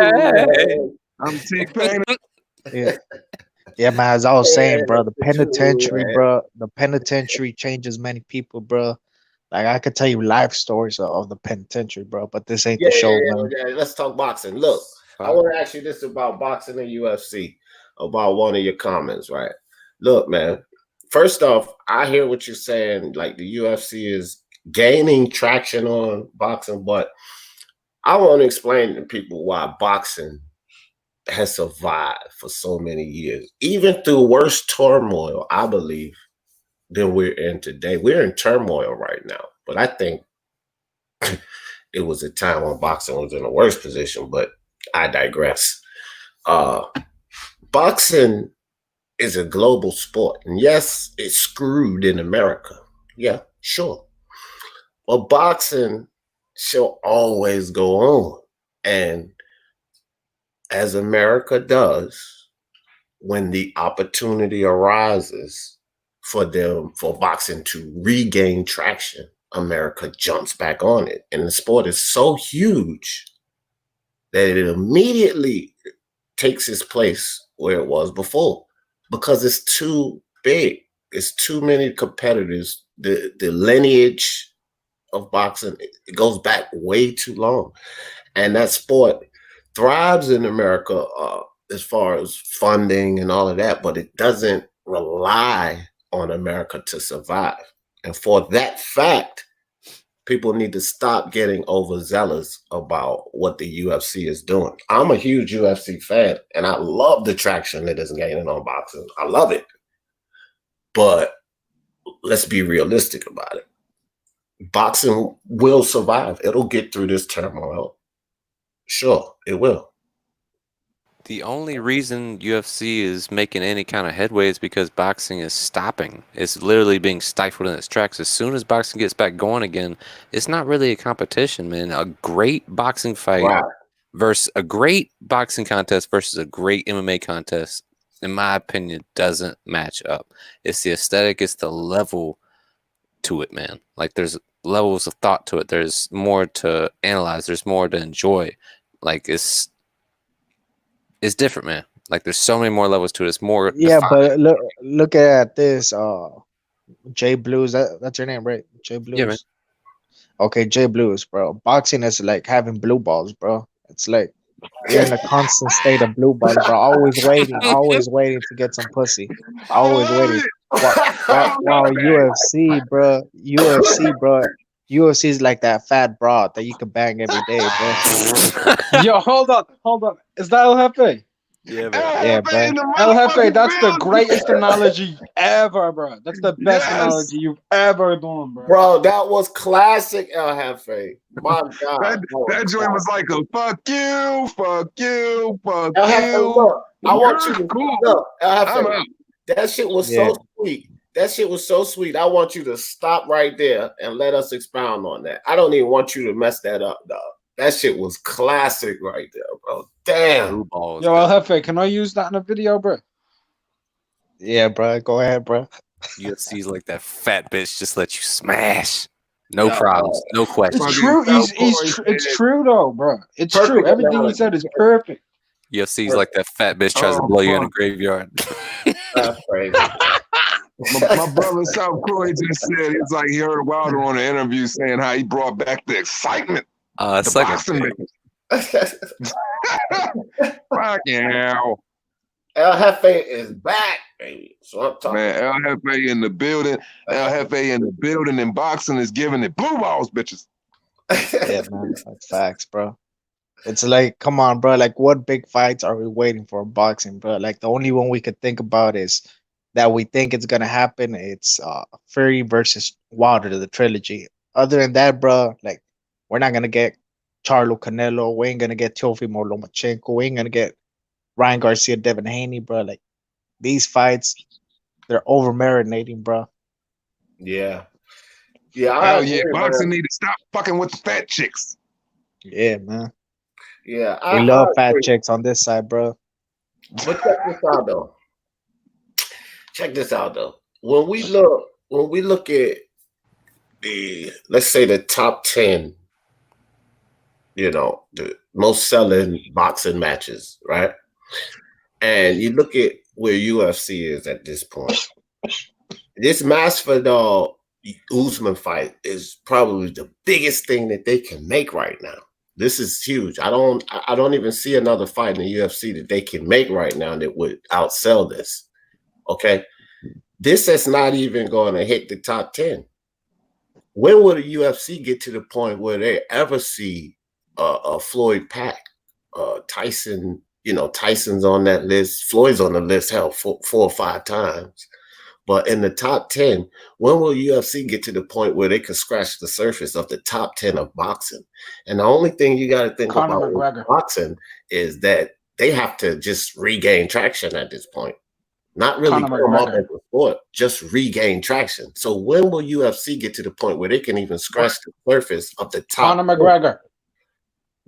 No, that was a joint situation. No, I'm not talking with Floyd. No. I see that's the talk and that's the hype. But as Conor McGregor don't fight and linger around about retirement, one thing about UFC fans, they're about warriors. So Conor McGregor can't keep pulling this nonsense and think his stock is gonna stay high in the UFC. I don't care who he is. All this mirage and this Conor McGregor illusion will last in boxing. He can do it with a Manny Pacquiao or something like that. But as he keeps fucking around, the UFC fans don't care. They already think he can't beat Khabib. They already think he can't beat another guy outside of Cowboy in that weight class. So the allure is dying for Conor McGregor. But what I'm talking about. Look at this. Let me go for a Hold second. on. Mark was trying to get in there real quick. Go ahead, So Mark. I've got a list here on Business Insider, right, of revealed numbers for like biggest pay-per-views ever, right? In 10th place is Mike Tyson versus Evander Holyfield, 1.59 million. Lesnar versus Mir 2, 1.6 million in 9th place. 8th place, Nate Diaz versus Conor McGregor 2, 1.65 million. In 7th place, Lennox Lewis versus Mike Tyson, 1.97 million. Right? In 6th place, Evander Holyfield versus Mike Tyson 2, 1.99 million. Yeah. Right. In 5th place, Floyd Mayweather versus Canelo, 2.2 million pay-per-view. Right. And tied 3rd place, Oscar De La Hoya versus Floyd Mayweather, 2.4 Right. The rest million. of boxing. So let's start. No, I'm not done. All right, go Tied ahead. for 3rd place with Oscar and Floyd was Khabib Nurmagomedov. Was Khabib Go ahead, versus my bad. Conor, 2.5 million. Then it was Floyd versus Conor in a joint effort, and then it's Pac versus Floyd. Conor McGregor's in that list as much as Mike Tyson is. So that's why I was saying he's the one where person does who scraped the UFC rank surface. in the top 10? Right. Where's UFC from the top 2 fights? Where's their highest ranking from the top 2? The number 1 and number 2. Tied third. Third. So they right underneath the top 2, biggest boxing event. And one of the top 2 from boxing was Conor McGregor. Right. So again, the allure for Conor McGregor is concerning the UFC, because look, the Floyd, they were just talking about the Khabib Conor rematch. Does not even hit the numbers of the Khabib Conor rematch of the last one. It was just talks about that because the allure for Conor McGregor is dying. So if we're talking about a UFC match, not a cross match, a UFC match reaching that status, bro, it's not happening. No, basically what they were trying to say is like, UFC, is basically what Mark bringing up the numbers is UFC is arriving on the level of boxing. Obviously, if you're bringing up the major pay-per-views and the UFC is in that ranking, rightfully in that ranking system, right with them on equal playing field on the same amount of time. So then the numbers are saying that it is catching up. So if this continues to happen, it could create a fucking major problem for boxing if boxing really don't get on the ball with this prima donna shit. That's facts. Look at this. Look. Hold on, bro. Hold on, bro. Because I've been waiting 5 minutes. Hold on, T. Jefferson. Hold on, bro. Respect your OGs, bro. Let me go, bro. Respect your OGs, bro. Chill, Hefe. Those pay-per-view. Hold on, bro. Hold on, bro. Chill out, bro. Bro, let me go, bro. Hold on, bro. Hold on, bro. Hold on, because he was trying to go and Mark was trying to go, but then Mark read off the numbers, and then I kind of jumped in his way. So just let him go, and then you just go behind him. Yeah, man. El Jefe got to be respected, bro. Hey, calm down. Let me say this real quick, bro. Chill out. The host just told you to chill out. Chill out for a second. Just chill out, bro. I told El Jefe to go, and then I said you get your rebuttal and after him because he's right behind him. Yeah, bro. Chill out, bro. Go ahead, speak, El Jefe. Shut let the fuck OG up. Let the OG speak, bro. Let me say this real quick, bro. Yeah, man. Let me say this real quick, bro, because I've been trying to wait. Actually, me and JFL were talking about this a couple days ago. We're actually breaking down the game of this, bro. Tyson Fury, bro, versus Deontay Wilder, bro. The second fight, bro. How many funny, man. You going slow on purpose just to piss you off. I'm about to mute you and let D go because you was really taking your time right now. Oh, yeah. Let me say this real quick. How many pay-per-views did Deontay Wilder Tyson Fury 2 do, bro? How many pay-per-views did it do? It did less than Cowboy versus McGregor. That's all I know. Okay. I'm not even going to look at Gaethje versus Tony Ferguson, bro. 2 unknowns, because I didn't know who the fuck they were, but they did almost 1 million pay-per-views, bro. More than the biggest heavyweight fight we've seen in years, bro. So what does that tell you, bro? Explain that to me, D. Jefferson. Oh, shit. We got an El Jefe and D debate. No, it's no debate. It's no debate. I'm getting ready to end the debate right here. I don't even care what El Jefe was talking about. So, again, like I was going to say, these goddamn pay-per-view numbers are one thing. I get it. Pay-per-views are catching up. And I'm not going to sit here and argue about pay-per-views because the context is UFC taking over boxing. So let's rewind and bring it back to the context. They're not going to take over boxing. Like I said before, boxing is in a rut in America. And of course, America has a lot to do with the marketing on boxing. But boxing is not going to die because it's a worldwide sport. And as in America, with everything, not just boxing, America pays attention to what's hot, and what's hot will be promoted. Boxing is so large that the UFC will not catch up because it's the UFC versus boxing.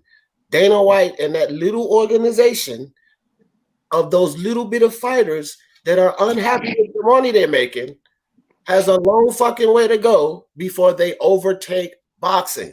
Again, let's rewind and stick to the context. I'm not going to argue about the pay-per-view. My point is this. Floyd Pacquiao, right?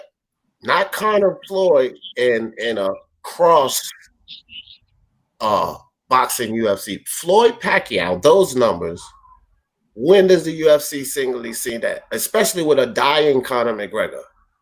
What star is going to take Conor McGregor's place and put it to where the UFC sees that? It'll be a while before they catch that. Justin Gaethje. No. I don't think so. I think it'll be a while before they catch that. I think the only way I think that could happen anytime soon, D, maybe you can correct me if I'm wrong, is if Jorge Masvidal knocks out Usman really fast tonight. Maybe then Jorge could. Maybe, but with who though? Because you gotta have that dance partner, right? Conor McGregor. No, 170, bro. Man, I doubt it. We'll see. But I doubt it. Sell some major fucking tickets. Two We'll see, two but I doubt strikers, it. bro, Well, going you at mean, it. But okay, style so, for them okay, two, people look. will give Conor McGregor more of a chance than Usman. That's arguably we'll say that's arguably the case with the pay-per-view numbers. And let's say that they get it and they pass Floyd Mayweather's numbers. Does the UFC as a sport take over boxing? No. I'm not saying that it's like crippling the foundation that boxing is built on, or it's like taking boxing out. But if that number does beat the biggest freaking mark that boxing has made, that I would say for the short span of the time that they've been here, those motherfuckers have arrived. And now that you say, hey, there's a level of it is some form of a competition. Financials because as well. So I wouldn't say it's like taking boxing, it's eradicating boxing. I'm not saying that, but I'm just saying, is there a competition there financially? Or are they making noise? Yeah, they will be making noise on the level of boxing in that regard. Yeah, I mean, that's fine, but my whole point is, like I said, man, we rewind to the context. The idea of the UFC taking over boxing, to me, at any level is ridiculous. I just don't. That wasn't the context, D. No. Hold on, Mr. Two Hands. He said, I will leave. When I went back at El Jefe, he said the UFC is taking over boxing, bro. And I let him talk, and then I said, look, let's keep in mind boxing, and I went all over the worldwide sport and boxing. Well, I went T-Pain. I went T-Pain for a little while. I had to get my shit right, so I don't know. You know what I mean? Well, I'm just telling you, that's what I was arguing about, is the idea that the UFC is taking over boxing. That's where this all came from, and it got to pay-per-view numbers, and that's why I said I want to rewind it. Let's not make this argument about pay-per-view numbers. It's actually about the UFC taking over boxing. Oh no, I just thought it came from when you, because before Hefe said that and I spoke first, and I responded to you saying that when can boxing do that? When you consider Mike Tyson and Floyd's numbers, when will UFC even begin to scratch that? That's where that came from. Yeah, they can. Yeah, they can scratch the surface, but at that point, wouldn't it still be like, okay, they're making their way in the door? Would you still have the idea that they've taken over boxing, even if they get a higher pay-per-view number? Does that mean that they take over the sport of boxing? Well, I would have to say this. Well, if we're going to use, if Floyd Mayweather and Manny Pacquiao was going to be the measuring stick, when did that fight take place? 2015. Exactly. And then when are these fights, say if they did break that, then you would say like, hey, well, it was 2015 when Floyd Mayweather and Manny Pacquiao did that, and then the time when the UFC are making their numbers on coming up the rankings, they're doing it in a shorter span of time, so that could present problems if you really want to think about it in that sense. That's just all I'm saying. And when is boxing going to be able to be on that level, or when are they going to even have an event that's going to touch that, other than us saying off the top of our head something like Fury versus Joshua, if it happens? That's just the thing. Well, here's the thing. Since Floyd retired, what's been the biggest fight in boxing? Canelo Triple G. Canelo Triple G. Yeah. That did way less numbers than Khabib Conor. Yeah, I agree. Way less. Actually, if I'm not mistaken, the two fights combined did less in pay-per-view than that one pay-per-view did. 2.5 million versus 1.87. What did Ruiz and Joshua do? They did 1.6 million in the UK. Oh, all right. And Conor Khabib did 2.5 million in the US. That's not including UK pay-per-view. 2.5 in the US. So let me ask y'all this then. Would you guys be considering, okay, so say in the US, as far as like pay-per-view and stuff like that, it's more popular. You consider that taking over boxing? No, I don't consider it taking over boxing. What I will say is it's beginning to take over the mainstream in the US. And right, that's what I mean. And I know where you're coming from the global thing. Right. But most eyes, when something is really big, do tune into America. They do. Yeah, Like that's the what I was biggest. saying about the American market aspect of it. Yeah. So boxing's not dead. Right now it's dead because I'll be honest with you. There ain't anything happening anywhere in the world right now. At least with MMA there is. That's a big thing. Boxing right now, when it comes back and they start putting on bigger fights in Japan and stuff, yeah, in Japan it's going to be big. But it ain't going to be big everywhere else. But UFC, you've got a Cuban versus a Nigerian taking place on Fight Island on US pay-per-view. You're not going to get a Cuban and Nigerian fighting in Japan on pay-per-view in the US. Good point. Right. You got And body. this is me coming as somebody who would cape for boxing and give it every advantage I could. But UFC's gaining. It's gaining big ground on boxing. It's turning boxing fans into UFC fans right now in this space. Dana White's capitalized on this. And the other thing, like I mentioned this earlier, I'm going to bring it up for you again. UFC, they have a big monopoly on the MMA market, right? Boxing doesn't have anybody who has monopolized it. Has a main selection of different networks. UFC I already know that. dominate. They dominate they have all the best caliber talent in the world. All the big names, they're all on UFC. Yeah, of course. Only thing close is Bellator, and they get a lot of UFC rejects. So, I mean, I already know all of that. I know, but what that means is UFC is a one-stop shop. So it's easier access. And we all know what people like. It's easy access. It's like the NBA almost. Easily followed. It's just one league. It's like Premier League football. Nah, hold on, bro. It's not like Premier League football because they don't have the best teams. But yeah, go ahead. Hey, hold up, Evan. You calm down, bro. You calm down with your calm down. Yeah, really, dog. I'm saying it's like Premier League football because Premier League football is the highest grossing, and I'm pretty sure UFC is the highest grossing in MMA. Right? No, Fair but enough? they don't have the best talent. That's what I'm saying. So you could compare it to the NBA instead, bro. Okay, NBA, highest grossing basketball league in the world and highest. The NBA got the best talent. All the basketball leagues better than the NBA. The NBA is where the best perform. So that's all. I'm never mind. I'm done. Yeah. I have faith. Chill out, bro. And let Mark. Yeah, but as I was saying, bro, like the UFC, bro, I've been studying martial arts ever since the Kumite, bro. Like, well, I thought you said you didn't know who Tony Ferguson was just two like 20 minutes ago. yeah, but that's what I'm saying. I've been in the UFC game, bro. Like, I know so many martial arts, bro. I know Tai Chi. Hey, let me finish here what Mark was saying for real, bro. I want to hear what he's saying about this whole marketing situation. Yeah, they have an ease of access. They have an ease of access. I call it a front door, you know? You walk in, you get what you want. You don't have to go to, let's say when you go grocery shopping, you're trying to bargain hunt all the time. So you go to Lidl, you go to Costco, you go to Aldi, you go to fucking wherever you're going, right? I'm using UK shops, but you go to like Walgreens or you go to Walmart and to Costco just so you can get all your different stuff, right? With UFC, it's a one-stop shop where everything is there. Everything you need at an affordable rate. And that kills boxing to the ground. Are the pay-per-views cheaper as well? How much is this pay-per-view tonight? I think it's what, 70 bucks?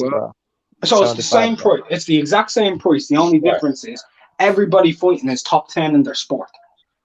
Right. So look, this is my thing, bro. Again, when it comes to the American market, I get it. Okay. Now, when Floyd Pacquiao fought, or AJ Ruiz, or Ali, or whoever, Tyson, or whoever, and we have pay-per-views and boxing, my thing is like the world purchases these things.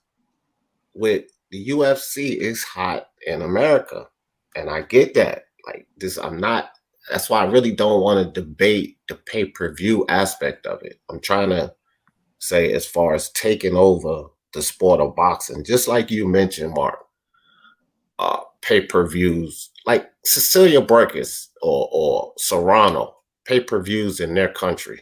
You know what I mean? Things like that happening. And boxing, there's still going to be going on in boxing while the UFC are getting their pay-per-views that is going to be, I would think, an American-based market because it's catching traction in this market.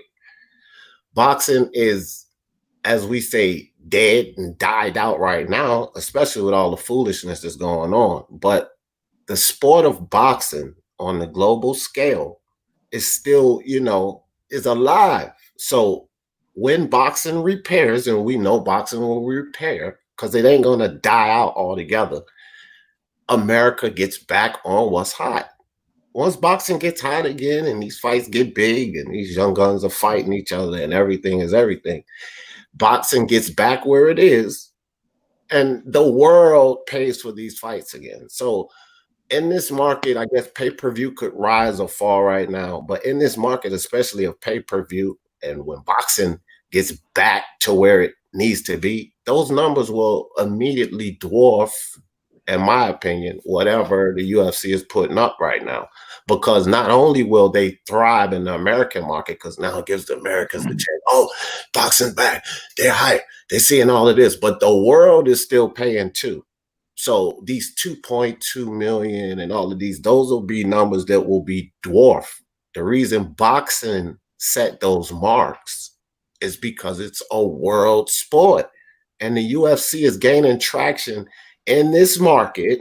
Yes, I agree with everything you guys are saying with the pay-per-views and all of that.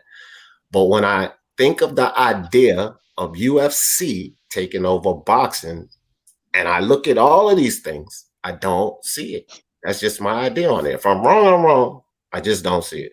Bro, Yeah, my whole thing you is act. when I keep hearing UFC taking over boxing, that's just not where I'm coming from. I understand where you were basing your conversation from earlier, but what I'm speaking on just the pay-per-views and a whole in there, we're going back to the earlier pay-per-views to their biggest pay-per-view now, and just comparing it in that sense. I'm looking at it as, well, really, UFC's they competing right there with them. So if we're gonna keep moving, and I'm thinking, and I have to think in the future, I can't think past tense. So I'm like, okay, in a whole, if that's what the UFC was doing when they had audiences just as well as boxing had audiences, comparing to their biggest performances, and some of these guys aren't even their brightest stars, and there are other bright stars in the UFC that are starting to get that same level of notoriety as a Khabib and a Conor starting to, and a Jorge Masvidal and shit like that. So I'm thinking like, okay, in the future, it's like with certain boxing events, what boxing events can we look at to even compare to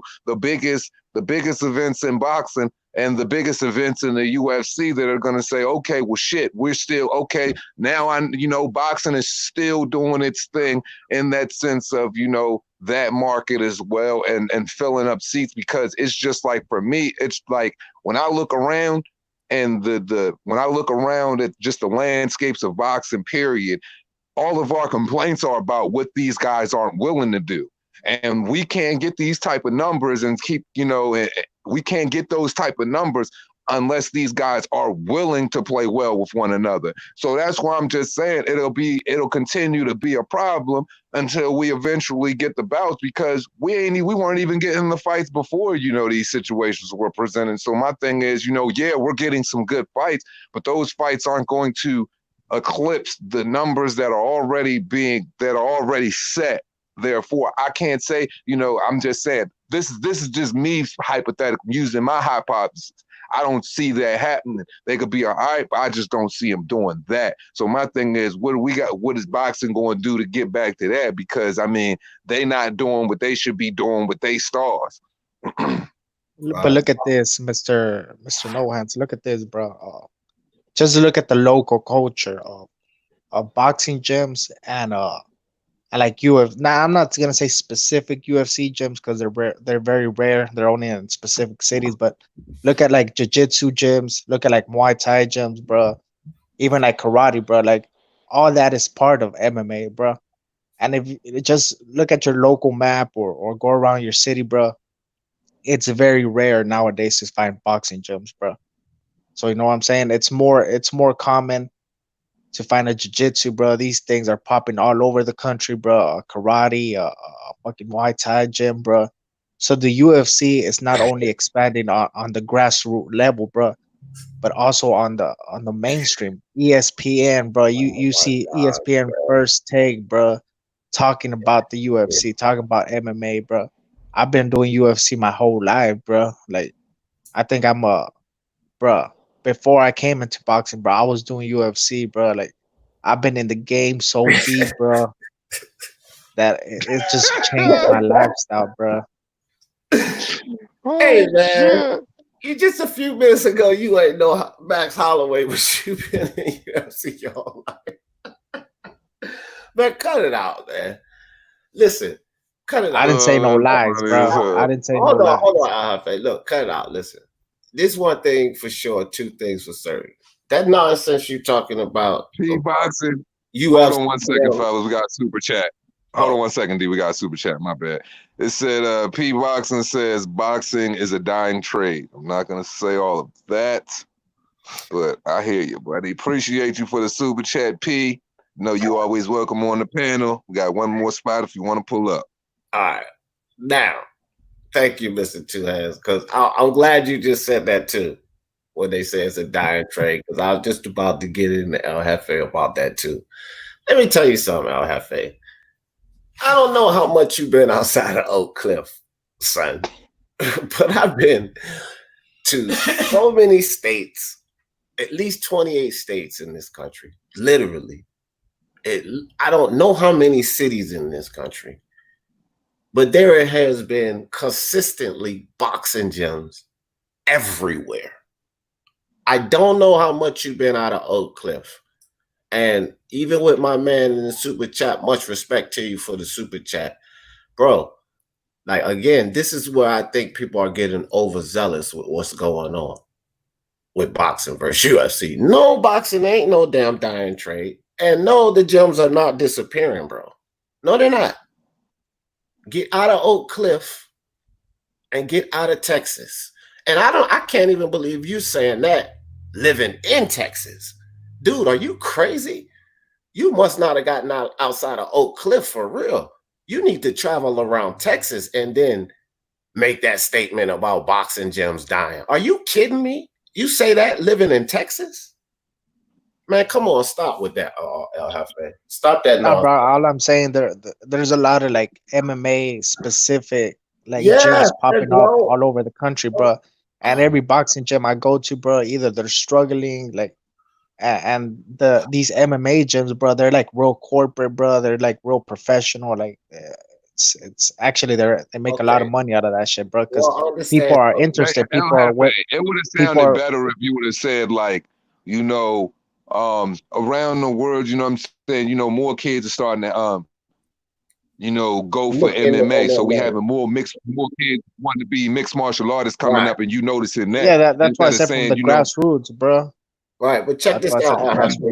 Bro. Sometimes my vocabulary, bro, it's so out of this world, bro, that people don't understand it, bro. But go ahead, bro. No, you got another super chat, Mrs. Super chat from Unrivaled Boxing. Mark Salute. He said, "I could become a UFC fan and quit being a boxing fan. Does that tell us something? Fucking hell!"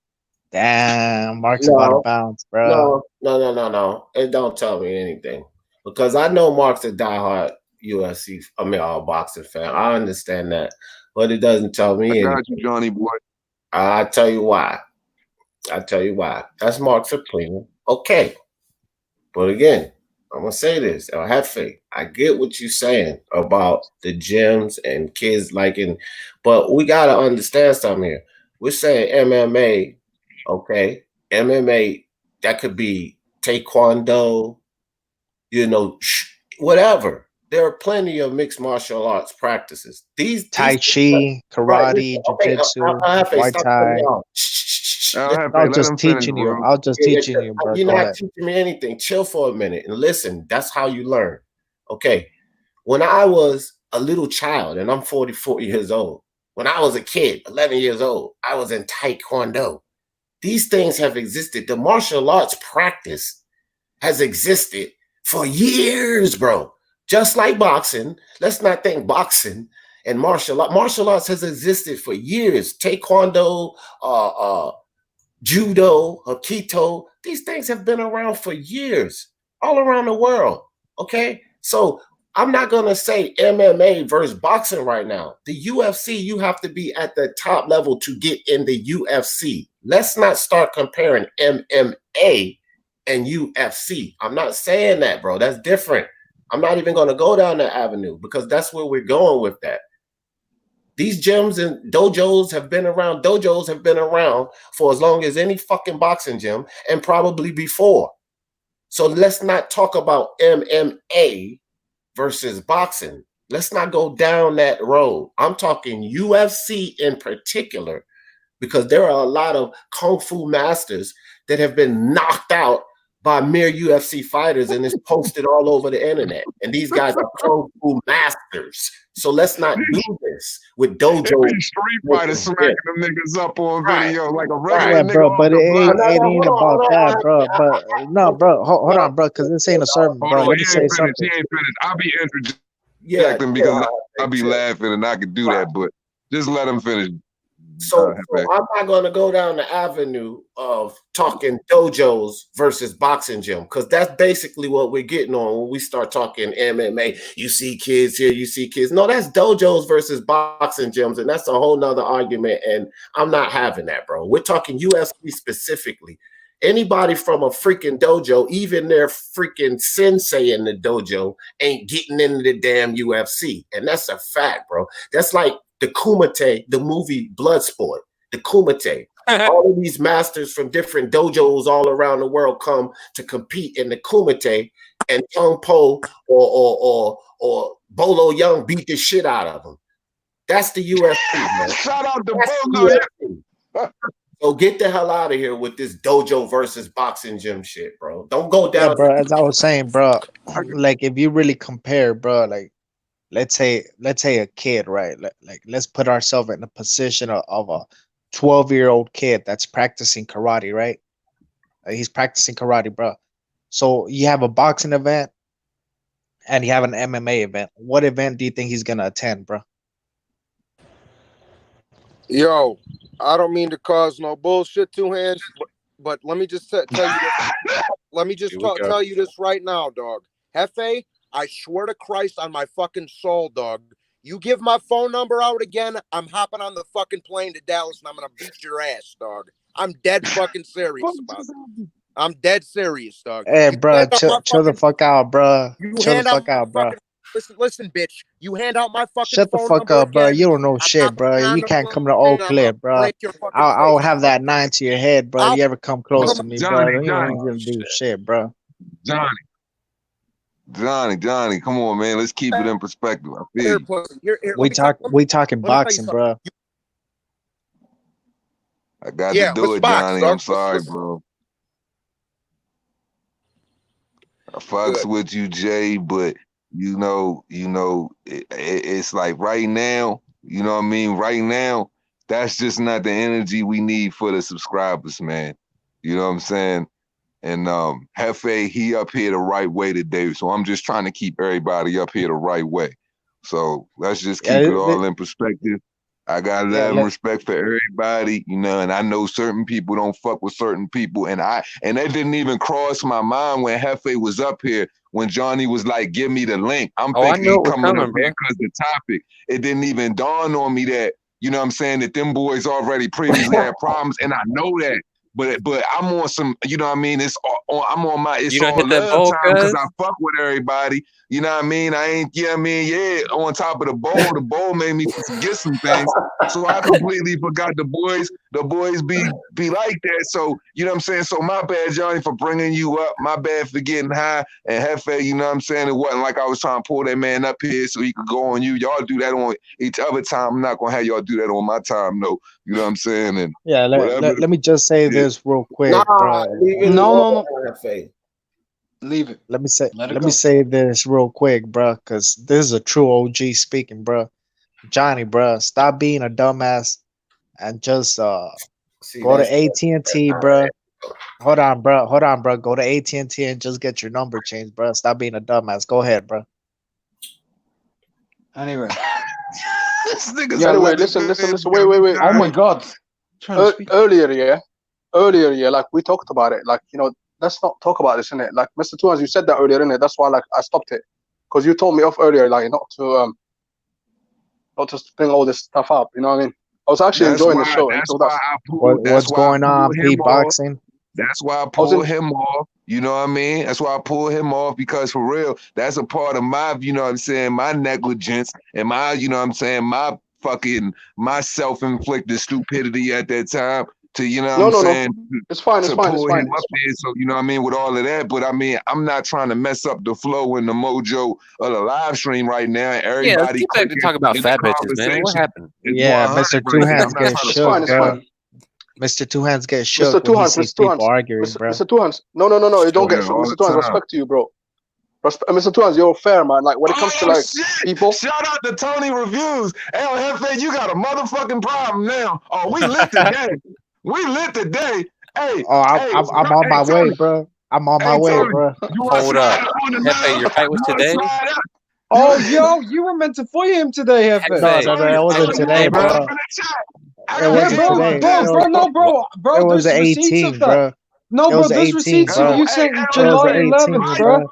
Show me the receipt, bro. Wow. It was the Why are you 18th, bro. here, Wow, man? stream you on the stream instead of bro. It was the Yo, put a 18th, link bro. in there for Tony Reviews, Two Yeah, Hands. get this shit going, bro. It was July You the already know 18th, I bro. got him. Two You Hands, know I I need got him. answers, bro. Tony Tony is here. Review's a bitch, bro. He I can't Hold catch on, himself, Hefe, bro. hold He a on. straight Hold hoe, on. bro. Hold that He ain't hold that about thought. shit, bro. Tony Review, I'ma knock you Nah, out, bro. don't. Hey, That's facts.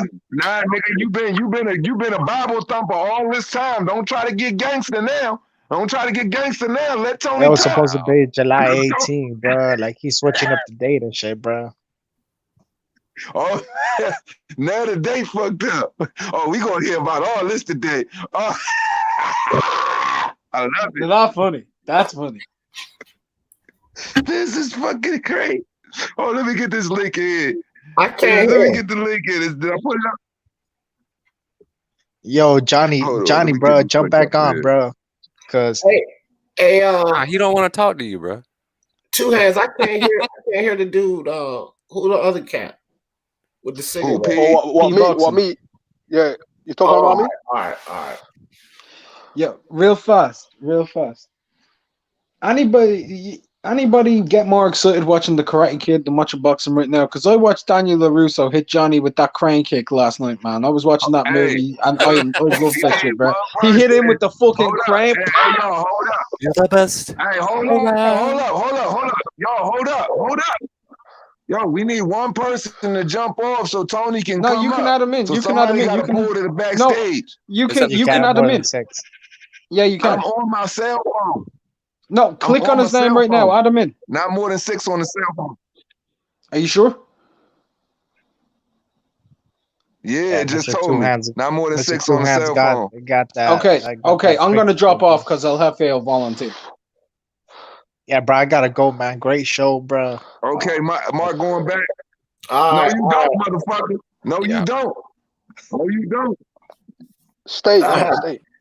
Don't try to skirt out now. Tony. Tony Review, bro, you a bitch, bro. You ain't about shit, bro. I already told you July 18th, bro. You a straight hoe, bro.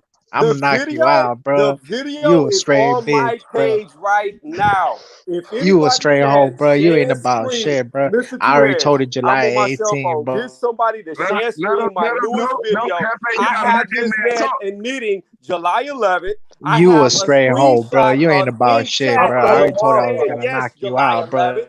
And I have a video of me in the gym. You can never come to my hood, bro. You a Won't you straight let him hoe, speak bro. to That's him? 100% facts, bro. Gary, You you just a Cafe, let meathead, that bro. man You ain't talk. about shit, bro. you call Tony me Reviews, you out. a bitch, You're a bro. bitch. Hold on, I'm trying to mute. I'm trying to mute him. Somebody play my Hold on, I'm video. trying to mute Hefe. Put him backstage, Two Hands. Just put his ass backstage. Okay, no. All right, Listen. I got you. Mr. Two Hands. When they speak here, one of them just put them on mute in it, so then they can talk to each other, not like talking all over each other. He's We on can't hear mute. nothing. He's Tony on mute. Review, you He's a on hoe, mute. bro. You a straight hoe, bro. You can never come to my hood, bro. Oh my Don't ever God, they just put disrespect him that old heifer, bro. That's 100% facts, bro. Hold on, Hey, guys. Mr. Two Hands, let's kick him off the Hold on, screen right quick, for a Tony. minute. There you go, Mr. Two Hands. That's Okay. Yeah, I did. Okay, so this is what I want to ask real fast for one of y'all to do this that's on a computer because I'm on my cell phone. Please go to my channel, look at my newest video, play that video for everybody to see with the sound on, and you'll see he said July 11th. Not only did he say July 11th, but he admitted it in a screenshot I did in a chat box. I went to the gym. He wasn't there. I live streamed from that gym today. He never showed up. So just do that because you're going to have everything you need in that video. You're going to hear him saying July 11th out of his mouth. Oh, so it was July 11th because I knew something was funny because he said he was going to get off right when you came up. So, you know, we going to pull all of this stuff up. Somebody going to go pull it up. Somebody going to pull up these facts, these factorials. That sounds proper beef. Listen, can we hear from El Jefe a response now? Because we need to know what he's saying. Hold on. You don't need to hear a response from him. Just go to my video, play the video. Yeah, we need to hear the video. Where's hey Tony? What's your channel, fam? It's TONEY''S. It's Hey, just to be like you see fair, right there, reviews. Click there. It's the newest video. hey, You'll to be see fair, it says it shows you saying the 11th, but it doesn't show El Jefe play agreed. the video and listen. I'm going to break your face. Shout out to Johnny Boy for the $5 super chat. He said, I'm going to break your face, Hefe. Hey, when a nigga send a $5 super chat to say that, you know the beef is real. God He's for real, damn. man. Oh my gosh, man. Not only did he say when it was, he said where it was going to be. Dude, you got his voice on this shit? Yes, play it. Hold on, Jay. Hold on, Jay. I'm trying to hear what Tony said. Who going to play the video? You on the computer, D? Yeah, I'm on the computer now. I'm trying. Yours is playing with the Tony's reviews. Okay, I see it. All right, what video is it, Tony? It's the newest one. Oh, Boxing El Jefe show. I see. Yo, I got the audio right here. I got the audio right here. I got the video. He won't get a strike. It's Tony's channel. No, I know, but I still got the audio. I can play it this second. I mean, I got the video though, Mark. Okay. Okay, whatever, man. Whatever you want to do. Put the video up. Put the video. Someone will have to leave. Someone will have to leave because there's 6 on the panel and a screen share. So someone will have to leave. I'll cue down. Hold on. I'll cue down. I'll go back to YouTube. Okay. Because the video gonna speak for me. Okay. Yeah, we need all of this. This Tony done brought the motherfucking 2 Hands exclusive. Oh, this shit is getting real. For the yeah, bro, I just watched it, bro. I just watched that shit, bro. I just watched that shit. Tony ain't spoofing, bro. That's 100. Damn, Hefe. All right, I'm getting ready to put it up. Hold up. Say it ain't so, Hefe. You a bitch. Oh man. Man, come on, tell me Hefe ain't going out like Cubs only, is he? All right, Mr. 2 Hands, you see the screen? Tell me where you're sharing it. I got it started from hold on. Let me hit this shit. Screen share. What I got? A screen share? Just put the little screen I got. Put it up like you putting somebody on the panel. Okay. Bet. Press it. Okay. Oh yeah, that's right. Duh, yeah. I gotta add it. That's right. Yeah, you gotta add it. All right, press play. Exclusive. Oh, it's up. Y'all ready? Yeah, press play, bro. All right. I just caught this place, man. I don't know if you ever heard about it. Tony Buckhead Fight Club, bro. Yeah, that's how you know what Atlanta. Okay, I caught in there, bro. They said we could set it up there. I could be there July 11th, a Saturday. It's gonna be open from 9 to 3. Damn. Pay a fee and sign some papers on it, but no, you can set it up. All right, I tried to do a live. For whatever reason, my audio was not working. I was just showing proof that I was in the gym where this El Jefe wanted me to be when he wanted me to be there on the day he wanted me to be there. It's now rolling into 1:30. I'm starving. I'm going to get some food. I'm leaving the gym closes at 3, but I'm not waiting any longer. It's a nice gym though. The lady asked me not to record while I was on the inside, so that's why I didn't stream going once I was in. So yeah, Another person I done showed up for.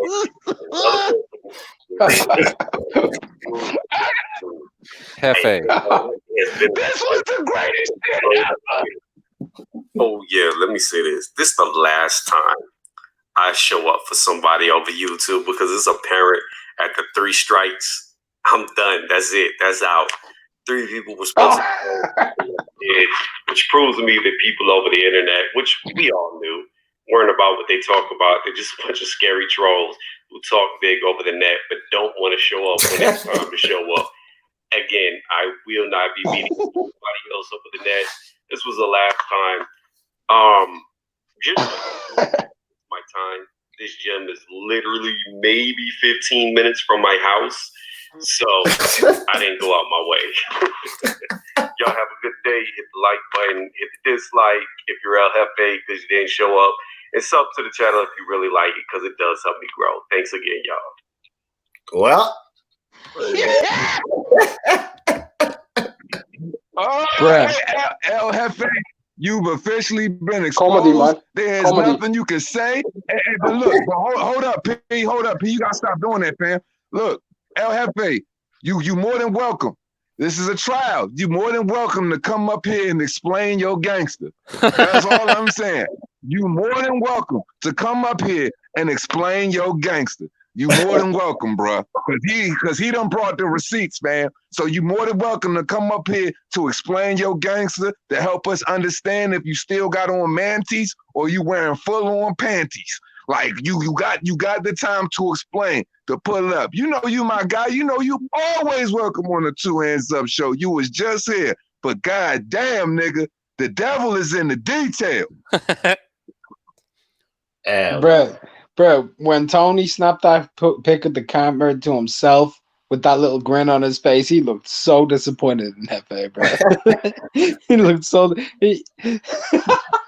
Oh wow, dog! Look, that's the ultimate body. That's 12 feet deep. He went 6 feet. He done another 6 feet. Dude, he's got Hefe's voice saying maybe July 11th. Hold up. We got somebody coming into the building to explain themselves. Yeah, man. That's bro. That's fake, bro. Actually, I was supposed to go, but my transmission or my car kind of fucked up, bro. And I don't want to take the Greyhound, bro. So, but I told him, bro, in the private chats, I told him, man, we could do it on July 18th, bro, because my car was kind of fucked up, bro. But we could set that up, bro. Now? I can make it. No, it's still in the shop, bro. But what happened to your car 30 minutes ago? Let me say this real quick, bro. Cause hold on, bro. Cause this motherfucker speaking to a true OG, bro, a true Oak Cliff player, bro. So let me say this real quick, bro. Anybody that wants smoke, bro, come to Oak Cliff, bro. Hold on, bro. Come to Oak Cliff, bro. Come to Vivero's boxing gym, and we could spar there, bro. That's like 30 minutes from my house. Can you say bro. that boxing gym name in English, bro? I can't pronounce that, bro. What did you say? Bubletas? What? Viveros with the V. Okay, so how do you spell that shit? Vivero. ABCD. Yeah, man. You could go to that gym, bro, and we could spar there, bro. Actually, that gym, that's where Mo Hooker came out of. That's where Earl Spence came out of, and that's where Virgil Ortiz came out of, and that's where El Jefe came out of, bro. So we could spar there, bro. I'm gonna knock you out, Johnny Boy. I'm gonna knock you out, Tony Reviews, man. Y'all bitch me, bro. Y'all can never come to my hood, bro. And if you do, y'all getting knocked out on site. Is the address 2107 Balboa DR, Dallas, Texas? Yes, Oak Cliff, yes. Okay. And it's in the hood, bro. So don't try no crazy shit, bro, because you'll get shot up or stabbed up, bro. So, man, as I was saying, bro, Johnny Boy, bro, because I see you in the chat, Johnny Boy. Oh, hold on, bro. Let me speak, bro, because I'm kind of heated right now, bro. I bet you are. I'm gonna have to do some push-ups right now, bro. Tony, where you at? Yeah, bro. Let me say this real quick, bro. Johnny Boy, bro. I'm gonna let you explain yourself before Johnny I bring Boy. Tony back up here. Let me say this to Johnny Boy, bro, because my real beef is with Johnny Boy. Johnny Boy, you will get exposed today on Coco Tyler's, bro. We got pictures of your tranny girlfriend, bro, and we're gonna expose you, bro. You a straight hoe, bro. That's 100% facts, bro. And you a bitch. That's why. Hey, look, That's why you ducked hey, Coco Hefe, Tyler, bro. hey, You Hefe, ducked he Coco paid to Tyler, tell Johnny you Boy. this, so I kind of believe him right now. No, Johnny Boy's a hoe, bro. Bro, Johnny Boy deleted yesterday's videos, bro, because he was getting exposed for a bitch he was, bro, and a crackhead, bro. He's a crackhead, bro. Johnny Boy's a bitch, bro, and I'm gonna knock him out, bro, on site, bro. He's scared of Coco Tyler, bro. Johnny Boy's scared of Coco Tyler, bro. Who the He's fuck scared is of him, bro. Coco Tyler, bro? You Coco Tyler? You Coco Tyler, El Jefe? That's one of your other aliases. The El Jefe No, go dark on they're not the same person. I have a question for Mr. Zelenoff. For real, bro, you can't say that type of shit when we just heard your voice. Right.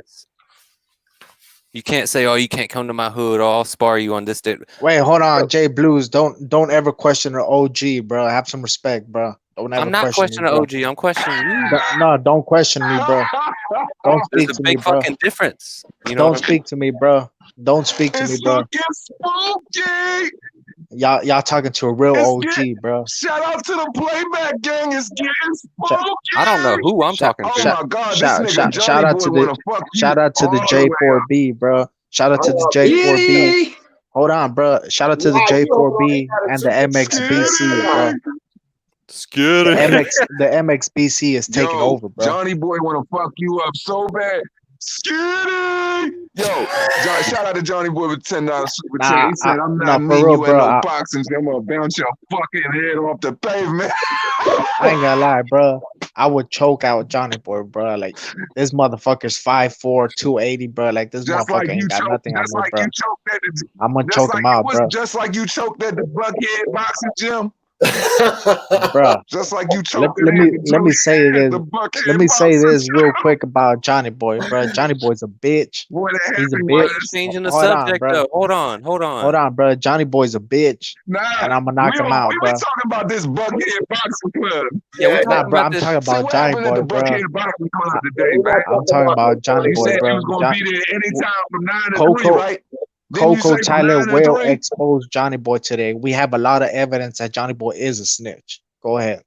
Yeah, okay, look. We ain't worrying about no Johnny Boy or no snitch. The question at hand is, you were supposed to be a Buckhead at a certain time. What's up with that? What's That's up? right, D. Tell him. Talk about that, my friend. Let's stick to the subject at hand.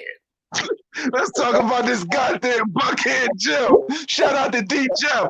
Speak your mind, Sports Talk. Subscribe, you cocksuckers. Let's go.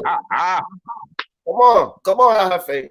You got to be a man. Listen, this Nah, is I'm gonna get JFL on here. Hold on, bro. I'm actually texting. I don't want to talk to JFL. I want to talk to El Jefe. Okay, forget about JFL. Hey, who willing to slide in the back for a second for Tony? P, slide in the back for Tony for a second. All right. Yeah. Cool. Now, don't get your voice started now, Jefe, because you were just on silent time. When Tony get in there, Tony, you a bitch. Shut the fuck up, Tony. You a straight hoe, man. You ain't about shit. I'm gonna knock you out on side, bro. You a straight hoe, bro. You a straight hoe.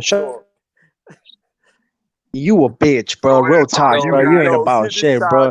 You can never come to my hood, bro. You a straight hoe, bro. You a hoe, bro. You a hoe. Hey, can you mute? Hefe, he showed up at that gym. Look, waiting. I did. Is he going? I did, Tony. Go ahead. Yo, everybody has that one friend that be like, yo, I got a Lamborghini, but it's in the shop. It's gonna be out tomorrow though. Then tomorrow comes, you be like, yo, you got the Lambo? Nah, see, they had to put rims on it. You know what I'm saying? Like it's still getting the rims done. Oh, they scratched the paint. So it's gonna be another 2 months before I get my Lambo out the shop. Bruh, you ain't never talked about no car issues to this moment. In fact, I'm gonna catch you in a lie that you did on this channel. You said, I never said July 11th. Then I played your voice, July 11th. Out your mouth, not mine. You a pussy. See, they told you this a long time ago. You a bitch, bro. You ain't about shit, bro. You a straight hoe. Tony Reviews. You're You got playing punked. with grown You got men. punked, bro. The You got best thing punked, you bro. did Hold was up. hiding. The best thing you did was hiding, because if you would have shown up, if you would have been there, then it would have even been a better video, because you would have been leaking all over my video. Tony. I'd have been standing over you. I'd have teabagged your head just for the YouTube, you little bitch. He would have teabagged his head. Tony Reviews. I'm bro. Hold on. Let me respond to Tony Reviews, bro. I'm gonna fuck you up, Tony Reviews, and then I'm gonna fuck your bitch, bro. You gonna fuck me up. You gonna fuck my bitch. But you had that. Hold on. You ain't about shit. I'm gonna fuck your bitch, bro. Shut the fuck up. You ain't.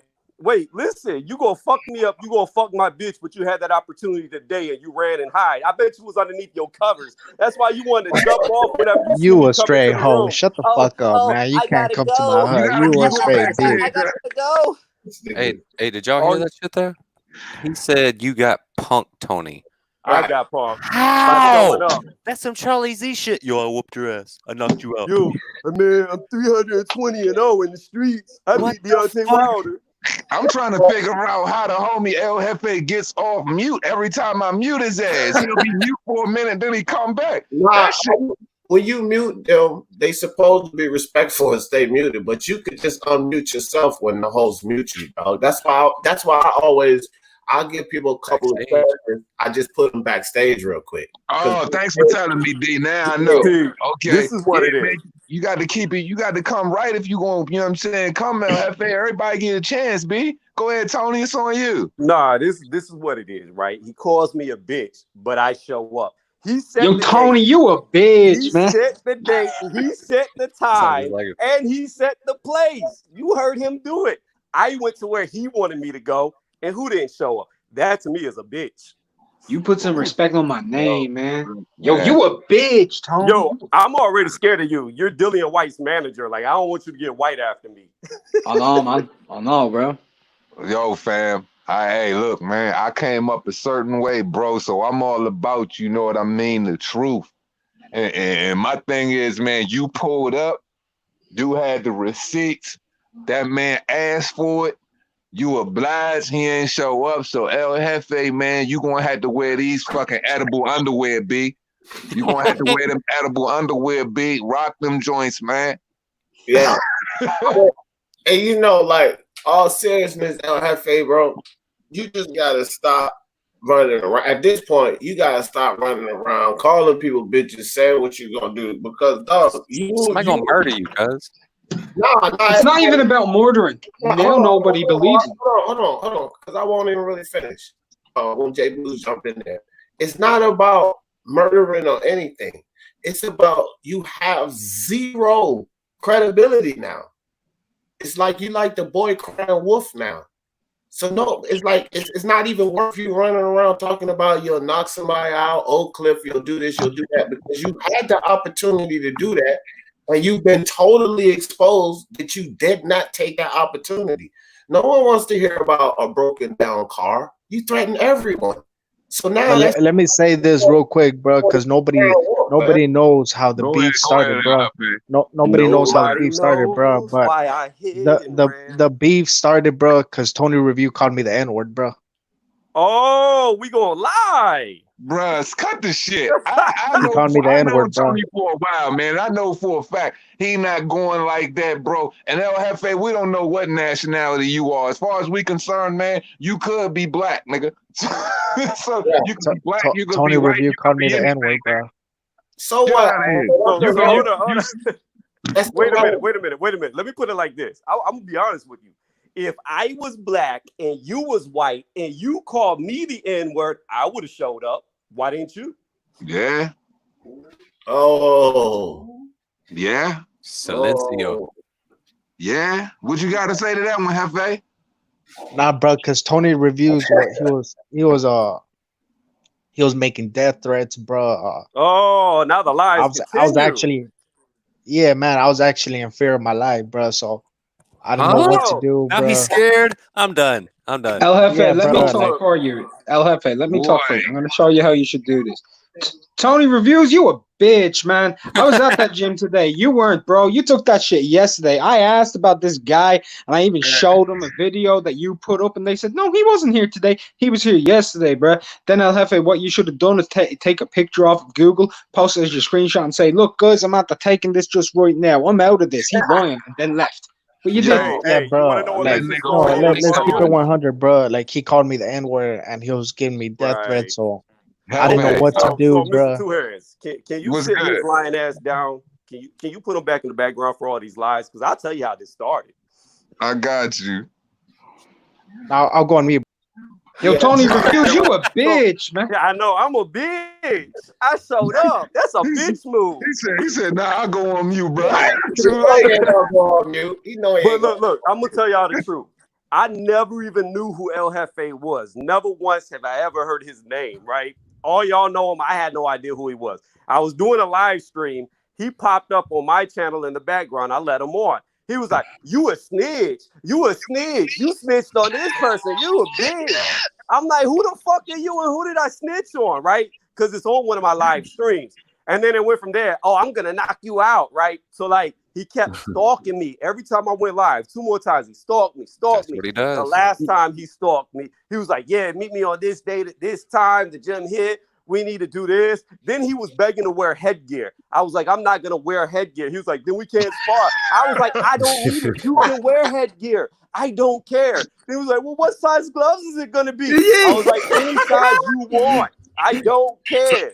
Tony, here, Tony, hey, Two Hands, that's my bad, bro. I don't like bringing drama to other people's channels, but this little motherfucker, you giving my phone number out, you're attacking my mother. Nah, man. Listen, you better listen, bro. You better hope Corona never ends, dog. You better hope, because I swear to Christ, as soon as the storm passes, I'm hopping on the plane to Texas and I'm gonna beat the shit out of you, dog. Straight up, bro. You better crawl out of your rat hole when I get there, and I'm going. We're not meeting at a boxing gym. We're going barefist, and I'm gonna bounce your fucking head off the sidewalk, dog. Yeah, Johnny, I'll sponsor you, bro. I'll pay your flight there. Here's the thing, I'll sponsor the bottom of your shoes. Johnny, here's the thing. It ain't even worth it, because even if you went to Dallas, he's not gonna show up. Just like he didn't show up today. He said a bunch of shit that's not real, and he's not about it. Like, no matter what he says, he proved today, to me at least, that he's not about what he talks about. Because if he was, he would have been there.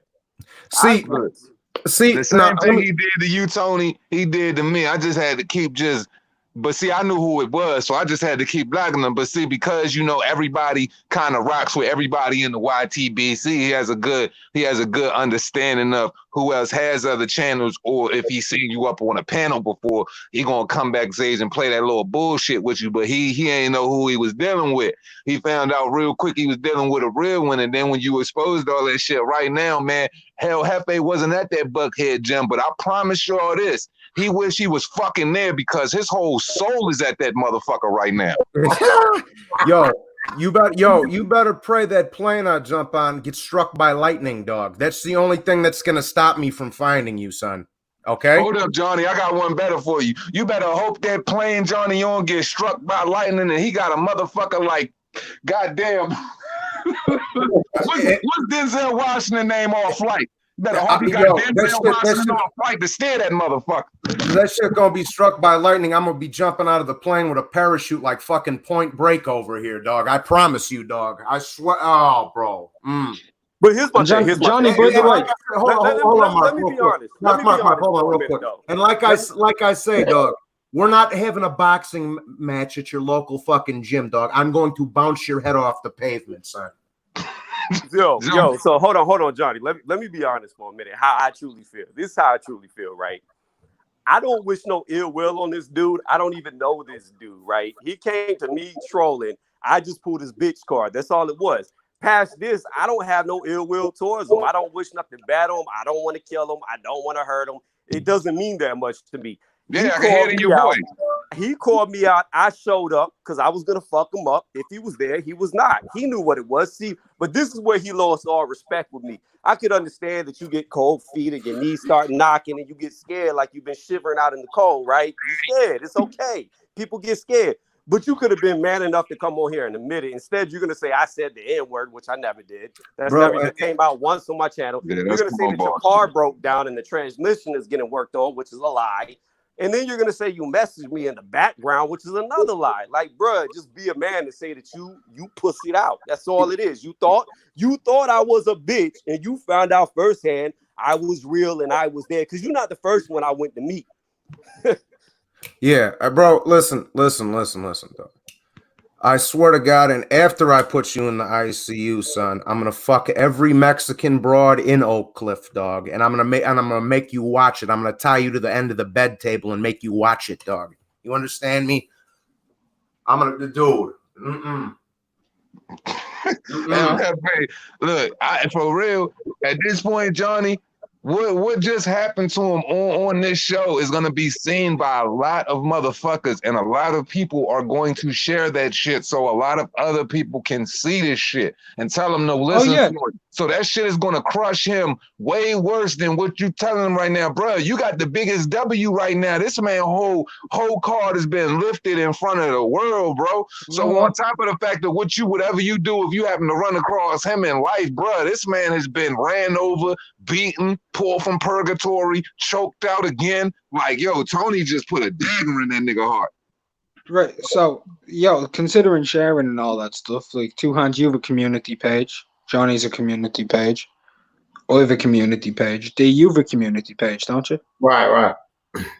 I think we should all just share it and ask people what their thoughts are. Damn. Look, man, like I said, Yeah. I don't wish no ill will on this dude. I did what he wanted me to do. He just wasn't there. It is what it is. He just needs to learn to keep his mouth shut because he doesn't know who he's talking to. He doesn't know who's really going to pull up on him. If he does something stupid like gives out his own house address, which I know he won't because he's scary, but if he did, you know, somebody will roll up on him and he's going to get fucked up because obviously he's not that tough in real life. And I don't have nothing against him, but just keep your fucking mouth shut. Yeah, and like the stalking thing, I don't get. Like, to talk shit on somebody or have a beef with them is one thing, but to constantly go on their lives, like, why would you care to follow somebody like that, bro? If you don't like Jay them, Blues, you a bitch, man. Oh, So hold On on. me. So sporting. So check this out. I'm gonna tell you. I'm gonna answer your question. All right, Johnny boy, since I know you gonna fucking go fucking berserk, I'm gonna let Hefe back up here and I'm gonna push you to backstage for a second because I know you ain't gonna act right. Can I answer the Sporting Advantage's question? Why is Go ahead. Yes. Go ahead, Tom. You answer that okay, first. so here's what happened. The first one, I won't give out his legal name because it went to court. This dude somehow found me. Like, he literally found me. And I beat his ass. It went to court. He got in trouble. I did not because it all came out that he found me off of YouTube. Weird as fuck. Stalker. Don't know what went on there, but I beat his ass. The second person I went to meet was supposedly in Dallas. I used to live in Austin. So Dallas was just a hop and a skip. Just like this gym that he called out was just 10, 15 minutes up the road. So it's not like I'm going out of my way. So that's why, because I found it funny. And if they really want to box, I used to box. Let's do it. Yeah, bro. Bro, I don't want to file a police report, bro, but please don't be saying negative stuff about El Jefe, bro, or I will be filing a police report, bro. What a bitch, man. Yo, that's the most holy shit I ever heard. I'm about to kick you just for saying that gay shit. This is what I'm saying. All he's got to do is be a man and be like, look, I didn't show Johnny up. boy, I know your was name scared. and your address, bro. I will be filing a police report, bro, Okay, because don't you talk have to just him. threatened Talk my to life, me. bro. Talk to me, Hefe. Talk to me. Just talk to me. I don't care about Johnny, and I really don't care about you, but talk to me. Hold on one second. I got super chat. Timmy Nealon, salute, bro. You know, I always appreciate you. He said, El Jefe, are the knees still knocking? Timmy. Oh, shit. Okay, go ahead, continue. No, I'm just saying, Hefe, this is your shot. This is your shot to redeem yourself. You know what the best way to redeem yourself is?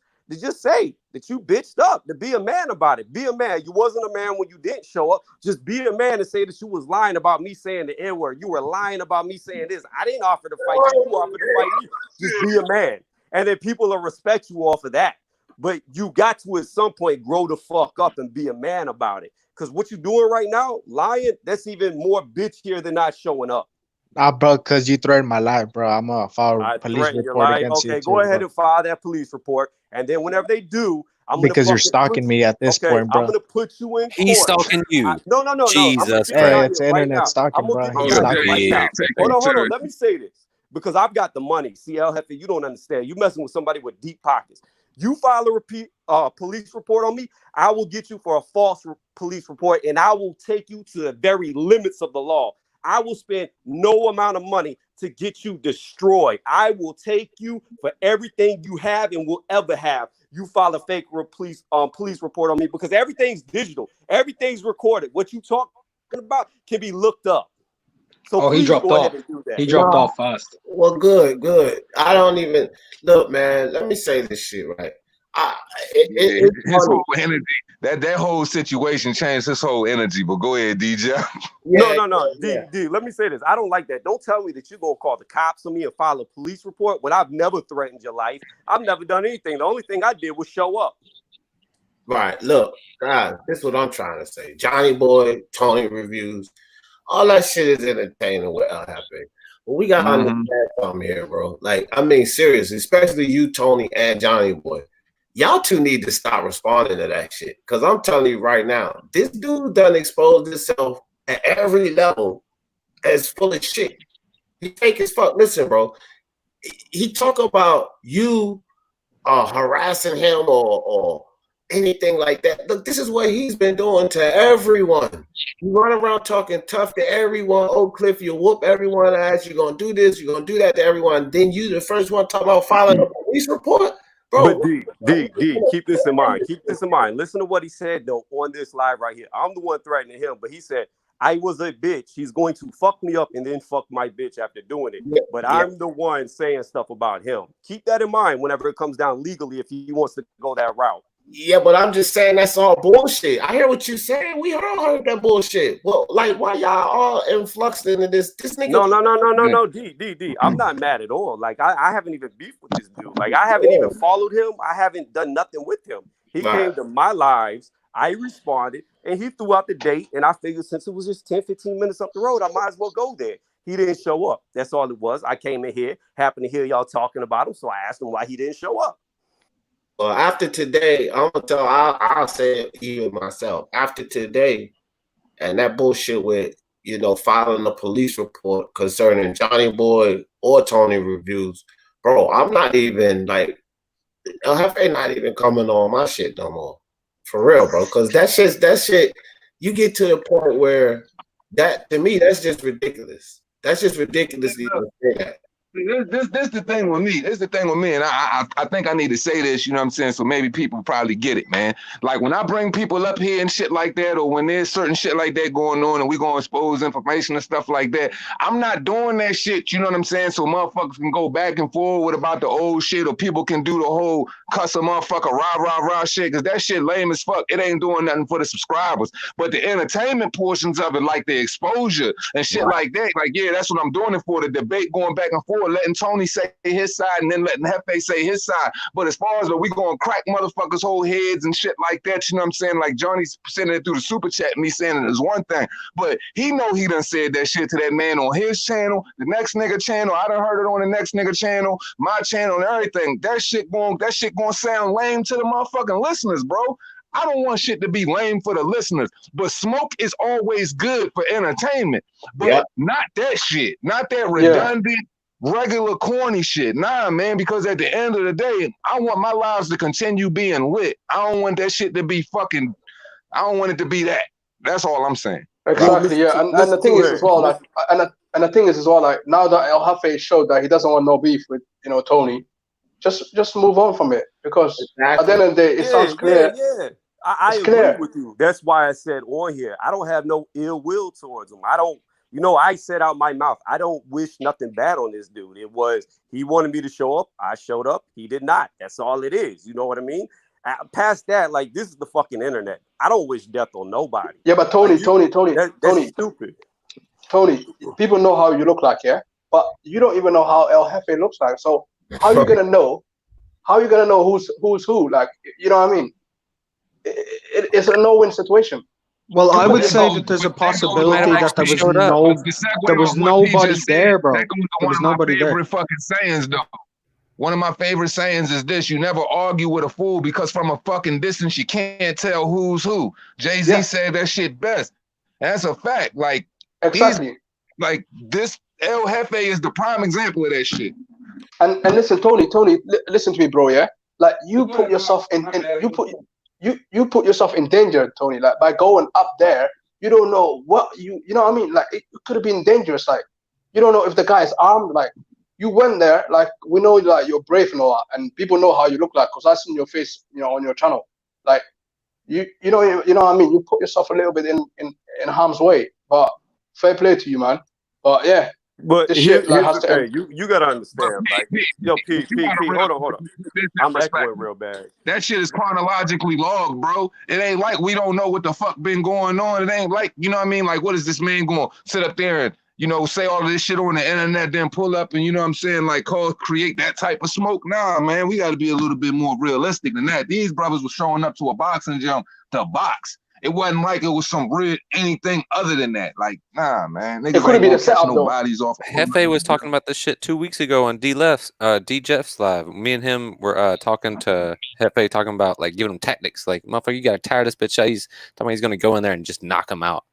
We were like, nah, man. If you're really gonna have this fight, like this, is how you need to go about it.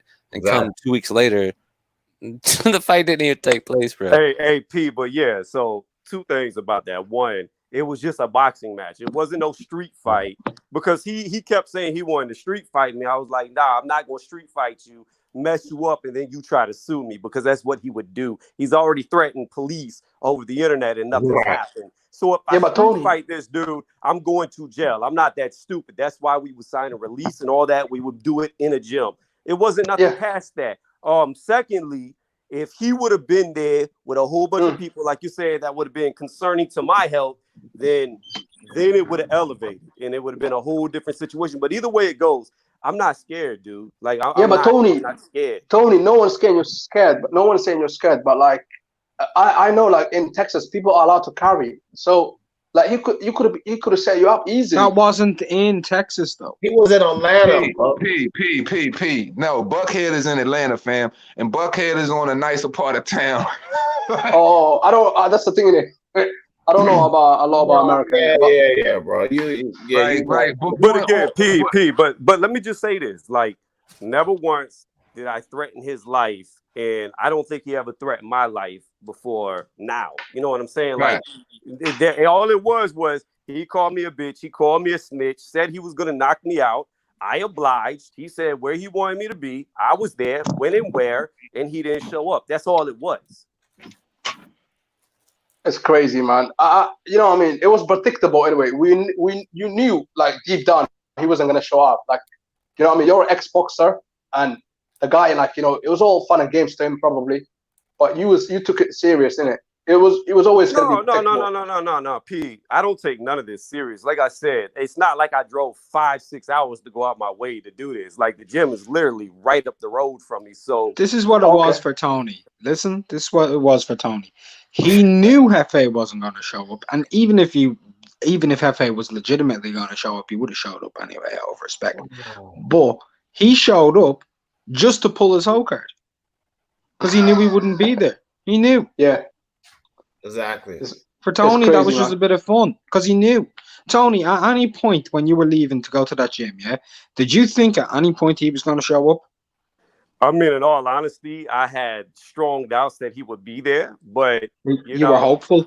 I was hopeful. I wish he would have been there, so we could have done it and we could have put it up on YouTube. Because look, I'll put it like this: let's say Jefe is just this amazing fighter that we don't know about, and he knocked me the fuck out. I would still put it up on my channel because at least we both showed up. There's no shame in the law. Yeah, that nigga could be Bruce Leroy low key. And that would have been good content as well. It would have been good content either way. So Right. wait, It because was- I mean, at the end of the day, let's say he knocked me out, right? Let's say just I walked in there and he Deontay Wildered me and I was twitching on the ground.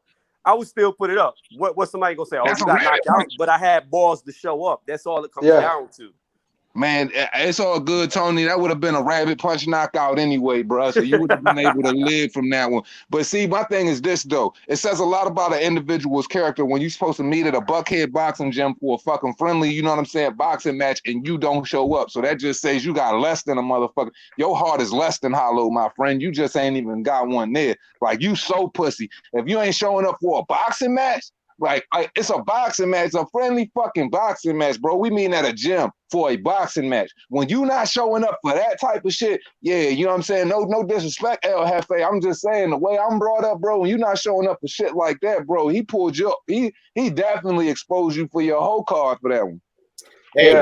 Hey, look, check this out. I've been waiting patiently to say this right here. Listen, man, now that we know El Jefe done had his whole card entirely pulled, checked in and delivered. You know what I'm saying? We know that El Jefe is definitely selling all kinds of wolf tickets. Now that we all know this, I'm just like, bro, one of Mr. Two Hands sayings is my favorite. I've even let him in my lives with it. It costs you nothing to pay a nigga no mind. Damn straight. So now that we know all of this about El Jefe, he's full of shit. He's gonna threaten you, but he's not gonna show up. He's just like a little boy running around. I'm gonna beat you up. I'm gonna beat you up. I'm gonna beat you up. Like that Chihuahua. As soon as you stomp at him, the motherfucker go running. Okay. Now that we understand this, let's keep it costs you nothing to pay a nigga no mind. Look, No, I agree. In past today, I never brought him up before. This is the first time I've actually brought him up, but I look at it like this. If the dude would have came up here and been like, yo, I didn't show up, I was scared, or whatever the reason was, a real legitimate reason why he didn't go through with it, or if he would have been like, I'm sorry for saying that you're a snitch, you're a bitch, I was going to kill you, all this stuff, we would have been cool. Like, I don't even care that he didn't show up. If he would have just approached it after the fact on here like a man, I would have still been fine. If you wanted to come to my channel, cool. But then you're going to come on here and lie. First, you're going to lie, say I called you the N-word when you're not even black. So that doesn't even make sense why I would call you that. Two, you're going to say I threatened your life, which I never did. Then you're going to lie and say, me and you were talking in the background about a different date, which never happened. So that's why I never had respect for him. But what little respect he could have earned, it's gone now. Like, he's not welcome to my channel. He's not welcome on my panels no more. And unless he wants to apologize for that, I'm done with him. Okay, but listen. This is what I was gonna say. I was gonna say, like, yeah, is there any way we can sort this out? Hold on 1 second, Mark. Hey, P, hold on 1 second, P. Like, this is why I'm gonna keep it a beam. Like, we all know El Jefe has went to every single one of our fucking channels with that type of fucking, you know what I mean, with that type of harassment, that type of banter, that type of you a bitch kind of talk or whatever. But you see how I play it when, you know what I'm saying, he come through here. I still give him light on the panel if he conducts himself a certain way, because this is the thing. We know that motherfucker is harmless as gnats at a motherfucking barbecue, man. So at the end of the day, you know, you just disregard that shit for what it is, Tony. You know what I'm saying? You did the right thing. You just exposed your motherfucking receipt. Ain't nothing wrong with anything that you did today, or even how you handled the situation. You handled it all the way right. You know, it's just that whole fuck you, whoop, whoop, whoop, back and forth with shit. He ain't even worth that. But one thing I can say about El Jefe being a content creator, El Jefe motherfucking turns out some great material for a motherfucking live stream, for, you know what I'm saying, for listeners. So, you know, I oblige him in the fact of, you know, being of sensible rationale on my end, and, you know, just let him goof off a little bit as long as it just don't go left. Again, I just seen him in here, and I wanted to know why he didn't show up. I put the video. I actually live streamed from the gym, and for some reason the audio wasn't working, but I live streamed to prove that I was there on this day. But you know, it went super left whenever I came up here and he started telling all them lies. I don't know how many times I can say the same thing over. Like, I didn't do this to quote unquote ruin his YouTube credibility. I just honestly showed up. wanted to see what he was about, and he wasn't there. That's where it began and ended for me. It ain't even about you. It ain't even about ruining credibility, or it ain't even about trying to take a man down or take a man out, Tony, because that wasn't even any of your intentions. It's about the fact that, you know what I'm saying, other individuals in here and other people in the live stream has heard El Jefe on 10, and within the same manner, you know, that he's approaching you, he uses that same type of attitude with several other people and how he gonna deal with it. So for the fact that you were the first individual to, you know what I'm saying, to expose the bullshit, oh yeah, you know what I mean? Like, oh, everybody enjoying that shit because that's something that needed to be seen. That's something that's just gonna calm him down a little bit. But now he going into defensive mode and acting like he a passive victim, you know, and that's just, you know, for what's been done. But that's just all, you know what I'm saying? That's just all good. It's all good, man. Like nobody is insinuating that was what you were trying to do, man. It's just within truth, you know what I'm saying? It exposes lies, and then people left out there butt naked. And unfortunately, he just was the one stripped in the street butt naked today. G Boogie with the $10 super chat. Appreciate you as always, my bro. First off, I wanted to say hello to everybody and what's up, Mr. Two Hands Up in the panelists. Five. Salute, G Boogie. Appreciate you, man. Hope you having a wonderful day, man. We just on here cooking, man. It's been some funny shit, man. Fucking all I can say to everybody who been listening, if you just came in, man, at 4 hours in, it's some juicy shit. Pause. All right. So I'm about to get off because my phone about to die. I am at 9% battery. So I want to say this in leaving. El Jefe, I know you're still listening. I'm going to say this one more time, as repetitive as it sounds. All you have to do is be a man. Apologize. Tell the truth that you are up here lying. I don't care what's going on between you and Johnny or anybody else. All you got to do, as far as I'm concerned, is be a man. Apologize for lying. Admit that I never said the stuff that you said, and you didn't show up. I mean, you don't even have to admit that. That's just a fact. And then we can be fine. We can be cool. But if you're gonna lie and threaten cops and all of this, don't even come my way. That's all I want to leave on. Okay, before you go, Tony, yeah, I just want to say, like, you know, let's just sort this all out, because this is internet, like, you know what I mean? Like, we don't want no beef. We're all in one community at the end of the day. You know what I mean? Like, all this ill feeling and all that sort of stuff. It's not nice, man. You know what I mean? We're only here on the internet to feel good. What's the point of feeling all bad? You know what I mean? So I hope things work out between you and El Jefe, man. Two Hands, what did you say 2-3 hours ago about this whole unity, one love, one brother? Yeah, man, we ain't really with this whole fucking one love, one world shit, because we all grown men and we can all handle each other within these circumstances. So really ain't nobody trying to hear that Hakuna Matata ass shit, Pete. So Pete, all right. Let me address Pete. For real. Like, Pete. Yeah. I like You've Hakuna been to my Matata, channel goddamn. before. You've been to my channel before. I don't go nowhere. I keep to myself as far as the internet's concerned. Like, I don't go to people's pages. I don't troll them. I'll make a few appearances like on here, on Marks, etc. But for the most part, I keep to myself. So, you know, what you're talking about really doesn't pertain to me, because I'm not out there looking for anything, because I just stay to myself. Yo, that's facts, G Boogie. All right, y'all. Y'all have a good day. Two Hands, thanks for letting me on. Did I pull it down or pull it up? Because my shit ain't It's on there. You want me? Oh, you just took it down. Anytime, Tony. You. Okay, cool. It's off now. Man, my fingers is moving extra retarded today, man. There it is. All right, cool. It's because I got auto rotation on my shit, so oh, okay. I keep clicking the button, and then I go white, and I end up clicking the button to click. Fuck my fingers. Oh shit, man! Look. He said my problem with shitty FA, and he didn't take it off. My bad. No, I didn't mean to do that. I'm gonna scroll up to it. Okay, my problem with shitty El Jefe and H Alien Body Money, they are disingenuous and disrespectful minors that do not know how to conduct themselves properly as men. And I would have to agree with that. You know, it's just like, yo, I like, it's like, man, I'm, you know, even though I'm kind of, you know, I guess they, you know what I mean, I'm an elder millennial, but, you know, I'm not with that trolling shit. That trolling shit came after me. But you know, I understand what these motherfuckers be doing with that trolling shit. But look, bro, you're not gonna get famous off the YouTube boxing community trolling, bro. That shit not gonna bring you no money. You know what I mean? Like, you need to go do that shit on, you know what I'm saying, like fucking Ninja Channel or fucking one of them real big joints. Go fuck with Jake and Logan Paul with that weird ass shit or something like that. But bro, like that trolling, like these dudes use that shit, like trying like that shit gonna make them like famous, or they getting something out of it. Well, look, man, grown ass men don't feel the way y'all feel about that shit. That's just disrespectful. And look, we all want our respect up here as men. And boxing is an alpha male dominated sport, bro. So the foundation of that shit always, you know what I'm saying, revolves around respect, bro. So we all want to be respected as men. So we ain't with that trolling shit, man.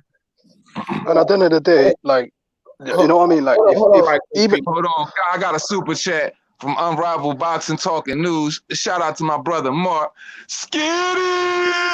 Hold on right quick, Pete, because I know the angle you coming from, but I need to kind of speak to you for a second too. But, I get the angle you coming from, but listen, bro, just like these niggas said, that ain't for everybody, bro. Now, there gonna be some channels that do what they do. It is what it is, bro. With the whole thing with El Jefe, like, and even with Johnny Boy, I don't want to hear none of that bullshit. Not Johnny Boy's side of it, not El Jefe's side of it. So on my channel, I already said, bro, I'm not having that shit, bro. I ain't having that shit. El Jefe, I'm not even having them back on because certain discussions I don't want that element no more. But that's just my preference. But you can't go to another dude channel and say, hey, we just need to do this, we just need to do that. No, they don't need to do that. They don't need to do that. Wherever they find whatever their their followers, whatever they like to hear, you don't know what they like to hear at whatever channel. Some people like all that excitement and that hoopla. Some people like that shit. So you can't go to everybody's channel and say, oh, we need to do this, we need to do that. Nah, and I can't either. But I'm not listening to none of that shit. Me personally, I'm not listening to none of that bullshit no more. Yeah, I'm glad you clicked on the link, Johnny Boy, too, because I wanted you know what I'm saying? Like, you know what I mean? I wanted to make sure you knew too that, you know, I wasn't booting you, or you wasn't good up here, nothing like that. Nah, you cool, no, you know what I'm saying? I know that, bro. Good. Listen, bro. I'm not, you know, y'all do, you know, Mark D, Two Hands, all y'all do your thing. But haven't we had this discussion 1,000 fucking times over already, bro? The kid brings nothing but negativity to everybody's channel, bro. It's that simple. Like, Mark had a fucking intervention the other day. Yeah, why are we still giving this kid airtime, bro? He's a fucking little pussy piece of shit that knows nothing about boxing. Why is he still running around everybody's channel? I can't speak for everybody else, but for me though, when he come to my channel, he act the way he's supposed to act. Now, when he come up and he come with them million different names doing that stupid ass shit, he was doing that shit before he came at me saying what he was saying about all the little church bullshit, but he was just chilling. And all of that shit was entertainment for the, you know what I'm saying, the subs. And I use that as like other areas because everybody don't feel the way we feel. So I just use that as entertainment for my lives. And you know what I'm saying? The dude, he be cool when he come through. So all of the little banter and shit like that, I clip that shit before he even get under my skin. So I've never been able to get where everybody else get with him. So it's like, I don't feel the same way everybody else feel about it. But I understand that he's gotten to certain places with certain individuals, because I deal with all of y'all, that y'all just don't fuck with him. Y'all can't be where I'm at with it. And I understand that everybody's not going to be there. That's why I'd rather pull some people back than keep them up there and keep the usual same old going. Now, Mr. Two Hand, unlike Johnny Boy, and everybody can attest to this, I have given that dude 1,000 chances on my panel. So from my perspective, I have given him all the chances that you have too. I have allowed him to come on the panel and all of that. But the shit he did, even here today, with Tony Reviews, that's the shit that I'm tired of, bro. As soon as he was in line, he was in order, like you said, and all of that. We was kicking it. But when Tony Reviews stepped on, he wouldn't even let him speak, bro. This nigga just kept overcutting him. He wouldn't that type of shit. That's where he get out of line, dog. And Tony Reviews didn't do nothing to him. He just came on here and simply tried to speak. El Jefe wouldn't let him get a word out. You had to put him backstage, my nigga. That's the confusion. Like, I dig that, but at the same time, it's like, you know, I didn't know. You had to tell me that a person could just take themselves off of mute when they muted them. If I would have known that, I would have been able to kick him out of the studio, and he would have been able to come up and rebuttal after the fact, so we wouldn't have had that type of confusion in the beginning. But see, I didn't know that. I just kept hitting the mute button, and it kept coming in. So it was, you know, because I knew that would have taken place. Yeah. But I didn't know I didn't know that he could take himself off of mute. I figured if me being the host, if I fucking mute you, in my mind, you should fucking stay that way. Right. That wasn't the case. So if next time now that I know that, next time I can curve that shit. We got to understand too that nigga had his whole feathers ruffled today, because I'm sure he didn't think, because the way he can only think like himself. So, and I'm sure he don't think outside of himself because he too absorbed into too much bullshit. So I'm sure the way he was thinking, Tony ain't gonna show up to that joint. This man just got pulled all the way up outside of his body uncomfortable, man. So yeah, he ain't had no choice but to act out, because he ain't think he was gonna get put out there like that. But hold on real quick. Mr. Two Hands, I won't comment at, but I just want to let you know, I won't comment at you for not being able to mute. That won't even run my point. My point was El Jefe in this matter. The fact that he is able and he will do that type of shit, regardless of who channel he on. This is the point. He is getting to the point where he's so disruptive that it don't matter. The fact you didn't know how to do that should show you that he don't give a fuck. This is what I'm saying with the whole muting situation. If the host mutes you, you know better. You should just stay muted for a second. But he kept unmuting it regardless of what you was doing. He knew that you could do that. And what I'm saying is he gets so fucking disruptive on everybody's live, even mine, and he has the propensity to do that. And I'm just tired of it. On my perspective, you can how you want to feel, but I'm telling you, even a guy like me that has given him more chances than you have, I'm sick of it, bro. I'm sick of the whole shit, dog. And like I said, man, I'm not in the business of telling people how to feel and telling people what they sick of. But look, I'm not even at the point where that motherfucker even bother me. He don't even bother me. You know what I'm saying? Like, my whole thing is this, bro. It's just like, man, everybody know what they dealing with. If they don't got to deal with them, nobody has to deal with motherfuckers. But if people got to have these fucking powwows about El Jefe like he's this motherfucking Trojan fucking virus into the fucking YTBC game, that's a fucking problem, because I don't even look at that dude like that. Like, I just feel like, yo, you can boot the nigga, or you ain't got to deal with him. You know what I'm saying? Like, everybody don't have to deal with him. Like, for me, like I said,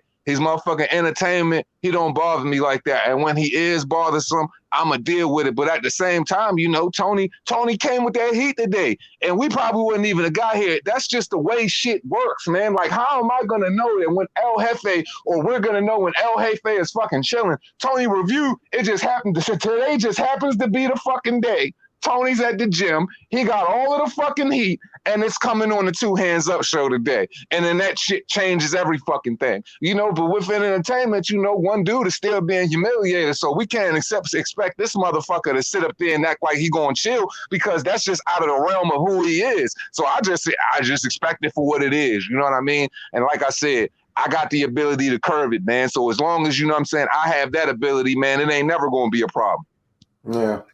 Yeah, I, like, to be honest with you, I'm just looking forward to this vacation to Dallas that I'm going to be taking in the near future, bro. I can't wait to clap all the Mexican cheeks in Oak Cliff, dog. It's going to be fucking outstanding, bro. I ain't never been to Texas before, and I'm going to do a number on that town, dog.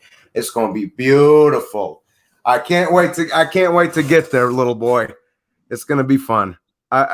Two Hands, I gotta run. Salute to you. Thanks for having me on. Hey, man, always appreciate you coming through. Yeah. I'm running Oak Cliff, bitch. Salute, everybody. This motherfucker.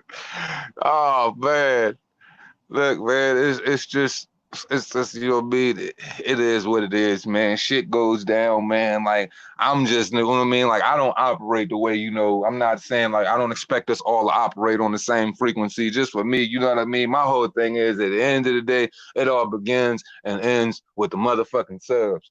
So I'm all about me. I tend to find myself a motherfucking. I find my sense of humor to be kind of dark, and I know I could be on some bullshit. So another motherfucker being on some bullshit, don't, you know what I mean? Just don't get at me like that. Yeah. Like I said, bro, everybody got their own shit. And I don't, that's what I was telling my man P, you know, like, you can't tell people how to do their shit or, you know, how they gonna operate. Everybody got to operate how they want to fucking operate. And the last thing I'm gonna do is tell anybody how to operate. I'm just gonna do what I do. Like, look, this is the thing, man. Everybody know when it come to my platform, it's just savagery, man. It's just pure, unadulterated savagery. I don't necessarily like that whole we are the world fucking Confucianism bubble. I ain't really trying to get in all of that motherfucking kumbaya, kuna matata kind of talk. I'm not trying to do that, man. Like, we all fucking grown here. Like, goddamn, like, I'm not here to bridge the gap between motherfucking bullshit ass problems in the YTBC. I am the motherfucking problem. Like, fuck that. Like, you know what I mean? So whatever other people got going on, man, I hope you can figure that shit out, because I'm a fucking nuisance in this bitch on my own. So, you know what I mean? And I got to deal with dickhead motherfuckers in my comments that's 20 times worse than El Jefe every day, and them motherfuckers do mean it. You know what I'm saying? So that's why I don't even be tripping about that shit. Right. Yeah. I feel you, dog. I feel you. The shit just ridiculous to me, dog. I'm just like, I had more run-ins with the, like, you know, like this live you got today, fam. I done had too many of these. You know what I mean? And then it was all centered around a Jefe. Like, I'm just tired of the whole element. So I see where you at, you know, and I was at that point too before, because it was a whole bunch, but after 6-7 lives of this shit, my live stopping, and I'm talking about this nigga for an hour or defending him for an hour. Like, I'm just like, the energy, I don't have any more energy for it, fam. Yeah, bro, because if we getting gassed out over a fucking over talking sport, bro, if we getting gassed out over talking sport, man, then we really got to start questioning why the fuck we here, man, because I'm just like, bro, it went from being all about boxing to being around, you know what I'm saying, the poison that's surrounding in this fucking community, who acting like a prima donna, who getting above theyself, who acting like this, acting like that, man, I just don't care. That's why I just been solely focused on how this channel move, because, and that's that, and showing up for those who I fuck with, man, and outside of that, if people can't tell the vibe ain't switched with me, and just how I do shit, that's just on that. But it ain't nothing for me to voice or make a big dragged out thing, because we know what it is, man. We know who do what. We know how it is and shit like that. So the only people we can be responsible for is each other. And maybe if we start changing, you know what I'm saying, we focusing on ourselves and we changing our own patterns, then maybe shit will actually change out this bitch. Because honestly, focusing on, I'm not with that whole togetherness fucking bullshit. I fuck with a couple individuals, man, but I'm not here to change the world, man. I'm just trying to change me. Fuck that. Yeah, man. The thing is, yeah, it's tiring, yeah, trying to bring people together all the time. Yeah, you're right, man. Like, if people don't want to change, it's up to them, innit? If they want, whatever they want to do, let them do what they want to do. Do you know what I mean? Like, it's because it's a bit tiring, like, with all this beef and arguments, and you know what I mean? Like, that's why I don't really want to get in between people. If they want to fight, let them fight, innit? Do you know what I mean?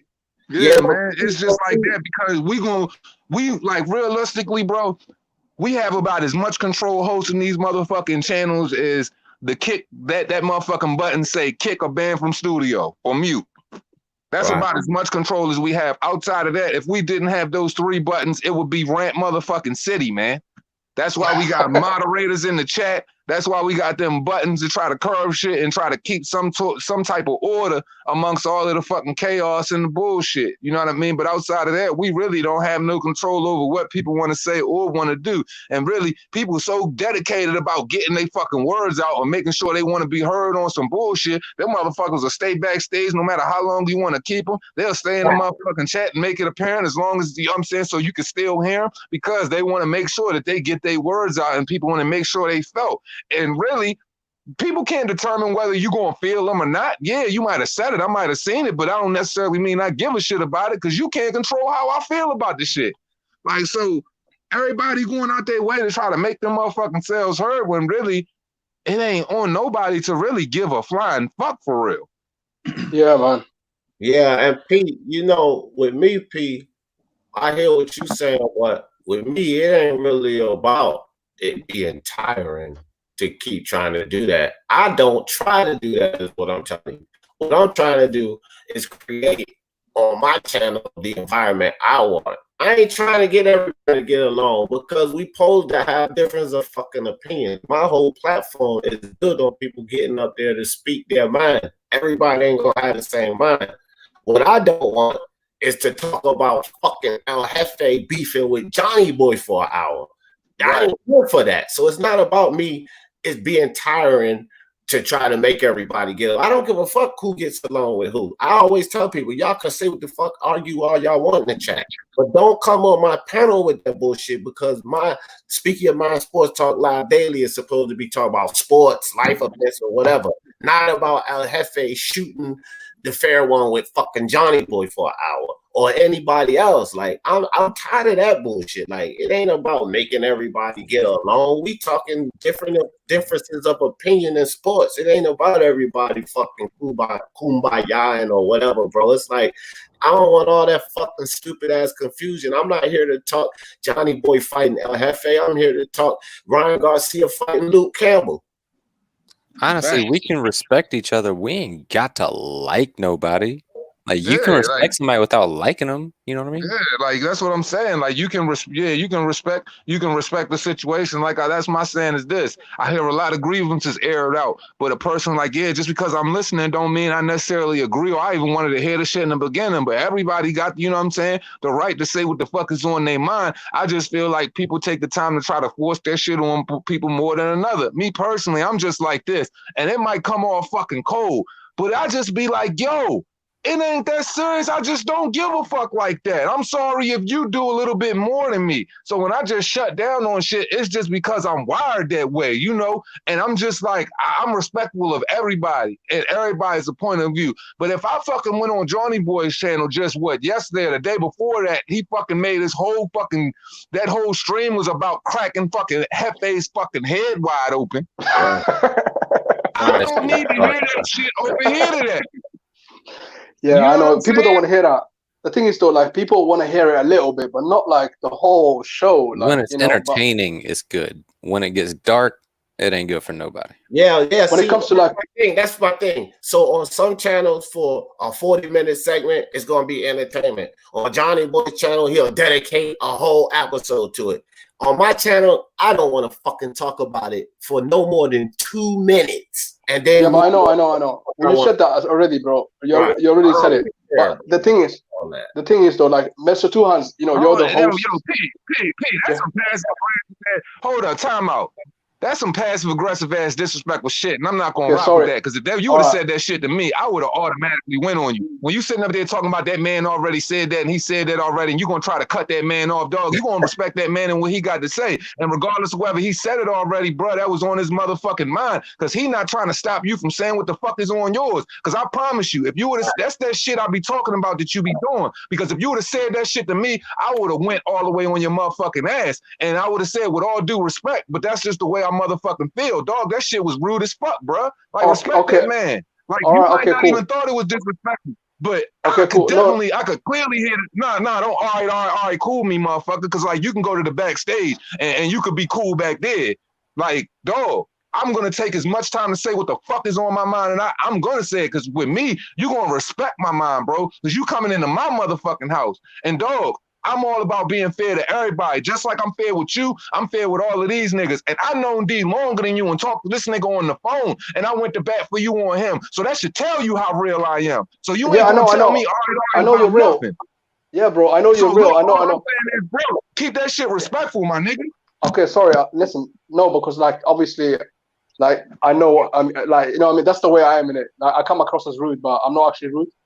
But the point that I'm trying to make is like, you know, like obviously you're the host, like you basically control what's happening and all that sort of stuff in it. So it's up to you to stop whenever it's getting bad or whenever it's getting good. You know what I mean? My mom was saying and just that. like I stopped that right there, that could have been something because that motherfucker from the DMV, he DMV bred just like I'm DMV bred. And I'm sure, you know what I'm saying? And I know that nigga ain't got no sucker in his he ain't got no sucker bone in his body, just like I don't have one. And if he a sensible individual, dog, you don't have to be a rocket scientist to take from what you said and how you said it while stopping and trying to stop that man in the middle of what he's getting off there. That is, you know what I'm saying, that could probably been useful to somebody in the live stream, but you try to cut it. You know what I mean? If I wouldn't have came at it that way, he could have felt some type of way, and that could have led to you and him being back on some bullshit. You feel what I'm saying? Because the line is that thin. Hold on. No, you don't understand what I'm saying. Because the line is that thin between you and him. You feel me? And the only thing that's probably keeping that shit divided is the respect that nigga got from me. Facts. See, my whole thing is, I know what I'm about to say. I know what I might as well just hold that shit and see what else is about to be introduced into the conversation. I don't give a fuck about getting my point across. You know what I mean? I'd rather just respond to the show. Period. Hey, like, let me say something right quick, dog. Because Pete, I need you to hear and listen and take in what the two hands saying to you. I want to say my piece on that because see, it was a situation before. And me and Mr. Two Hands had a long talk about this, and it was clearly what he just told you. I hope sunk in because it was clearly because of the conversation we had before. And I promised him I'm not going to be disruptive on his panel again like I was before. I promise. Yo, dude, you breaking up bad, fam. I don't know if you breaking up bad to everybody else, but I'm gonna make sure you come through clear to everybody. He is, but I wasn't gonna say that because otherwise you're gonna say I'm being rude. Just wait, man. Just let that man say what he got on his mind, then you can say what you got on yours, bro. Because for real, like you need to hear what he about to say out of his mouth. Go on. All right, man. Y'all hear me now? I'm still breaking up. Nah, you still breaking up a little bit, bro. Got that T-Pain action. Yeah, you got that T-Pain. All right, go ahead. Let him talk. I'm gonna go. Hold on, I'm gonna sleep. Hold on. Okay. Mr. Two Hands, I wasn't being rude to him, innit? I was just saying, like, we know, because he said it a couple of times. That's all I was saying. But you were being rude, though, because I repeat myself a fucking lot, dog. And, like, you know what I'm saying? Like, but it could be pertaining to other things and, you know what I'm saying, other avenues of conversation, but it could go back to that. But, you know what I'm saying? Ain't nobody going to tell me I said something motherfucking twice and we need to move on from that shit, bro, so you can get what you saying out your motherfucking mouth. Dog, that's motherfucking selfish and it's disrespectful to anybody on the panel. If they my bad. Like that. And what type of person would I be if I didn't motherfucking address it, bro? Because like I said, you don't realize that shit could have started something and we could be right back at square one and you would be the motherfucking nigga that's getting flamed because the only thing, because it's a thin line between that box that's above your motherfucking head and that's motherfucking, and I'm the thing that's separating that the motherfucking thin line because right there, that could have been a situation because I'm sure that shit right there could have went all the way the motherfucking wrong way if I didn't make it a point to address it. Yeah. What about now? Am I clear now? Yeah, you good, man. All right. So now let me say this. I need you to take in and not be dismissive. Sometimes I don't know if you do things by habit, fam, or whatever, but I'm kind of noticing some things. But I meant what I said, that I was not going to be disruptive anymore on Mr. Two Hands panel. And we had to talk about the situation with you and I before. You do things and you say things, and sometimes in a condescending way and a dismissive way that's extremely disrespectful. The reason I'm not getting upset about it, or I didn't get upset today about it, is because I don't understand or know if it's a cultural thing or whatever, but the way you come off is extremely disrespectful, and you do it often. The thing with me is, and I think Mr. Two Hands noticed it too, is, bro, you did that shit toward me. You had every opportunity to do it toward Mr. Two Hands, toward El Jefe, toward Tony Reviews, because Tony Reviews said things about 5 or 6 times. But coincidentally, you just did it toward me. And I didn't respond today, but Mr. Two Hands responded for me. So you need to listen to that, because I could have went from 0 to 60 on you, and I would have had every right to, because you already disrespected me in the past, and he didn't catch it. and then you kind of hid behind him when you did it, even though you knew you did it. See? So I ain't even gonna dig back into that. So you just gotta chill with that, fam. Okay, Nico Bellic. See, now this is where, you know what I'm saying, like right after you just put a statement, a comment out, you know what I mean? I'm not gonna go full two hands on you because maybe you just don't understand. If you were up on this panel right now, Nico Bellic, and you were speaking your motherfucking mind, and somebody straight up cut you off and told you, you already said that before, let's move on, and then he's gonna sit up there and speak his motherfucking piece. That is rude. He cut you off in a disrespectful, passive-aggressive way, and I wouldn't allow him to do that to you. I wouldn't allow him to do that to Jay Blues and boxing, and I wouldn't allow him to do that to D. And what you don't understand is, because you probably weren't here prior to, is these guys already had a situation where he was saying he was buck dancing and he was calling him a fanboy and some other shit. So I don't need that shit in the chat. So shit is already touchy between them. So for him to come at him like that and to do something like that, it could have created another situation. So it is on me to nip it in the bud and to explain to him, like, yo, where he came off a little bit with that wasn't right there. So yeah, I got to address certain things. No, he ain't being rude in the conversation in the context of where he's talking with everybody about boxing, but in that regard right there, that was rude. If anybody did that to anyone else, that would be rude. But anyway, that's just all I got to say about it. I don't even know what I was gonna say. I was actually gonna say something, but completely forgot. But like, if I don't listen, I'm not even rude to Jefferson. Like, you know what I mean? Like, I'm not. Maybe it came across as being rude when I said it, and I understand where you're coming from, Mr. Two Hands. Obviously, you're the host, and obviously, I said things in the past to him as well.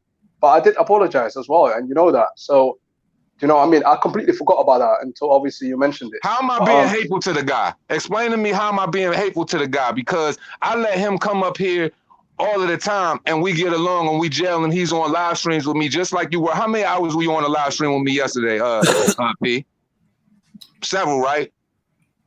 Like, yeah. I've been here a good few times now. This dude is always up here. And as a matter of fact, like I said, I have D's phone number. I chop it up with D. I know D very well. And I've even went in your defense, right or wrong, when it came to D, when D was out of pocket before, right or wrong. So it's not me picking on anybody. I do this with everybody because I'm pro-truth. Ain't not a fake bone in my body. So you ain't going to expect me to be pro one way. See, the problem with you is you new here. You don't know shit. You just getting here and trying to sit up there. You ain't even really got the right to speak on what you feel is rude or not rude because you don't even understand the tendencies of the individuals on the panel. Because the gentleman that you're saying I'm being rude to will tell you that I back him just like I back motherfucking D just now as well, with the same type of energy. In fairness, you did, you did back me when G was like going off last time, and yeah, I do give you that, like, cause you always call it down the middle. Do you know what I mean? But I wasn't even trying to be rude, but of course, looking back at it, it did sound coming off as rude because obviously I've listened to D talking, like, you know, and he said it a few times. So I just said it, you know what I mean? Like, as a human being, sometimes that's kind of my nature, basically. But yeah, man. Nah, P, I feel you because I'm an asshole by nature, and generally, you know, the way I come across and the way I come across, and I tell people, you know, they gotta, you know, understandably so, you know, I am who I am and I can't change that. See, that just like D just said, it could be a cultural thing or anything. So he didn't want to just jump out there and say whatever. My whole thing is like, yo, but I have to make it a point. Huh? Mr. Two Hands, he was being rude. I can say now that he was being rude when he said cultural thing because he put that as a culture, but I'm not gonna obviously take that against him. But nah. He wasn't saying that. He wasn't trying to be rude and saying it that way because naturally, some people don't use. In some cultures, they are just straight down the line with what they say. It is as blunt as what they say. Kind of like how a child will say something to an adult and they don't mean to try to like hurt their feelings by just telling them the truth. Like, say you might be a smoker as a parent or something. Your kid might say, damn, Dad, your teeth are yellow. Like, Daddy, your teeth are so yellow. But they don't mean to be rude by it or hurt your feelings. It just comes off as just they can only speak in the truth in which they know. So in some cultures, some people speak that way. So he wasn't trying to say it like, yo, wasn't trying to be like, wasn't trying to do it. Nah. He was. It did. I promise you. And I ain't gonna be fake for nobody. I promise you, it wasn't meant in that regard. So if you took it that way, it definitely wasn't like that. And, no, I didn't take it that way. If I may, speak for D. And no disrespect to no one on that, but I would like. No, I ain't take it that way. Right. So, P, I have been to 17 countries in Europe, fam. I have been to 22 countries overall outside of the United States.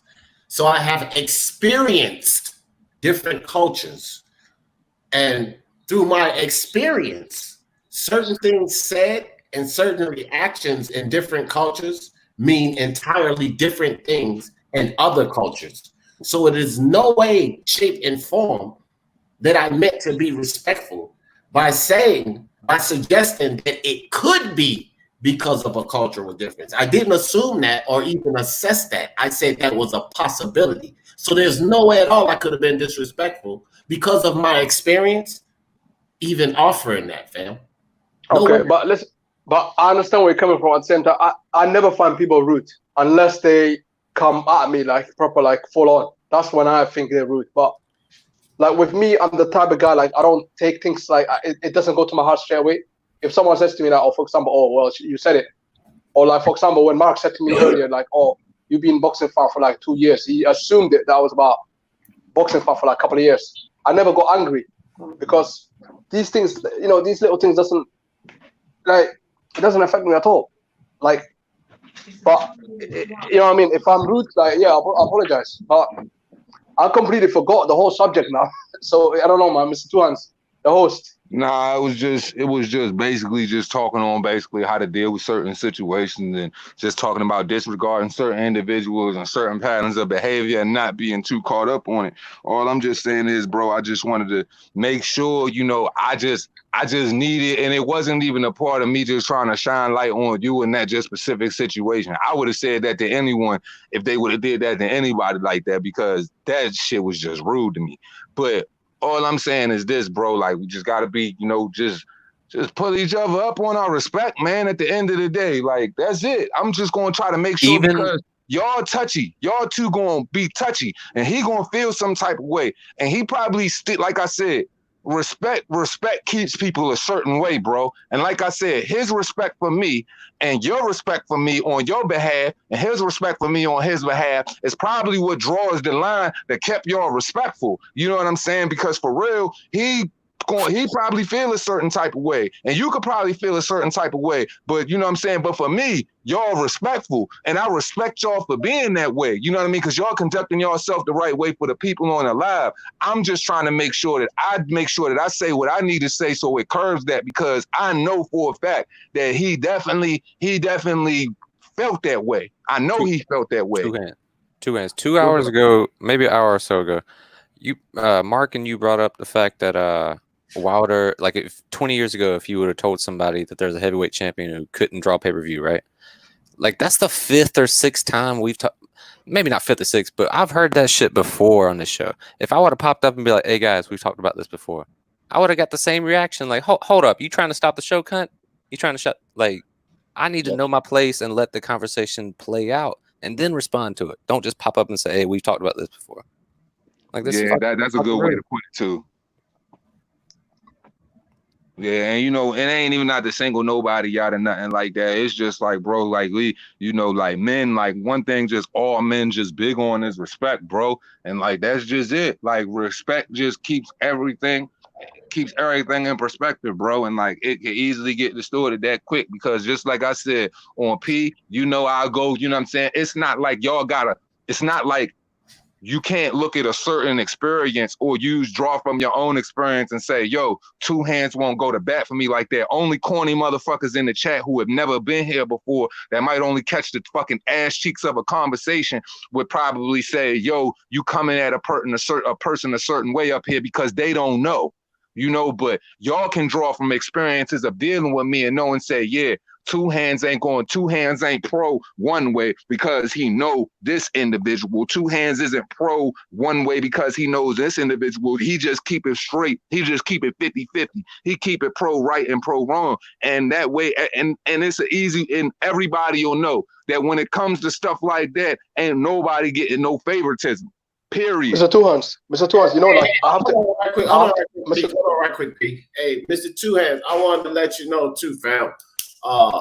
first I want to thank you, appreciate you for stepping up like that. But second, I wanted to let you know that I did notice it the way you noticed it. And I want you to understand this too, Pete. I noticed it as disrespect as well, the way Mr. Two Hands noticed it. So just to let you know that, Pete, it came off disrespectful. But for you, Mr. Two Hands, I want to let you know that it didn't even bother me one bit, bro. Because I got to sit up here, like I've been practicing this 11 years, Mr. Two Hands, my nigga. I've been practicing for 11 years.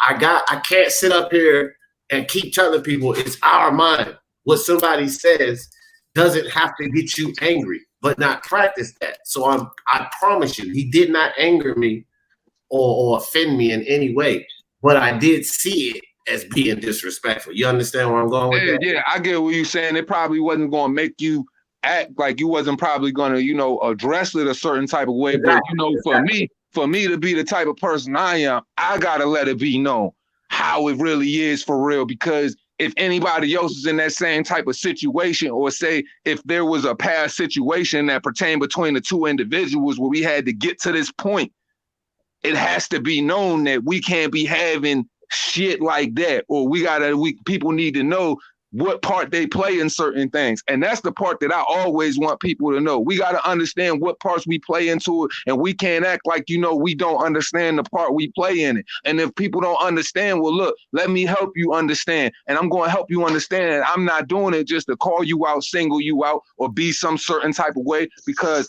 I just don't hear stuff and it's just like, oh, I just think it's disrespectful. No, in a worldly setting, that type of stuff is disrespectful. So I'm gonna let it be known. And generally speaking, and speaking with y'all, like, yo, that's just not cool, man. And we're just not gonna rock like that. And I'm drawing from my own experiences, and it just happens to be you two are on the panel right now, and it just happened to be you, D.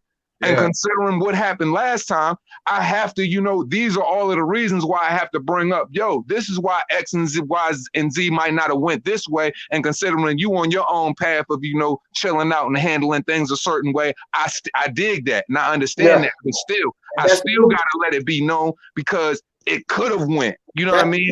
That's proof that you are and keep it 100%. By what you say you are. You see what I mean? Mr. Two Hands say, I am this how I rock, this how I roll.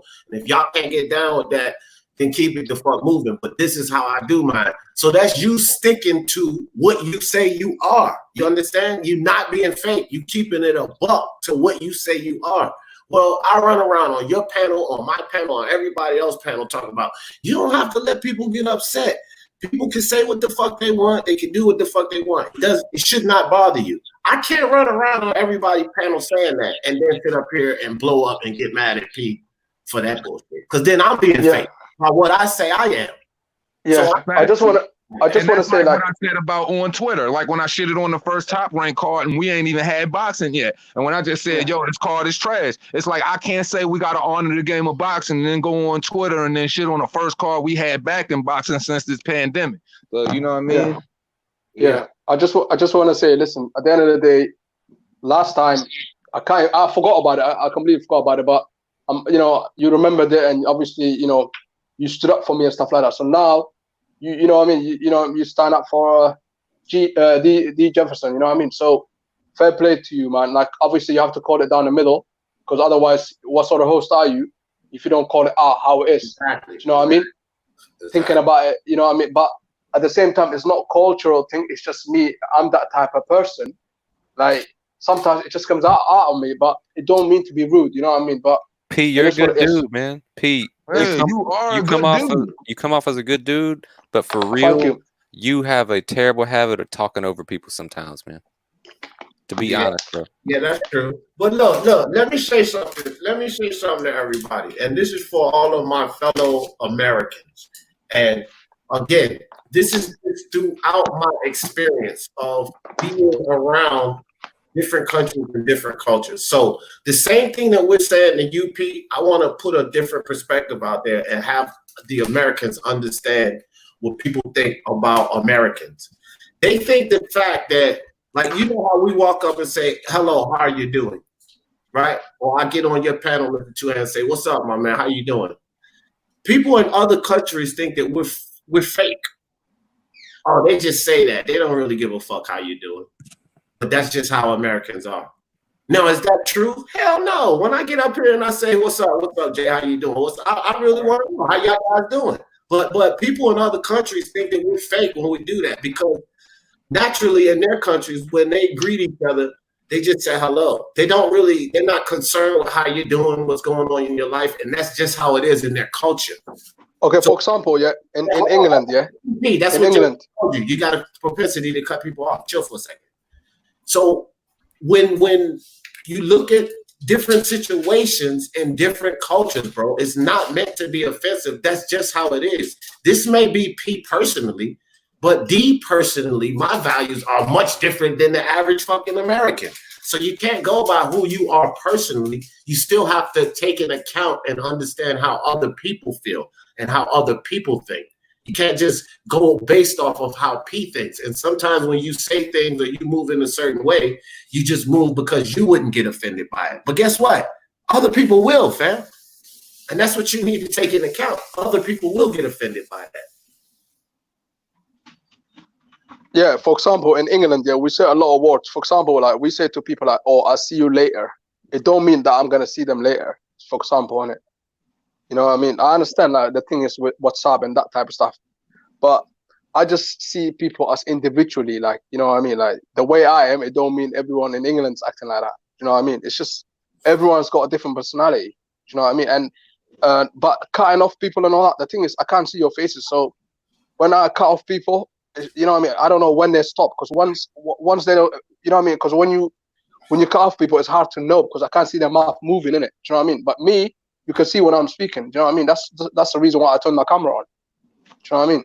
Yeah, you know, but I mean, I feel you, P, but maybe you started turning on your camera now because maybe you wanted to feel like you wanted to project that so people could put your words with your mannerisms as well. But for me, I can usually hear how a person is and they tone and they breathing and just like you can hear the kind of smarts in their mouth. You usually hear how they talk on a regular basis. You can kind of hear when a person is being smart. You can hear when a person being passive aggressive, things of those nature. If you're dealing with a person and only in dealing with their voice on a regular basis, like you don't necessarily have to see a person's face to actually know where they at. But for the main thing is I like to take a person for face value until they show me differently. So I just try to rely solely on that. But it's just like ultimately, man, like I don't find it. I think, you know, the language is universal, man. And I think other people, I think people can tell genuinely and wholehearted when people is coming at them left or whatever. My whole thing is just like, yo, it's just in how you deal with it. Honestly, I just think that, you know, for me personally, and just like my particular channel, it's just like I'm the energy. I'm like I am kind of like, I know my energy different. I know my energy different. I know the way I talk is different. I know the way I carry myself. Everybody else don't necessarily carry themselves like that. But even through a person who wasn't able to deal with my energy or might not have necessarily understood how I came, or they could probably thought I came in this game ignorant or came in this game a certain way.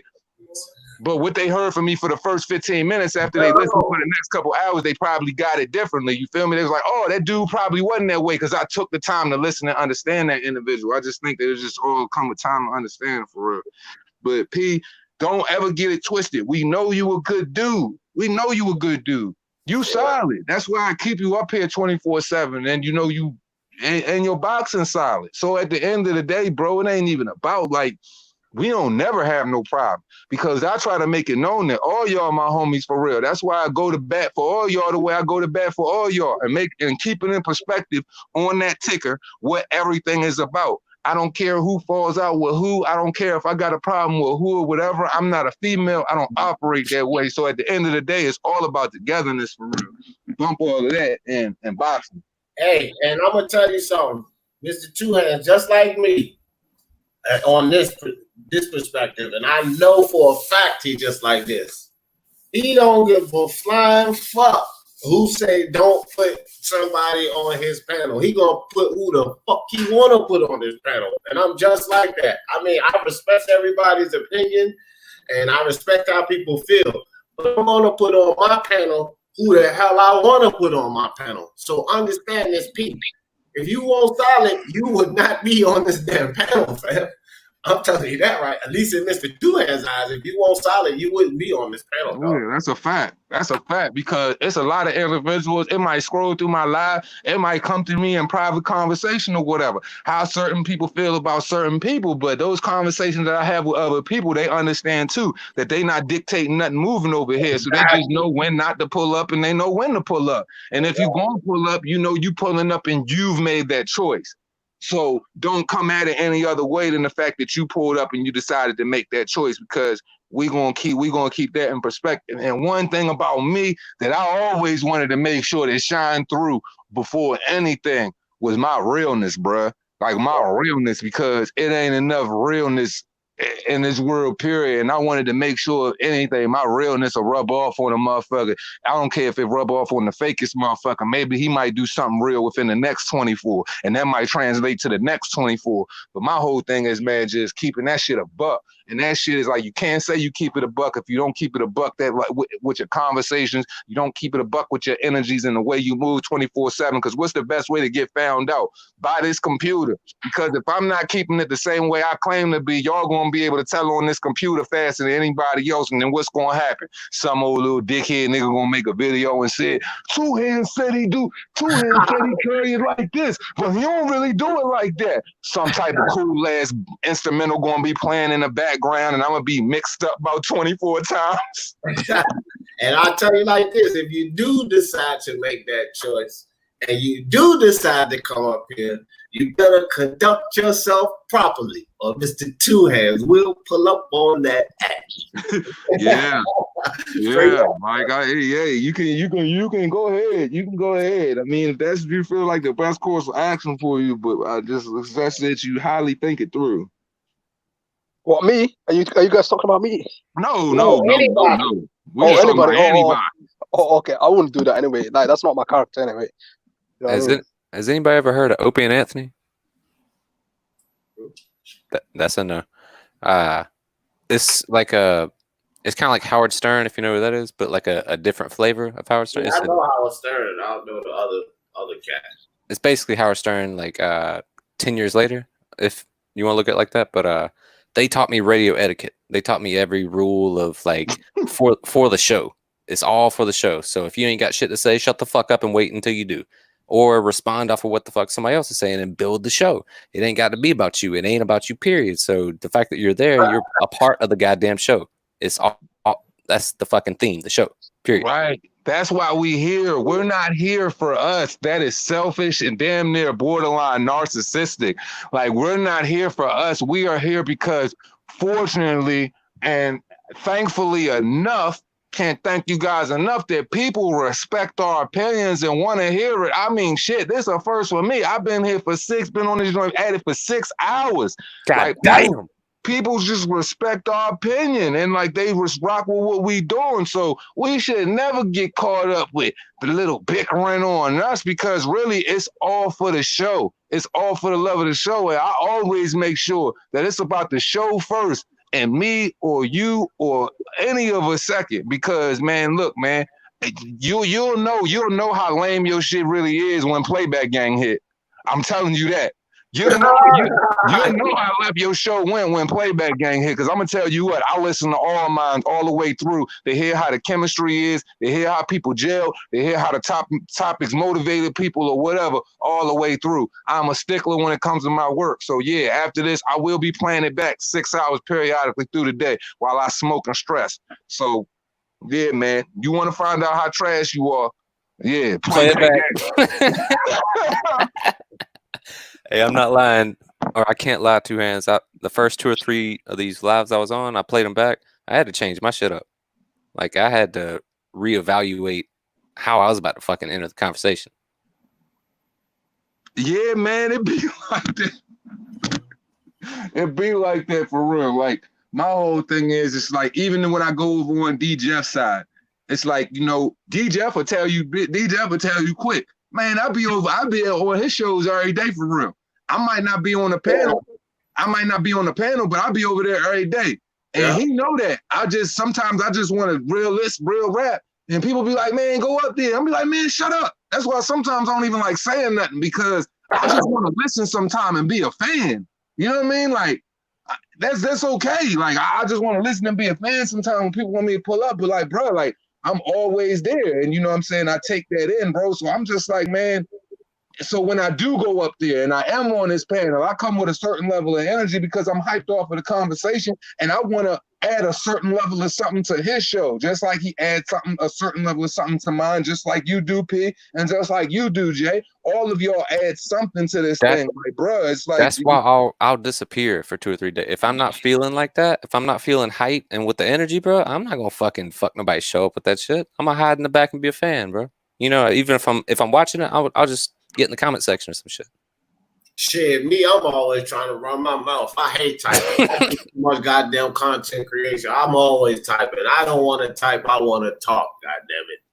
Oh man, like, man, I just, it's just like I enjoy every aspect of, you know, the conversation and YouTube boxing with you know with the topics of boxing. Like, I enjoy the conversation sometimes just sitting back in the live stream and typing with the gang. I enjoy the conversations and being on the live panels and interacting with, you know, the creators. I enjoy all of it, and all of it should be fun. And I just think that people need to get back to that. Get back to the fun of it all.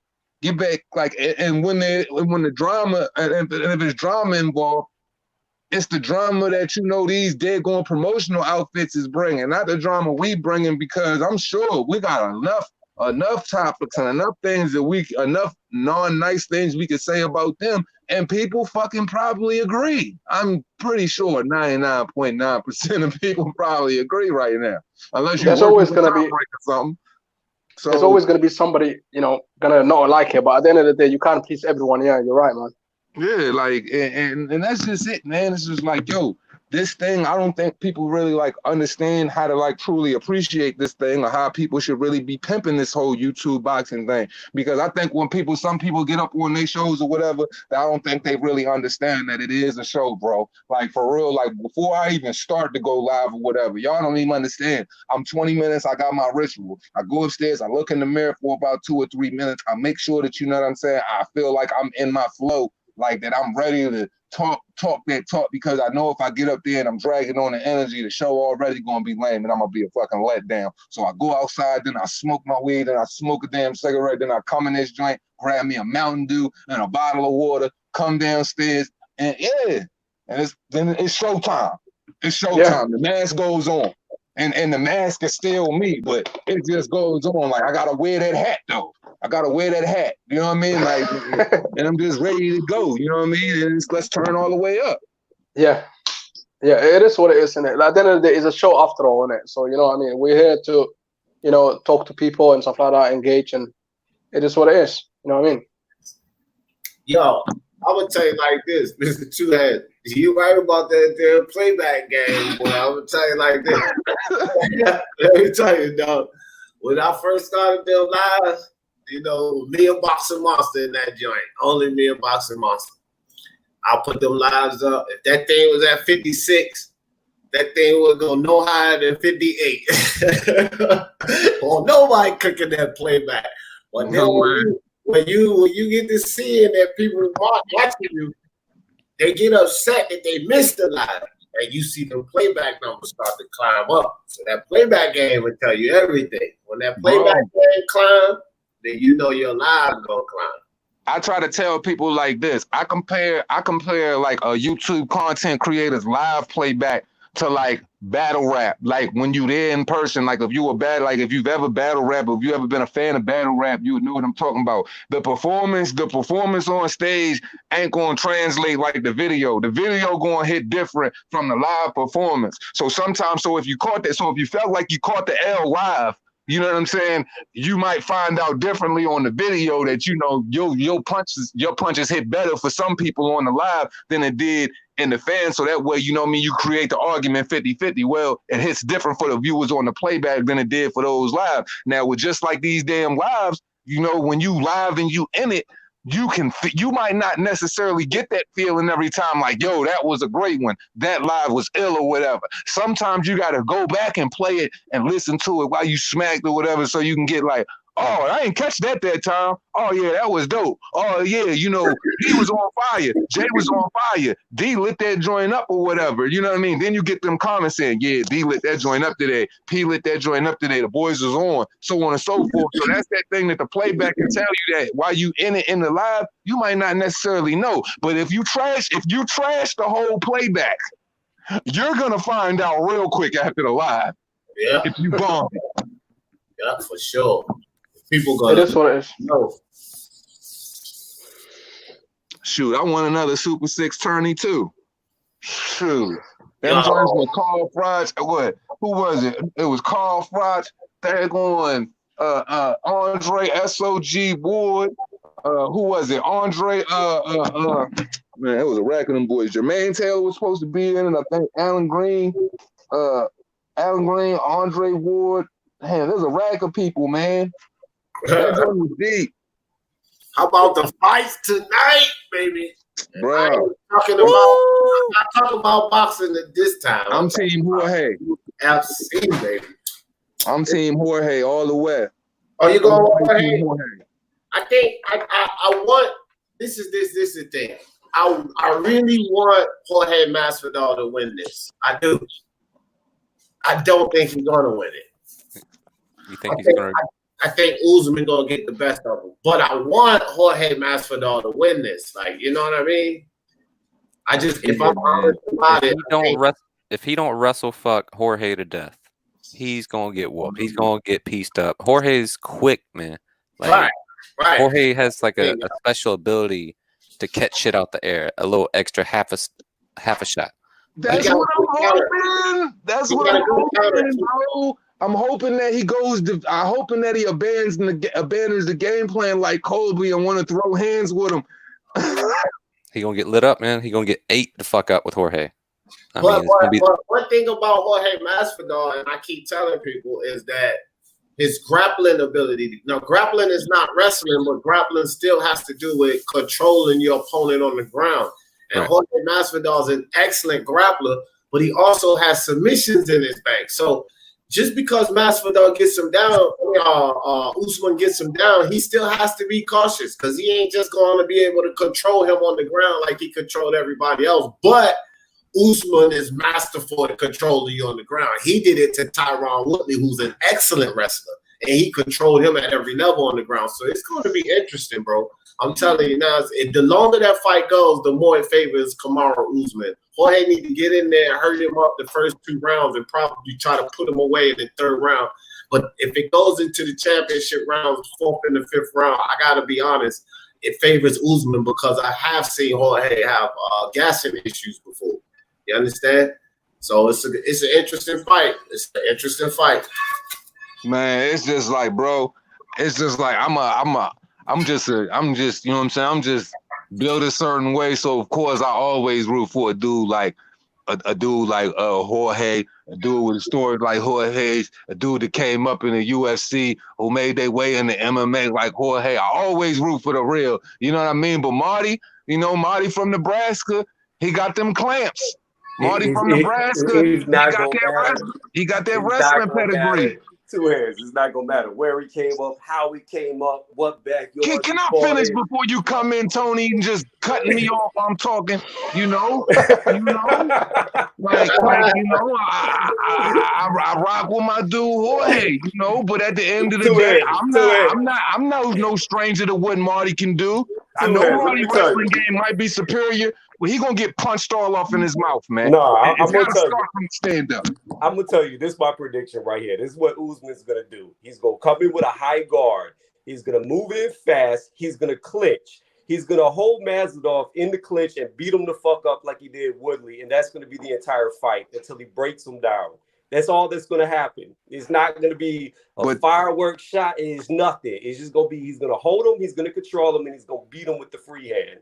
But see, why you saying that though? Last person that pissed off Kamaru Usman the same way, he fought standing up for fucking 5 straight rounds. So you can't say that he coming down high guard and fighting that way. I'm just saying though, if he come out there and he feels like he can do something better, or Mr. I can do everything better than you, yeah, we got a chance for that man to get slumped to sleep. I'm just saying, because people sleeping on Game Bread scrambling ability, man. The boy know how to scramble, man. The boy can scramble. So if he can't keep him down there, you know, hey, the dynamic of the fight can change because we know he a quick twitch knockout artist. So I'm just saying, of course, Usman has the more pros than cons right now, but I'm still going for Jorge. No. Now let me jump in here, Tony. Tony, I gotta come back at you, fam. And this is in defense of Jorge Masvidal, and this is what makes this fight so interesting. Tony, I think you know about MMA. You jumped in there as you do. So grappling is important. Not only is grappling important, takedown defense is also important. These are two things that Jorge Masvidal has been studying and practicing profusely, fam. And if you watch the way that he fights, it is not hard. It's not, easy to contain this dude. Exactly what you mentioned, the fact that Usman, and I do agree with it, he will come in with the high guard. He definitely will. But that leaves his legs and his body exposed. Jorge Masvidal is excellent with those leg kicks to the body and those leg kicks to Usman's legs. It's not going to be as easy for either one of these guys as people think it is. And that's why both fans, in my opinion, on both sides are in for a treat tonight, because it's going to be a battle in there. Neither of these guys are going to dominate the other. I don't think that this fight is going to go down like this. And I think that either Usman is going to get stopped and Jorge wins it, or if it goes to 5, I'm going to call Usman for the win. But if Jorge stops him, it's going to be late in the 3rd round, and it ain't going to be easy. But that's how I'm looking at this fight. It's going to be a tough fight either way, bro. Either way. All right, so I'm going to rebuttal to you, D. I can agree with a lot that you said. However, the scrambling and the takedown defense, I don't think Usman's going to try to do that. What I think he's going to do is he's just going to hold him. He's going to leave him standing up, and he's going to hold him, and he's going to beat him in the clinch. I don't think Masvidal is strong enough to break out of the clinch. And, you know, this ain't boxing, so ain't no referee going to separate him. And he's going to work on his body while he's holding him, and he's going to catch him with short uppercuts to the face after he works that body to open him up. I really, truthfully see this fight spinning about 80% in the clinch, just standing up, 2 guys grabbing each other. I will agree with you. Masvidal is very quick with the fast twitch muscles. He's very explosive. And if Usman does, like Two Hands said, if he does try to one-up him, I could see if there is a one-shot knockout or a one-shot buzz, it would come from Masvidal. It's not going to come from Usman. So I agree. It is a chess match. I just think that Usman is too strong. And once he grabs Masvidal, I don't think he has an escape. Well, yeah, that's what makes it interesting, because I believe he does. That's where we disagree, you and I, and that's what makes the chess match in this fight. I don't think that either of these guys are going to the chess match, Tony, is this. Neither of these guys are going to fight to allow the other to get their strength off. You understand what I'm saying? Usman is not going to fight. He is going to press to keep Jorge pant, keep him down, throw those body shots while he's down, wear him down like that. And Jorge is going to use his ability and knowledge from grappling and takedown defense to stay away and try to get those shots off. That's going to be the chess match, and that's what makes this fight so interesting to me. I don't think either guy is going to be able to cleanly get their game plan off. Where I favor Usman and think that he's going to win on points is because I do believe it's going to go into those championship rounds. I don't believe Jorge is going to be able to knock him out by 3.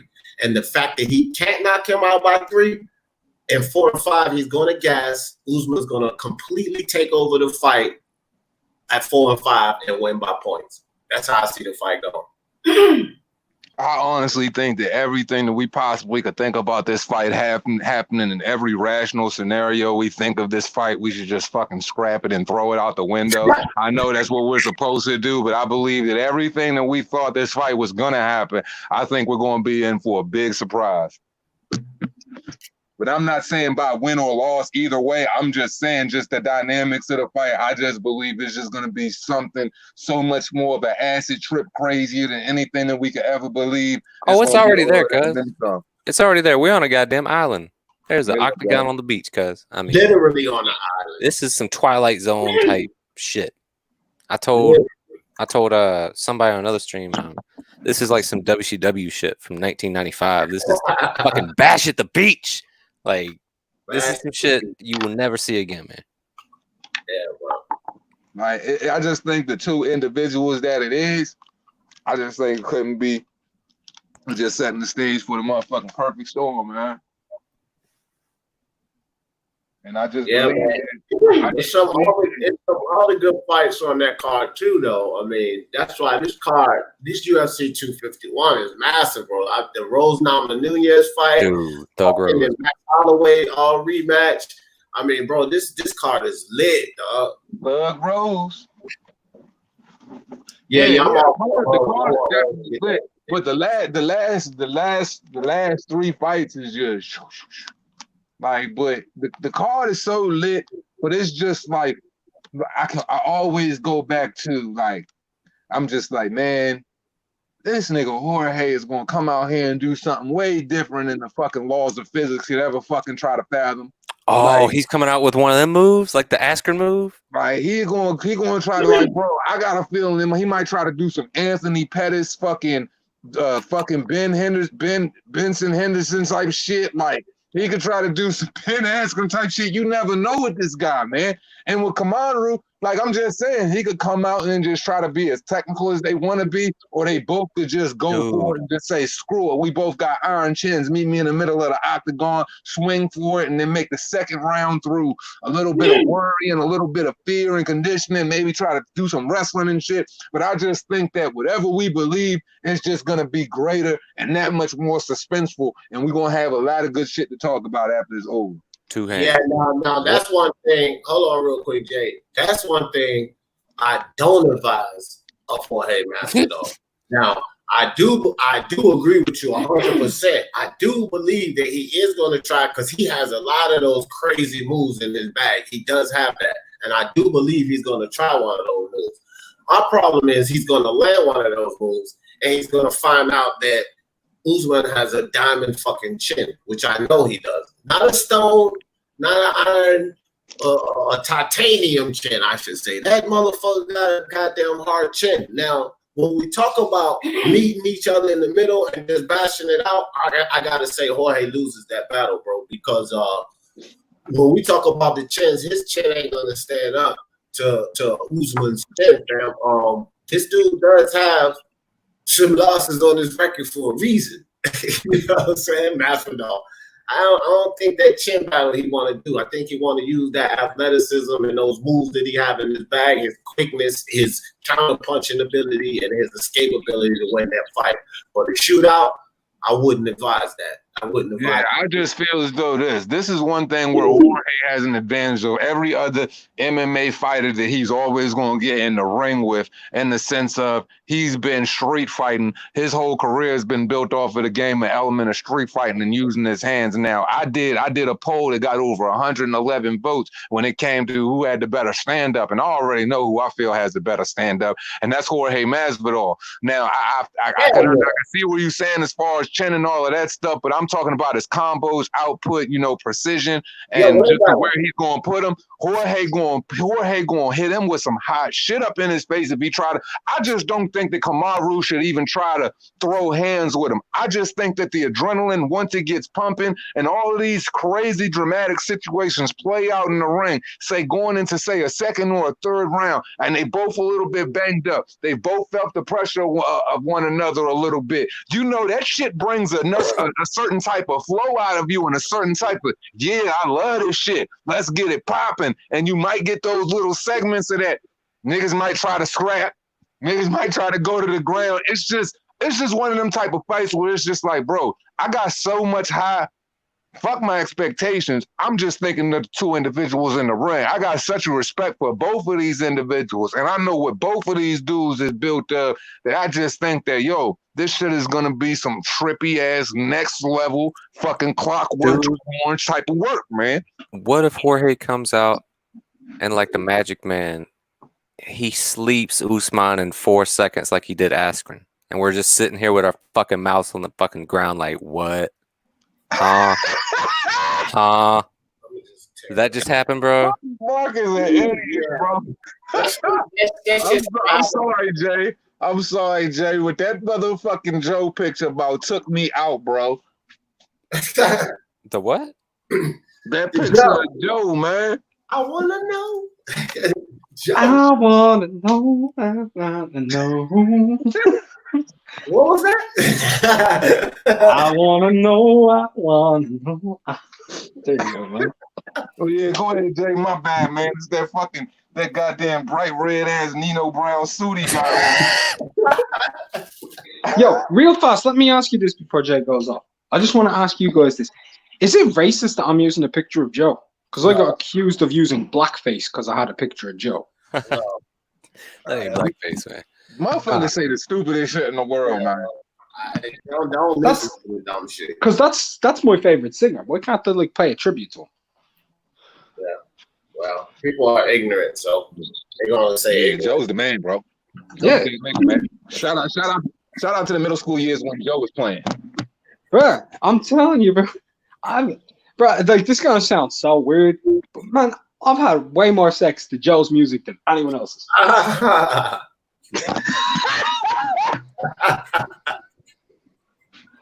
Yeah, but look, hold up, man.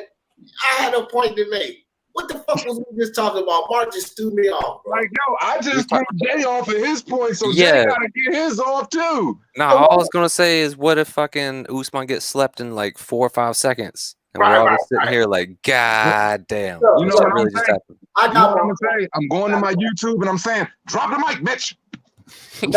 No, listen. This is what I was gonna say. That shit ain't happening. Ben Askren is a masterful wrestler, and Jorge Masvidal knew for a fact that dude was gonna come and try to shoot the gap. Now Jorge can try to come and throw that flying knee like he did on Ben Askren. It ain't gotta be a knee. What if it's some kind of other crazy parlay zone shit? Hold on, Jay. Go ahead. He could try a knee, a spinning back fist, a reverse elbow. You know, I know all the moves, and I said before, he's got it. But what happens, especially to his mental, when he tries that move, and it does not put Usman out. Let's say it knocks Usman down, right? Just like he knocked Nate Diaz down, right? Here's the difference, and this is what I'm trying to get people to understand. Even Nate Diaz was able to pull Jorge Masvidal in a couple of times and wrap him down in the guard and keep him from really getting off. Okay, if he's able to knock Usman down and he goes over there on Usman, man, do you know how easily Usman can turn the pads on the ground? He's not going to be able to control Usman on the ground. So what people are essentially hoping for is damn near like a Wilder thing almost in this situation. And I'm talking only in the sense of hoping for like some masterful knockout, like Wilder's going to just go in there and land that right hand. No, it's not going to be like that against Usman. His chin is too hard. So he can land one of these spectacular moves, but it may be that he only knocks him down. And when he gets him on the ground, you better believe if fucking Nate Diaz was able to gain some kind of control on the bottom, then Usman's going to be able to reverse the control. It's going to be a more dangerous and vulnerable situation for Jorge Masvidal getting Usman on the ground than it was a lot of his opponents. He was able to control them on the ground. He ain't going to be able to fucking control Usman on the ground. Forget about it. It ain't happening. So essentially, he would have to knock him out with one of these shots. What Come if? on, bro. Like that's a far fetched. I mean, it could happen. Oh, it's far fetched as fuck, and I wasn't even thinking like this until Two Hands said something about the weird acid trip, and dude, I started visualizing fucking Usman getting all wobbly like DC after the John Jones head kick and just going down while fucking Masvidal pounds This his is my motherfucking thing. ass out. Like that kid, I always say this, man, because the first round is a feel around for those. The first round is for a feel around for those with a certain type of style. Now, Usman best bet is to try to take him to the ground in the first round. Because if he tries to feel around 5 minutes of a round with going stand up with this kid, he's going to beat him up.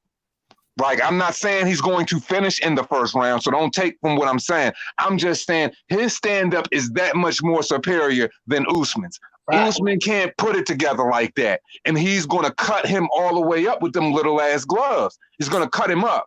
And so Usman better go ahead, find a tricky way. Don't just try to shoot it any old kind of way, like jab it or something, and then offset the shot and get in there or whatever, or let him try to close you in a little bit with his fucking stand-up and then take him down. But you better take him down. You better do what you're good at, because I don't feel like it's going to go good if you come out in that first round and you allow him to set the momentum with his stand-up game. Because if you're trying to look for a clinch in the second round, you've already given yourself 5 minutes to not say to lose your power, but to lose a certain little bit. Your gas tank done caught a little. You might be down 1/4 of a tank. You know, it's 5 rounds, so we're going to base it off of 5 rounds or whatever. But my thing is this. BHO, use your advantages to your advantage. Don't play around with this dude, because we know he do some trippy shit, man. He'll come out there and do some wild ass shit, and it might seem wild, but it'll be calculated though. I'm just saying, like, I know Jorge is comfortable with meeting him in the middle of the ring with that stand up. I know, Usman think that's what he comfortable with doing. Nah, bro, you thinking wrong. Take him down, beat him up with the elbows, cut him up. Control the rank, control him with the takedowns. Don't try to fight him toe to toe. Don't do that. Well, I know this. That's true. Like, that's true. Everything you said, bro. He come in there with that mentality.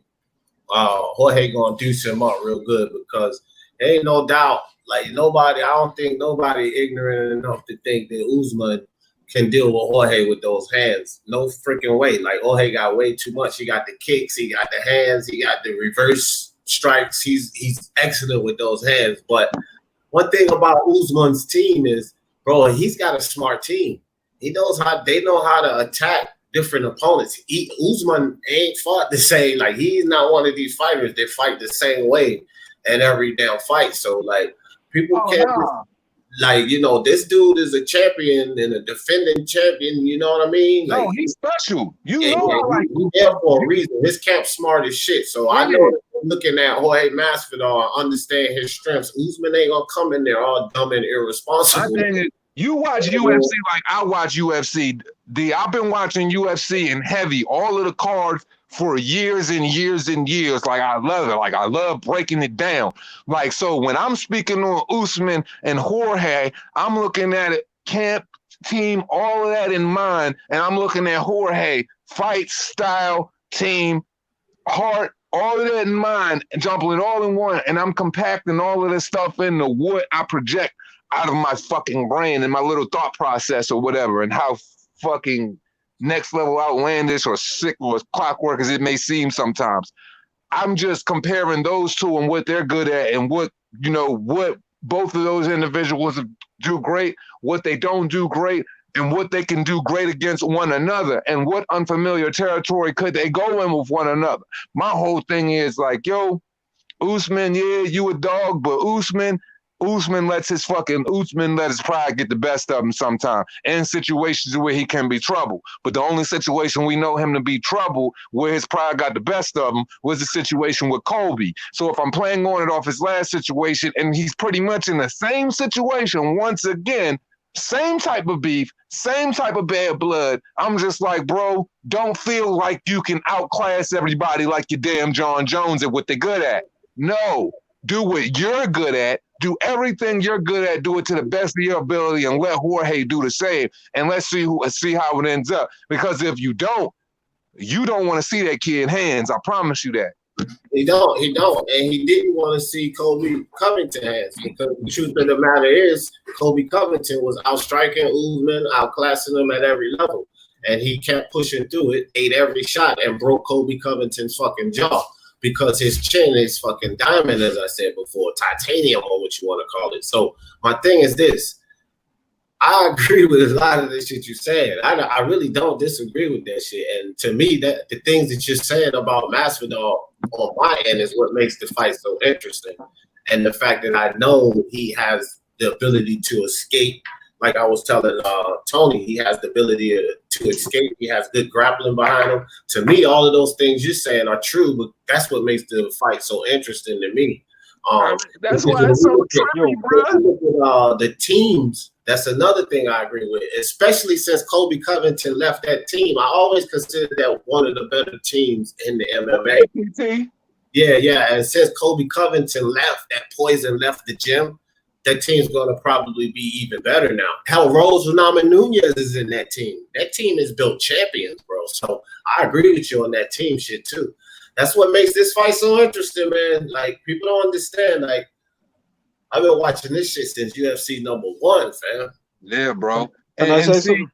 Go ahead, Mark. I just want to say I know what what I'm looking forward to the most, right? I'm excited for after this fight, right?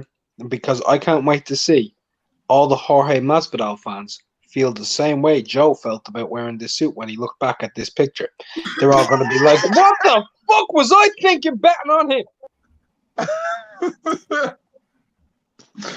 Usman going on. Whoop up, bro. I'm saying. Man, I think that, like, yo, it becomes collateral damage because, you know, when one guy says, you know, I trained and I had to train my whole camp for just this one guy, and, you know, and then he gets switched in with him, and regardless, you know, he's going to get the one up, whether he wins or he loses, but nobody's going to think this about me and my performance. Like, you sounding a little shaky and a little fearful there, bruh. And when they fucking had the little rendezvous and like, he played it off like he didn't see Jorge, man. Like, in the elevator altercation and shit. Jorge didn't see his ass, but Marty seen him and looked away.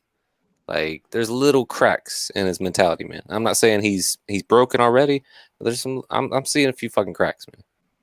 Hey, man, you know what? I say it like this: people see cracks in Jermell Charlo versus Tony Harrison.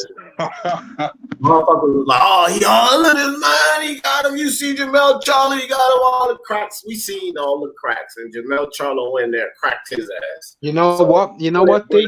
Let me go to a different. Hold on, two hands. I'm gonna do an even bigger one. Yeah, the build up: Fury versus Wilder. Y'all, the second fight. Y'all remember people saying Fury's nervous. He ain't talking like he normally is. He looks scared. Tyson Fury doesn't look good. Went there and beat him to death. Knocked his ass out. So literally, no, bro. He killed him, bro. Ask Marcellus. There's an autopsy and everything. Hold on. We can't even use that analogy because considering the fact that, come on, dog, we talking about Skitty and we talking about Tyson Fury. Both of these individuals are two well-oiled killing machines. Bro, I'm just saying. Everybody was saying that. Everyone was saying that these cracks, that people talk about. I'm seeing these cracks. I'm seeing these cracks. How many times do people see shit because they want to? Man, look, but let's dig this. Fuck what people talking about. I'm saying what I saw. I can't speak for other people. I know what I heard. I know what I saw and how I take away from what people say. So fuck what everybody else talking about. That shit ain't got nothing to do with what I just said. I know what I saw today. So for me, that shit is kind of sketchy because I done had to be in plenty of motherfucking situations where it gets real and certain people might not, and certain people don't make it up out of them, and certain people don't make it up out of them walking. They might make it out of it on stretcher, but I'm just saying, I know certain types of energy, and I'm not taking nothing away from Kamaru or nothing, but I always ride for the real. I ride for the real in every aspect of combat sports. And I'm just saying, with the way he came off right there, I just didn't like that. I just didn't like the energy. I just didn't like what he was saying or whatever. Bro, you shouldn't even be talking like that because you already know you're going to wash him according to you. So why you fighting this dude? You already feel like you're going to wash him. So none of that stuff should ever be coming out of a fighter's mouth when you ready to go against that dude. If you feel like you're going to win, what all that shit matter for anyway? I mean, the body language shit can be wrong. You know what I mean? It's not necessarily a true tell, but I just like to factor it in, man. I like to pick up on little things that might actually add up to something and keep them in mind, whether they be real or not. Well, I was just, like I said, like the fighters and who they fought and all of that, that's true. That's the correlation. I get that. But I'm just saying my point was the body language, so to speak, was this different in these matches too. I mean, Teofimo go on the Kami. People say, "Oh, y'all see how he's coming after Nakatani and all of this." The kid lost confidence and all that. Stupidity, bro. Knocking the ass out. You know what I mean? Tony Harrison, Charlo, I'll give you that in a certain regard. Like, yeah, he did do what he was doing, but the whole entire fight, he was getting, every round, he was getting beat on. You know what I mean? Tony Harrison always has this thing where he fades in the late rounds and gets dropped with his motherfucking Bambi chin. Now, that's his fault. I'm not taking nothing away from him, but everybody knows that whole fight, I was pro Tony Harrison, and I still feel like Tony Harrison was the right choice for me to make that fight. Right. Now, what he did on the second end of that fight and when he got clipped, that was nothing wrong for me to say because I agree with all realistic aspects of what people have to say. I don't get, that shit don't bother me none because that was a realistic aspect of it. And, me and you had that conversation. Right. I'm just like, I don't like, Kamaru Usman always carried himself one way. Everybody ducking me. They all scared of the nightmare, but they gonna have to see me. Whoop-de-whoop-de-whoop. When it came to Jorge Masvidal, that energy, when people said that energy switched a little bit, I was like, nah, I don't really see it. I don't really see what people talking about.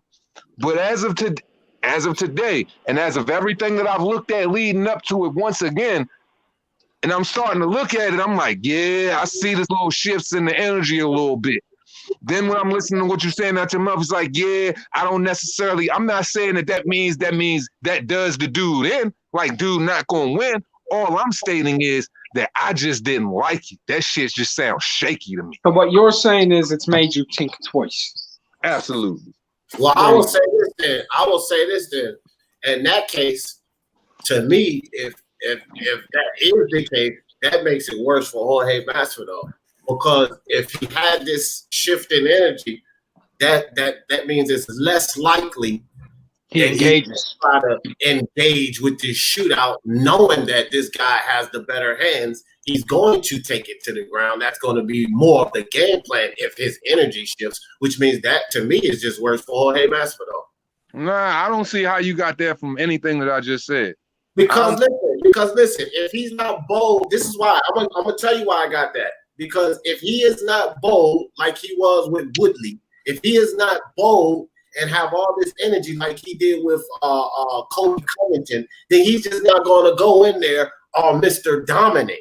This is still a mindset we're talking about. So if that's the case, if he's not going in there all bold, in my opinion, this is just my opinion. If he's not going in there all bold like that, then he's going to go in there to work to his strengths, which is to mangle this motherfucker, press him against the fence, and get him down, not to have a shootout, because he knows this guy's better at the hands. I never said that he wasn't going in at all bold. I said that the individual, his energy shifted in the sense of him saying that he's bringing up the excuses about why Jorge is going to win or how Jorge is going to get how he's going to get treated in the loss. My whole thing is, as a champion, as a fighter, who the fuck thinks like that? Who says stuff like that? And there are certain little things when you're sitting up there saying, because when it comes to everything Jorge does, you can't admit that he does anything well, and you do all of these things better than him instead of recognizing his strengths and his weaknesses. that makes me think that you just think that you can just go out here and you can do whatever to this guy, and you don't think this guy brings anything to the table, and you just that much better. Kamaru Usman has carried himself like that ever since he had that belt. I just don't like it. I feel like a dude should always be hungry and always on his game. And Colby could have easily knocked him off his game if his jaw didn't get broke that night. Shoulda, coulda, woulda. If it didn't, that shit don't matter. It happened. But what I'm saying is these certain shifts in behavior has been exposing chinks in the armor. So if I'm seeing it, if you a hungry ass fighter, you got to be seeing it too. So I'm just saying if it's shifty to me, it's going to be shifty to other figures. Well, I'm not saying, like I said, once again, it's not saying it does him in, but it does make me scratch my head. And I do wonder about certain behaviors because that's just not the type of behavior I've seen out of, period, with anybody. Yeah, I just see that as, to me, I just see it as a mental thing. Fam. Like if a dude was to act like that, I agree with you if somebody displays those behaviors. But the way I take those behaviors is if that's mental, like that's mental. His mental, like if he shift his energy and he ain't all the way he was with these other fighters, that means that the caution flags are up. Like even if he got a boasted lie, that means the caution flags are up. And if the caution flags are up really like that, then you know when fighters are scared, they do what they do best. They don't try to prove anything. They don't try to go out there and vote for the crowd. If the caution flags are up, they do what they do best. What does Kamaru Usman do best? He's like a Khabib. He grabs you, he pulls you down, and he fucking pounds you. That's what he does best. That's what Khabib does best. So if you're frightened or throwing off your shit at any level, then you resort to what you do best. And that's what he do best. And that's what happened. I didn't see that, but if that is, that's just my interpretation. That don't mean I'm right or wrong, but I think that's what I'm just saying, like, out of everything that I've said about these individuals and their skill sets or whatever, the number one thing that needs to be made clear here is this. Fucking regardless of whether you're going to go outside of your strengths or you're going to go out, the only person that could go outside of their strengths in the beginning of this fight is Kamaru Usman. So the only person that could be potentially in trouble if they abandon what they do best in this first round of this fight is Kamaru Usman. Am I saying I want that for this guy because I want the other guy to win? Absolutely not. Because I want both guys to do what they're good at because I respect them like both guys. I just respect him because I know he cut from a rougher cloth than Kamaru is. What I'm saying is, it would be great if both of y'all come out there and y'all do what both of y'all good at because we already know that he's a whiz kid when it comes to the stand-up. You're going to have that. All of the fights going to start at stand-up. So I'm just saying advantage him if he comes out and he starts it his way. I want both guys to do what they're good at for real. And I want to see Jorge. I want to see Jorge adjust. For me, I'm all about adversity. So I want to see how can a person adjust when people going to sit up there and say, well, he went out there and he just fell right into his game. Nah, I believe this fighter could win regardless of circumstances. I believe whatever fight I believe in, I believe that they can win regardless of circumstances. And I believe Jorge has the type of ability he can win regardless of circumstances, just like Kamaru. So I would suggest that both fighters do what they fucking good at so I can see the best fucking fight possible. Because if Jorge comes out on top in that situation, you can't take nothing away from him and say Kamaru is better in this, and that. Because he nullified all of that shit in the way Kamaru did it to Tyron Woodley, or Kamaru Usman goes out there and he does that. People can't say Jorge did it better than him in this way. So both of them, I wish both of them the best. Whoever wins, great for them. You know what I mean? I just continue to say this. I just think whatever conventional wisdom thinks about this entire fight, I just say get ready and strap into your motherfucking seats because this shit is going to be some next level, Clockwork Orange, trippy type shit because we're going to see way more than what we expected. Yeah, it's going to be a great fight. This is going to be a great fucking fight, fam. I tell you like this, that cloth they both cut from, I seen Jorge Masvidal. This dude been in the streets. He's been fighting for a long time. Like, this dude been fighting way before the UFC, like that backyard fighting. He been fighting for a long time. Yeah, man. Jimbo, man.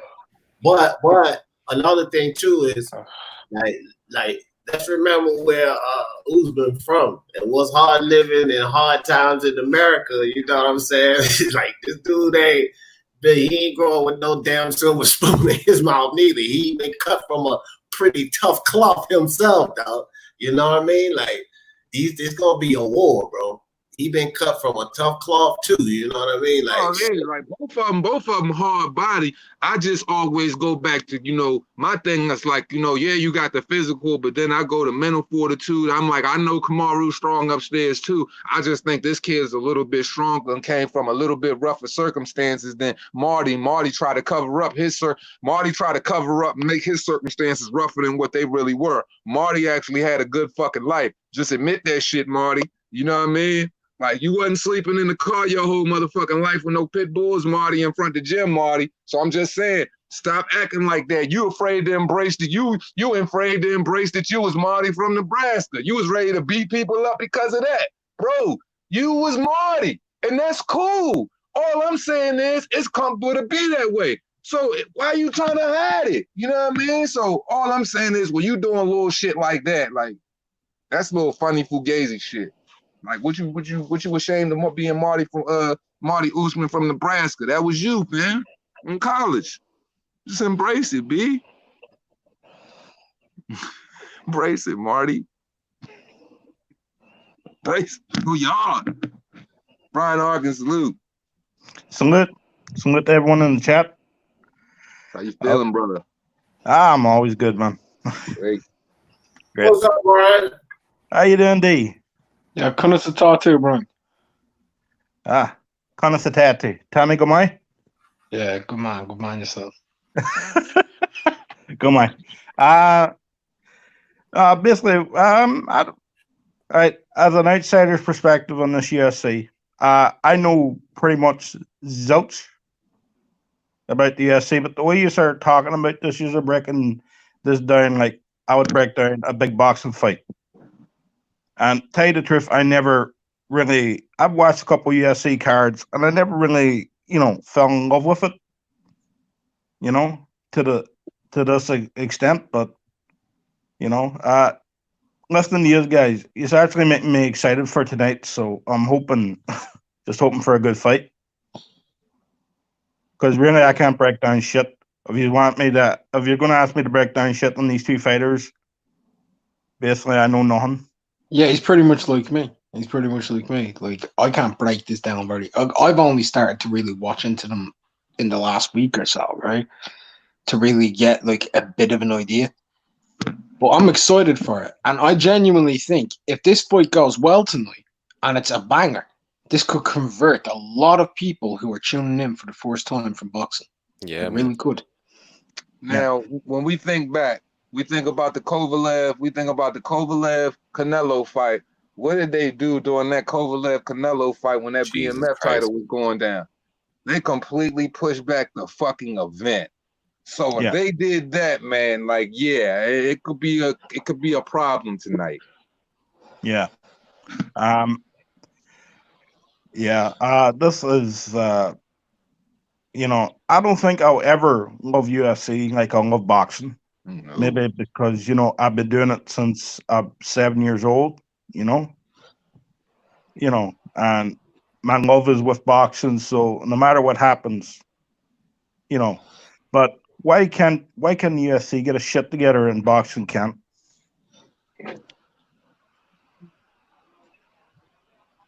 Basically, that's my question. Well, that's because, and I mean, I guess I don't know. A lot of fans don't know, so I'll explain this 100 times.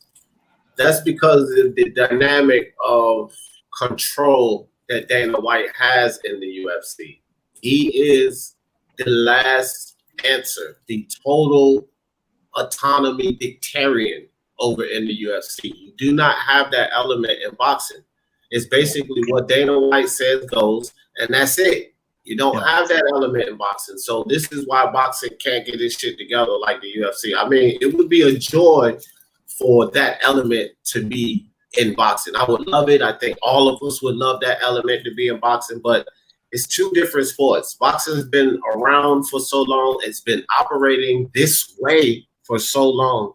It's just not it's not realistic to even expect a WWE or a UFC element to be in boxing. So Yeah.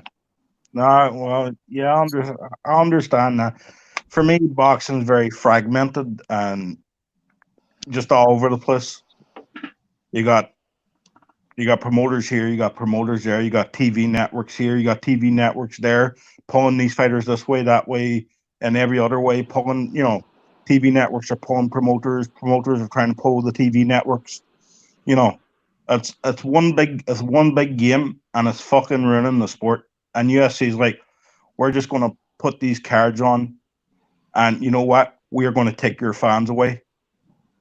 And coming from an outsider's perspective, like I really can't break down the fights, but I know if I see a good fight, I know I'll fucking enjoy it. Yeah, and that's probably the most important thing is seeing a good damn fight, and you always appreciate a good fight. Yeah. Regardless of whether it's mixed martial arts or boxing, whether you're pro one or pro the other, man, a good fight is a good fight, Regardless man. of who's in the fight. If it's a level fight, fuck it. I watch two old motherfuckers fight as long as they're both old. Level playing field. Hell yeah, head to head. If they're like Robert De Niro and Sylvester Stallone on a grudge match, I'm paying for it. What do you call that? Grudge match. Yeah. Oh yeah. I pay for an event like that. Yeah, no, that'd be actually cool, now. Like if that really happened. Hell yeah. Two guys in the ring. The bet would be who would have the heart attack first. I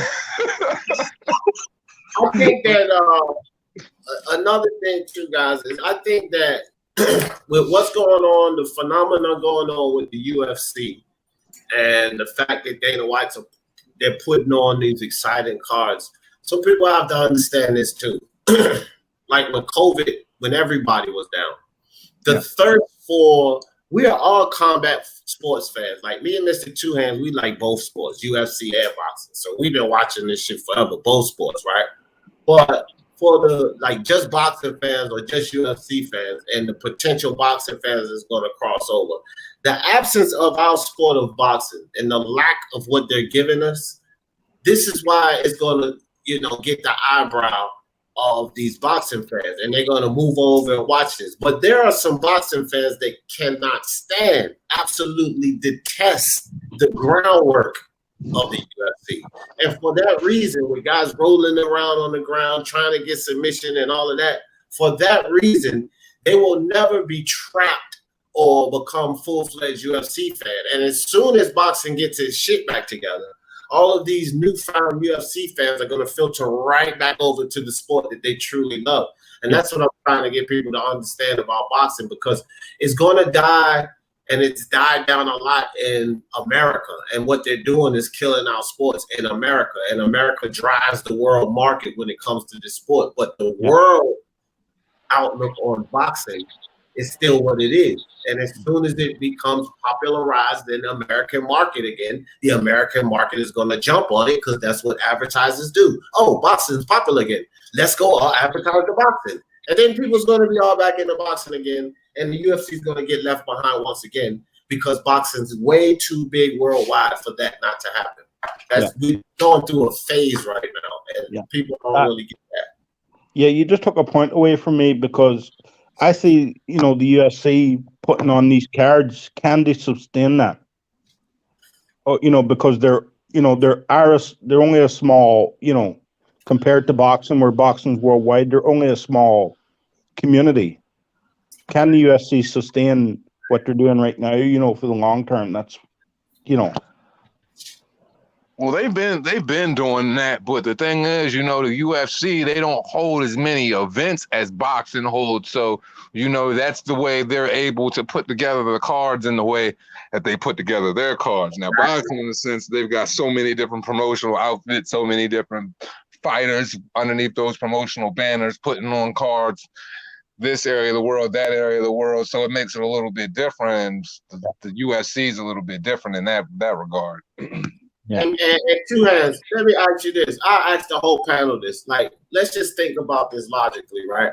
So when we talk about pay-per-views, okay, the UFC get ready to do this super huge pay-per-view, Masvidal, Usman, hell, even if it breaks Floyd Pack, let's say it breaks Floyd Pack, right?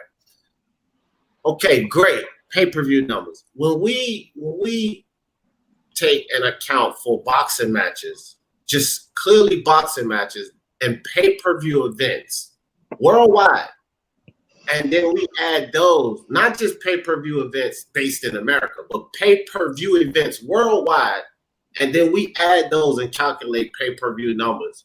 Which sport is actually getting more pay-per-views?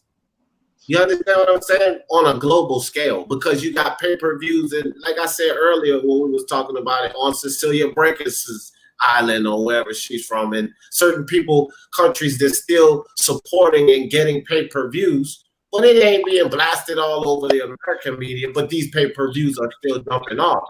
And so when you look at boxing, when it does return again to the American market, you goddamn better believe that Top Rank and ESPN, and PBC going to take advantage of the pay-per-view market. And when you look at it, who's really getting more numbers? Okay, just like Mr. Chuhan said, on these events that he's throwing, yeah, he's getting more numbers. But which sport is getting more numbers on pay-per-view overall? By far is boxing. By fucking far. Yeah. Yeah, no, Well, I agree. I agree with that. That's a loose Hey, way to say it. D. So I agree with you that like certain fighters in boxing make bigger pay-per-view numbers. However, you got to keep in mind, UFC does a pay-per-view like every other week. I feel you, Jay. You know what I mean? I'm about to shut it down here soon too, man. This shit been making my day go by faster to get to this Fight Island shit, man. So we rocking out. 7 hours, bro. Hell yeah, this is a marathon. This shit is a fucking record. Hey, you want to talk records, bro? You want to talk records, bro? I did a 24-hour, bro. Didn't he? I did 24. Good God Almighty! Yeah, I can't fuck with D, you. true or false? Did I do 24 hours for Fury Wilder too? You did 24. I think Punch Drunk did 18. Yeah, that's you talking about playback gang for the next fucking day right there. Bro, I couldn't do playback gang because I was streaming for 24 hours. Yeah, YouTube can't actually process a 24-hour video, and I couldn't even download it to actually be able to upload it in segments.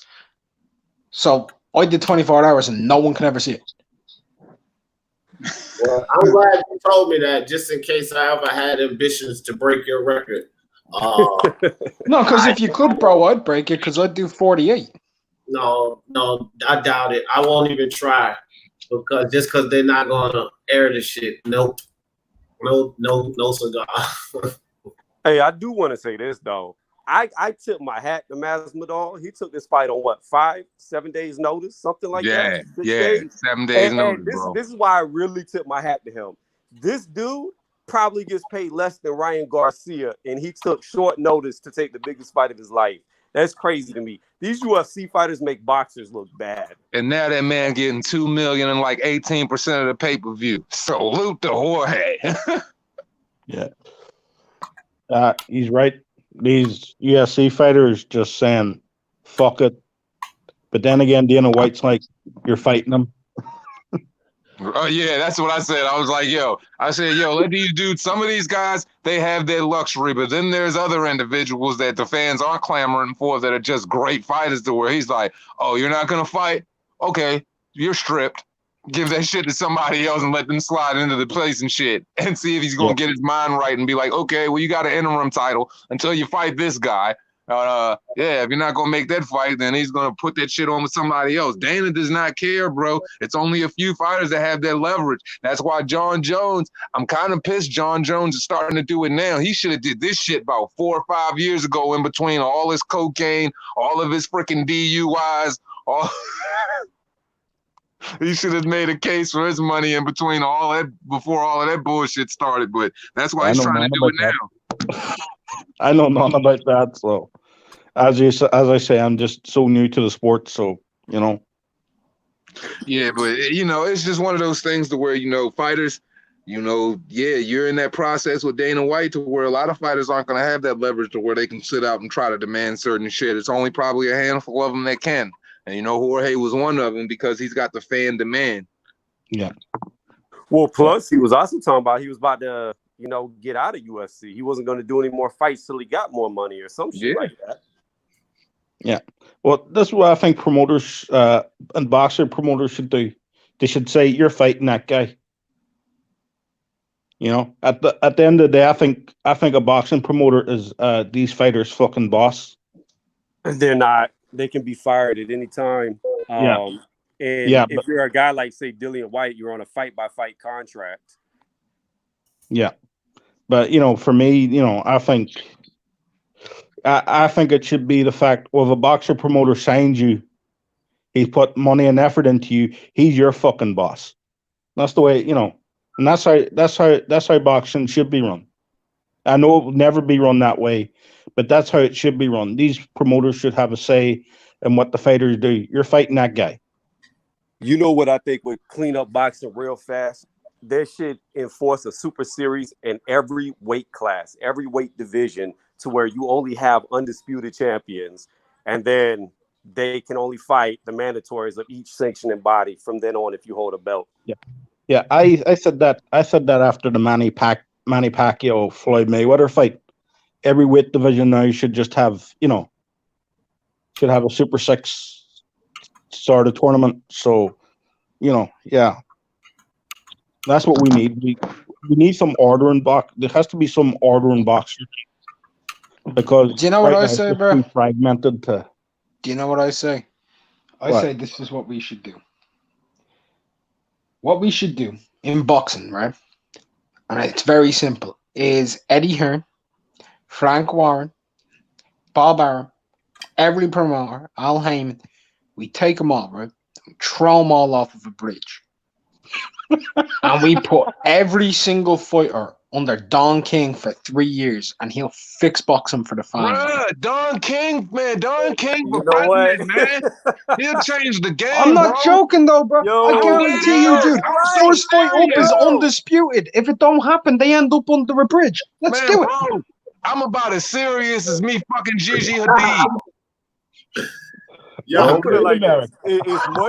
As much as people think Don King is a thief, he did have boxing lit in the 90s. Like, he had boxing lit. Look, Don King is one of the worst people in the history of, probably the worst in history for the fighter, right? But he But was he's the best for boxing.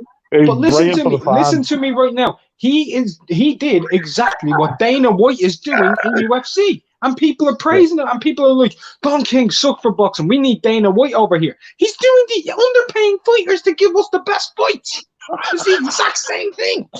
Yeah, he made him feel exactly like Don King knew he was the pimp and they were the prostitutes. I swear to God, I know that sounded bad, but for real, that's the way he played the game. He like, man, I'm not overpaying y'all.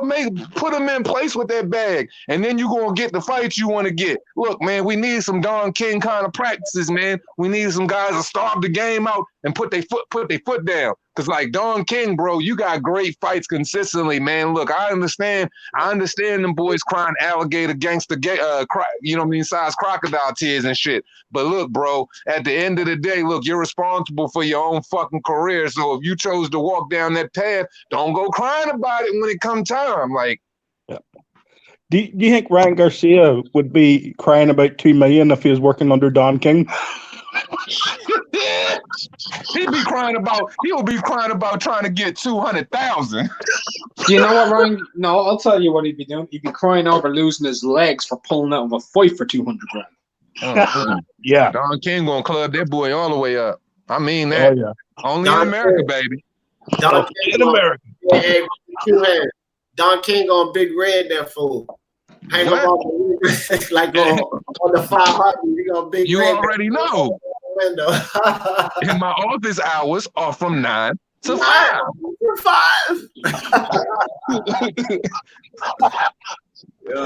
Oh, we need this back in boxing. We need man. something. We really do, Boxing man. needs an injection. That's when boxing was at its greatest. It was at its best, man. Like, look, man, Don King was so much of a boss, man. He would go in, man, walk in with one champion. If he got his ass whooped, he walking out with the other. Now, you got to be a bad man. Oh, Don King doesn't give a shit once he got his money. Yeah. Yeah, man. He understood the power of a good dollar. And he understands he understood the power of a dollar, and he understands the power of that dollar. And if you don't got a good damn fight, you can't fill a good damn seat. So you know, seats were filled, fights were on. Now we getting less seats filled and more. I broke a nail. Bro, two hands. Do you remember the fucking card I was reading off the other day, bro, from Don King? Yeah. Right? I'm going to read this out to everybody, right? I want you to think about this, right? 1995. Caesar Palace, Las Vegas, right? At the start of the card, Henry Akawande versus Calvin Jones. Right? Second fight up, Franz Botha versus Willie Jake. Third fight, Carl Daniels versus James Mason. Right?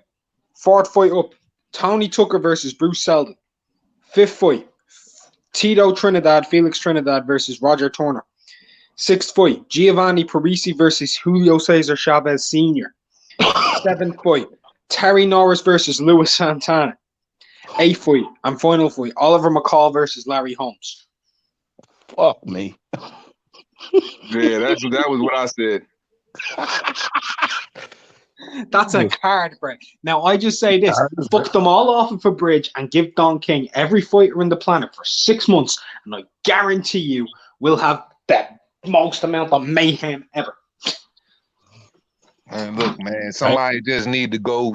We just need to all shoot Don King an email. You know he about money. I'm sure Don King got some Bitcoin selling somewhere and some more shit. So we just need to send Don King a nice old email and be like, look, man, the game needs you, man. Get your old ass and grab that jacket with all them old pins and lapels on it, man, and come back outside, B.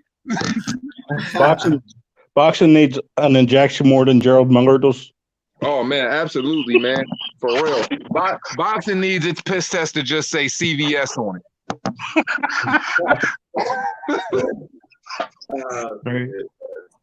Oh, fuck.